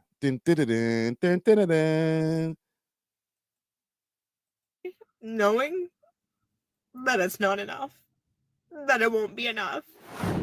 In recent years, the cost of living in Canada has gone through the roof. In spite of that, Canada has opened up the immigration doors because the same government knew way ahead that Canada has an aging population, and for them to maintain the workforce in Canada, what up? They have to increase the birth rate, which is not happening, or they have to bring in immigrants. The problem is they brought in too many without the infrastructure. Underground Nation wants to know what I mean by that. What, Night Riders? You don't know about Night Rider? Let me educate you real quick. We'll get back to this in a second. For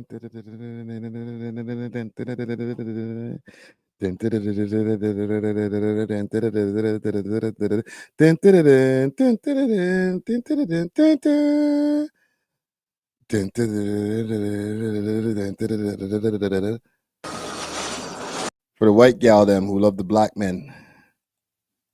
Night Rider, a shadowy flight into the dangerous world of a man who does not exist.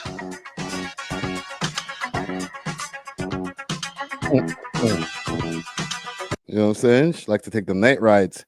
Dun, dun, dun, dun, dun, dun.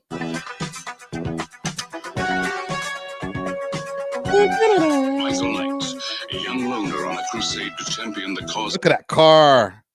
Look at yo, gang. For y'all who know 35 and up, okay? This shit was cool. What? What was this, a Trans Am? Or some shit like that? It wasn't even like the sickest car in the grand scheme of cars, but this shit was cool. The innocent, the helpless, the powerless, in a world of criminals who operate above the law.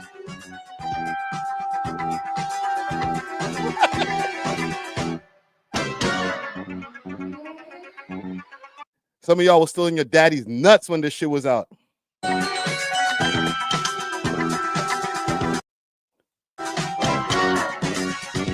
Young David Hasselhoff. I met David Hasselhoff at the Toys R Us in Montreal. Shook his hand. Had some big ass hands with him. Maybe I was a little kid, but like anyhow. Sidetrack, no sidetrack. Just had to give you some context. Canada has an aging population, and for them to maintain the workforce in Canada, they have to increase the birth rate, which is not happening, or they have to bring in immigrants. The problem is they brought in too many without the infrastructure to support the amount. Talk about it. The rate of children born per woman in Canada in 2022 dwindled to 1 1/3, the lowest recorded in more than a century. 10 out of 13 provinces and territories saw their total fertility rate reach a record low. The drop in 2022 is the second largest, only behind the baby bust that followed the 1946-1965 baby boom. Due to the decline in birth rate and the aging population, the government knew way ahead that they have to either increase the population through birth by giving couples incentives, or they have to bring in immigrants. See, this is all the problem with all of that friggin', what did they call that shit that they be putting in, that injection that the gal them be putting in, the birth control injection? all of the shits that y'all them be doing. And not to say that it's your body, your choice and shit like that. But y'all be putting too many things up in your pum pum and taking the pills and all that shit. I don't want no kid. I don't want no kid. Fucking all these pookie ass niggas. So I could understand you're trying to stay away from having kids with pookies. But like, yo, you see what's happening? Y'all them need to have some more youths, yo. You know what I'm saying? And don't get me started, because then they're gonna add the Transformers into the mix. Man, they don't even know if they're, dealing with original gal. Like, it's just getting spooky out here. The latter is what they did. More immigrants in with high cost of living mean that more people will be competing for the same amount. Sucks to be young. Of resources. It's the largest population increase in 66 years, a staggering sudden jump. We are growing at about 4 times the historic rate. In the same year the country's population crossed the 40 million mark, the additional number of people living here between July and September is up by more than 430,000. Jesus Majority Christ. of newcomers aren't permanent residents yet. I would argue, 430,000 is mud. given that the situation we're currently in, I would go as far as to say that the federal government has lost control of these inflows. Oh my the Lord. Kids today are they're struggling. The 20-year-olds, there's no jobs for them out there. Who gets all the jobs? The migrants. The companies get to hire the migrants. When they hire them, they pay them less. Okay, and also they could get kickbacks from the government. What did the gal be doing? Convenience store, for instance. I hire you. You're from India. Then I get an MLRI. I get to hire you, and basically what happens is I pay you $20 an hour. The government every 3 months gives me a 30% kickback. I was in Prince George, my hometown.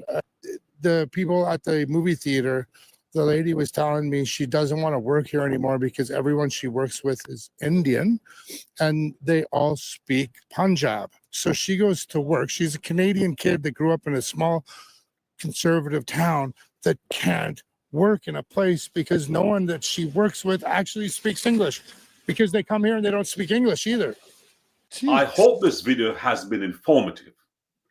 Please drop your comments. Oh, so are you just gonna let the shit run now with this bare hold on. And share the video. As a Canadian, He's just gonna let it run with a whole bunch of freaking clips now. Oh my Lord. What's Shorty gotta say? I just want to know why it is so hard to find a freaking job. Even when it comes to applying for jobs. Look at this field over here. I've applied to maybe 20, This niggas is jamming out to some nigga playing some kind of flute. 25, 30 jobs, and I haven't even gotten a reply back. People have been telling me that it's literally just a Canadian thing, that they just don't reply or whatever. I would really rather just get rejected than not hear from a company at all.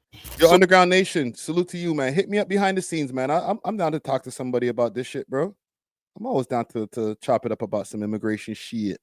The Canadian economy has been struggling for some time now due to COVID and high inflation.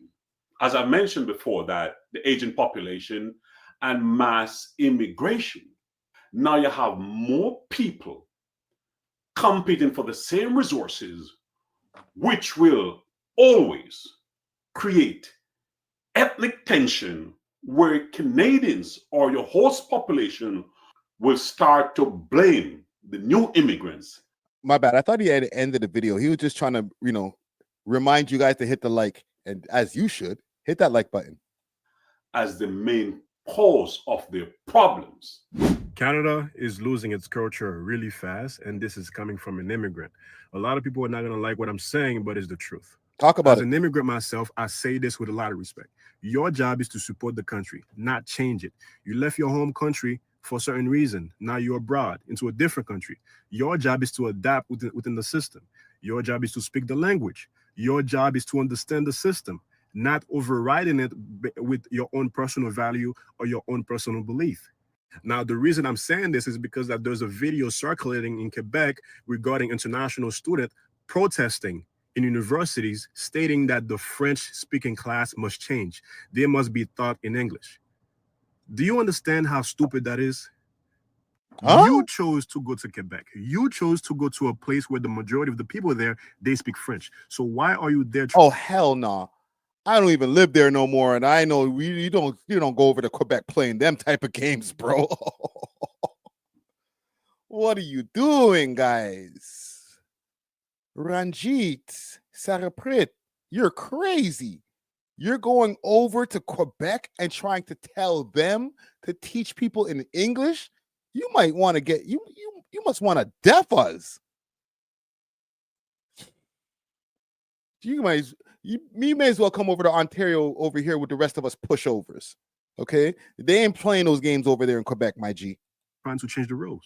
And that's just the tip of the iceberg among so many other things that is currently happening in this country. Now you have people that are complaining, stating that in order for them to get a job, they must speak Punjab or Chinese or Taiwanese or something. This nigga, I could tell he's from Quebec. He got a Haitian accent. Where this country national language is French and English. Too many people in this country are either asleep or they're afraid to speak or they're pretending. Hold on, let me read this comment because Underground Nation, he be tapped in. He says there's 3-minute classes to pass and you get your diploma. They can't pass it. What? I'm on ting. Let me fast forward a little bit because I seen there was one Indian youth in here that was commenting. I'd like to hear what they have to say. Your tradition, your cultures, your customs, and your norms. Why migrate? Why migrate and want to impose your values and norms to your new country? If they were so good in the first place, why don't you stay where you are?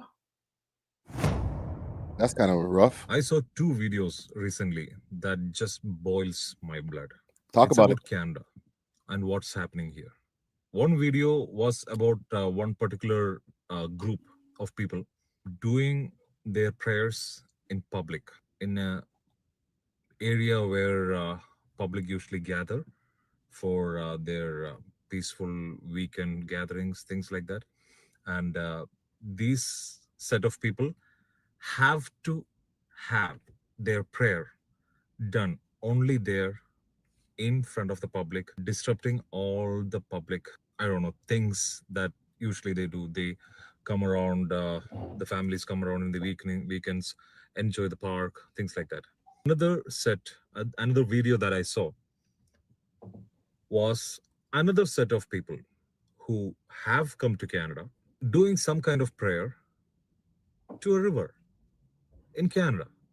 And I hope they haven't put anything or thrown anything into that river because they did. And they're shitting on the beach. I'm sorry. It's just facts. I'd be so pissed if they spoiled that waters. See, I'm a first generation immigrant to Canada. I came to this beautiful country not just because of the opportunities that it provides. It's also because I studied the culture, the original culture of Canada, how people behave, how beautiful of a culture the people of this country have. All these things eventually led to my decision to come to this country. I left my culture, came here to get assimilated to this beautiful culture in this country. Having a love for someone's own culture is a good thing.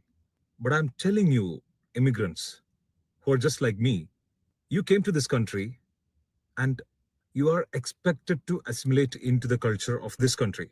In addition to that, if you want to practice your own culture, you're free to do that. But it should not be at the expense of being a nuisance to others, being a nuisance to the public, whichever religion or group or culture it is. Hold on, let me address this comment over here. Salute to Leon Coolington. Okay, he says, so stop using Jamaican slang. Start using Canadian slang. But the French Canadian slang is lame. But us Americans don't talk and use yours, whatever, facts. So let me explain to you something because salute to you. I'm glad I brought up your comment because I have another question for you after this. But let me address this first. There's different slangs for different cities, different provinces. Okay, provinces is what are equivalent to what a state would be. All right. just because I know a lot of Americans don't give a fuck about what's going on in Canada, so you don't have any education about what's going on in Canada. But from city to city, people got different accents. So when you hear that, yo, what's going on, Crow, Wagwan Brethren, you know what I'm saying? Wallahi, Wallahi, I'm gonna go over there and get that gal. You know what I'm saying? Like, we're talking our Toronto slang, which is not Jamaican slang only. It's a combination of Jamaican slang. The Somalis have come over the years and integrated their slang into it. And, obviously we have our own Canadian things that came from like the white culture in Canada, like, hey, bud, you know what I'm saying? And sometimes we'll fill that in for jokes. But we got our own thing going on in Toronto. Montrealers, they talk a whole different way. There was a Montreal gentleman that was in this video earlier, and the way he was speaking was completely different than the way Toronto man speak. Okay, there's a couple of little slang words that come in there from hip-hop culture, because hip-hop culture is universal. It's not just American anymore. Guess what? You guys created it. Fine. That's obvious. It's facts. But it's something that's shared worldwide. So everybody in the world integrates things from hip-hop into their slang. It doesn't make us bad people.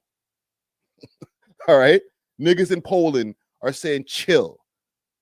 All right? We understand that we're using slang from hip-hop, and hip-hop is a Black American art form. All right? We don't need to be reminded every single time because Kendrick won a motherfucking rap battle. Okay? Get over it.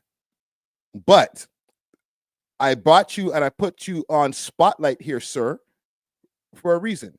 Because this whole immigration conversation that we're having over here, us Canadians and a few Americans that are in the chat, y'all have the same problem over there. I watched the whole video with a man in a Popeyes crashing out on two Indian guys because they said his wife was beautiful. That wasn't a video in Canada. So just chill. Y'all having the same issues that we're having over here. You know what I'm saying? Look, the way I look, I don't have an overtly Canadian look. You know what I'm saying? There's no such thing as you look Canadian. So just relax. Enjoy the show. You know what I'm saying? Hip-hop is supposed to unite us, not divide us, my brother. Please, if you're an immigrant, if you're a first-generation immigrant, I know most of people in Canada, Canadians, are multi-generational immigrants eventually, originally. But I'm not talking about that. Those people who immigrated to this country centuries ago, they have slowly came together and they have collectively brought together a culture that is the Canadian culture. And if you are a recent immigrant, you are expected to be a part of that culture. And I'm telling again, it's okay to practice your culture. It's okay to have love for your own culture. But I have left all those things behind and came here to be a part of Canadian culture. But if you want to practice your old culture here, do. Oh my God. I hate when these niggas get on some really super pro Mr. Patriotic. You guys are speaking Canadian. Like, there's no such thing as speaking Canadian, my nigga. Jesus Christ. Nigga said, cuz. So obviously you're from Los Angeles. All right. Is there such thing as speaking American? Weirdo. Right? Because I know weirdo means something else in LA that it means over here. It's like the equivalent of goof over here. Right? And listen, let me chill. You cool. Right? There's no such thing as an American accent. When somebody says to you, an American, yo, you got an American accent, I know you look at them crazy like, what are you talking about? What do you mean by that? Do you mean I have a Los Angeles accent? And a Los Angeles accent is different than somebody in the Bay. All right? We're smart enough to know this. But guess what? Same thing here. We don't have Canadian accents, dumbass. We have Toronto accents, Montreal accents, Vancouver accents. If you hear the way Matt from What's the Dirt, the way he talks, he has a very, I guess if you want to call Canadian, right? As far as like some of the different words, but his accent is not a Canadian accent. He has a Newfoundland accent because guess where he's from? Newfoundland. Scotian, Jamal, thank you. Scotian accents. There's a whole plethora of different accents and stuff like that. And yes, if everybody listens to hip hop, they're going to incorporate a couple of hip hop words. Okay. If you want to be so, oh my God, they're using my American words, but everybody has their own accent. There's no such thing as a Canadian accent. So when you and your little friends over there say, oh, look at all these guys, why don't they speak in a Canadian accent? You sound dumb, bro. You know what I'm saying? Like Quebecois, thank you, Lee Ho. Quebec, ruthless. So what are you saying, bro? You think that you're better than me at what you do here? And some of those guys are English guys. They're not even French first speaking guys. Like there's so much French incorporated in the culture in Quebec that some of the English people have a little bit of a Frenchish thing on their accent.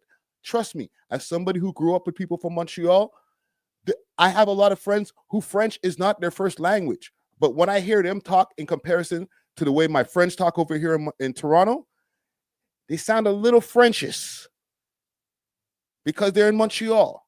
They have a Montreal accent. But guess what? A Montreal accent is different than an accent of somebody in Quebec City, which is a different city than Montreal. And guess what? Montreal is 6 hours away from Toronto. It's not next door. Y'all niggas be so dumb and so not looking to learn anything. Just use a Google map to find out some shit type of niggas that you won't even just look to see that Vancouver is on one side of the country and Toronto is on a whole other side of the country. Asking Matt from What's the Dirt stupid ass questions like, why didn't he go to the Drake concert? Because he lives on the other side of the country, dumbasses. It doesn't even have to take like a lot of like research. You just have to go look on Google. The internet is for everybody. Holy shit. Niggas be sounding dumb and think they sound smart, trying to think that they dissing us. No, you sound crazy when you try to diss us because it just looks like you guys never picked up a fucking book. Please do it. The privacy of four walls. Don't force others and don't force the public to be a part of your culture. I am talking to my own people here. I know you are listening and I know you are listening well. Please don't try to change this beautiful country into something that you left behind. That's all I have to say. This is a kind of immigrant Canada needs. If you want to maintain your cultures, your values, and your norms, don't migrate. But if you want to be a part of Canada, adopt the Canadian way of life and leave your culture at the door. Canada cannot. I think we could end this segment right there as far as this video. We get the point. You know, the sentiment has been said over and over again. Like I think myself included, as far as like a lot of people who sometimes get annoyed, not racist, because I don't, to be honest, when you start getting onto the level of like, yo, go back to your country and stuff like that, now we start sounding crazy. That's not very Canadian of us. And even for my people in America who are dealing with the same issue, that's not very American of you to say, go back to your country. You know what I'm saying? But I do understand the sentiment of people who are peeved, annoyed, and saying, you know what, if you guys are out here and and there's going to be way more coming into the country than ever before, numbers that have never been seen, record numbers, basically. Not, be Canadian, start eating freaking poutines and whatever, but like share the space. Don't take over the space. Share the space. You know what I'm saying? That's, I think, the Canadian way. You know what I'm saying? You don't have to all of a sudden assimilate and stop making Indian food and stuff like that. We can teach each other, but don't make it where it's like, now we're being a burden on y'all. Like, yo, get out of our way. Like, nah, bro, like chill, fam. Canada's about unity. It's not about takeover. And right now it's starting to look like a takeover. So I'll leave it there. I think I've spoken for long enough. We got like a 4.5 hour live in here. All right. And big salute to all my immigrants out there. You know what I'm saying? Like myself or like my family.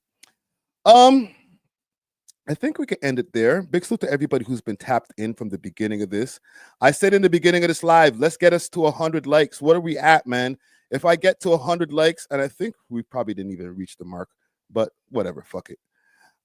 We got 70, so that's good. That's a good, nice 70 pack of likes right there. But I promised if we did get to 100 likes before the end of this live, which I will be ending just now, that I will go to the next court date for the Drake family court myself. All right, salute to David Lewis Wall. You know, he's just a court sketch drawer or whatever. He be drawing pictures and shit. I'll go do the journalism that needs to be done. All right, but yeah, salute to the homie Marcel Wilson. Look out for the interview that's dropping 3 a.m. for all the audio listeners, 6 p.m. for the people who are watching on YouTube. We'll be back here for the premiere. All right, until then, we're off of this. Deuces.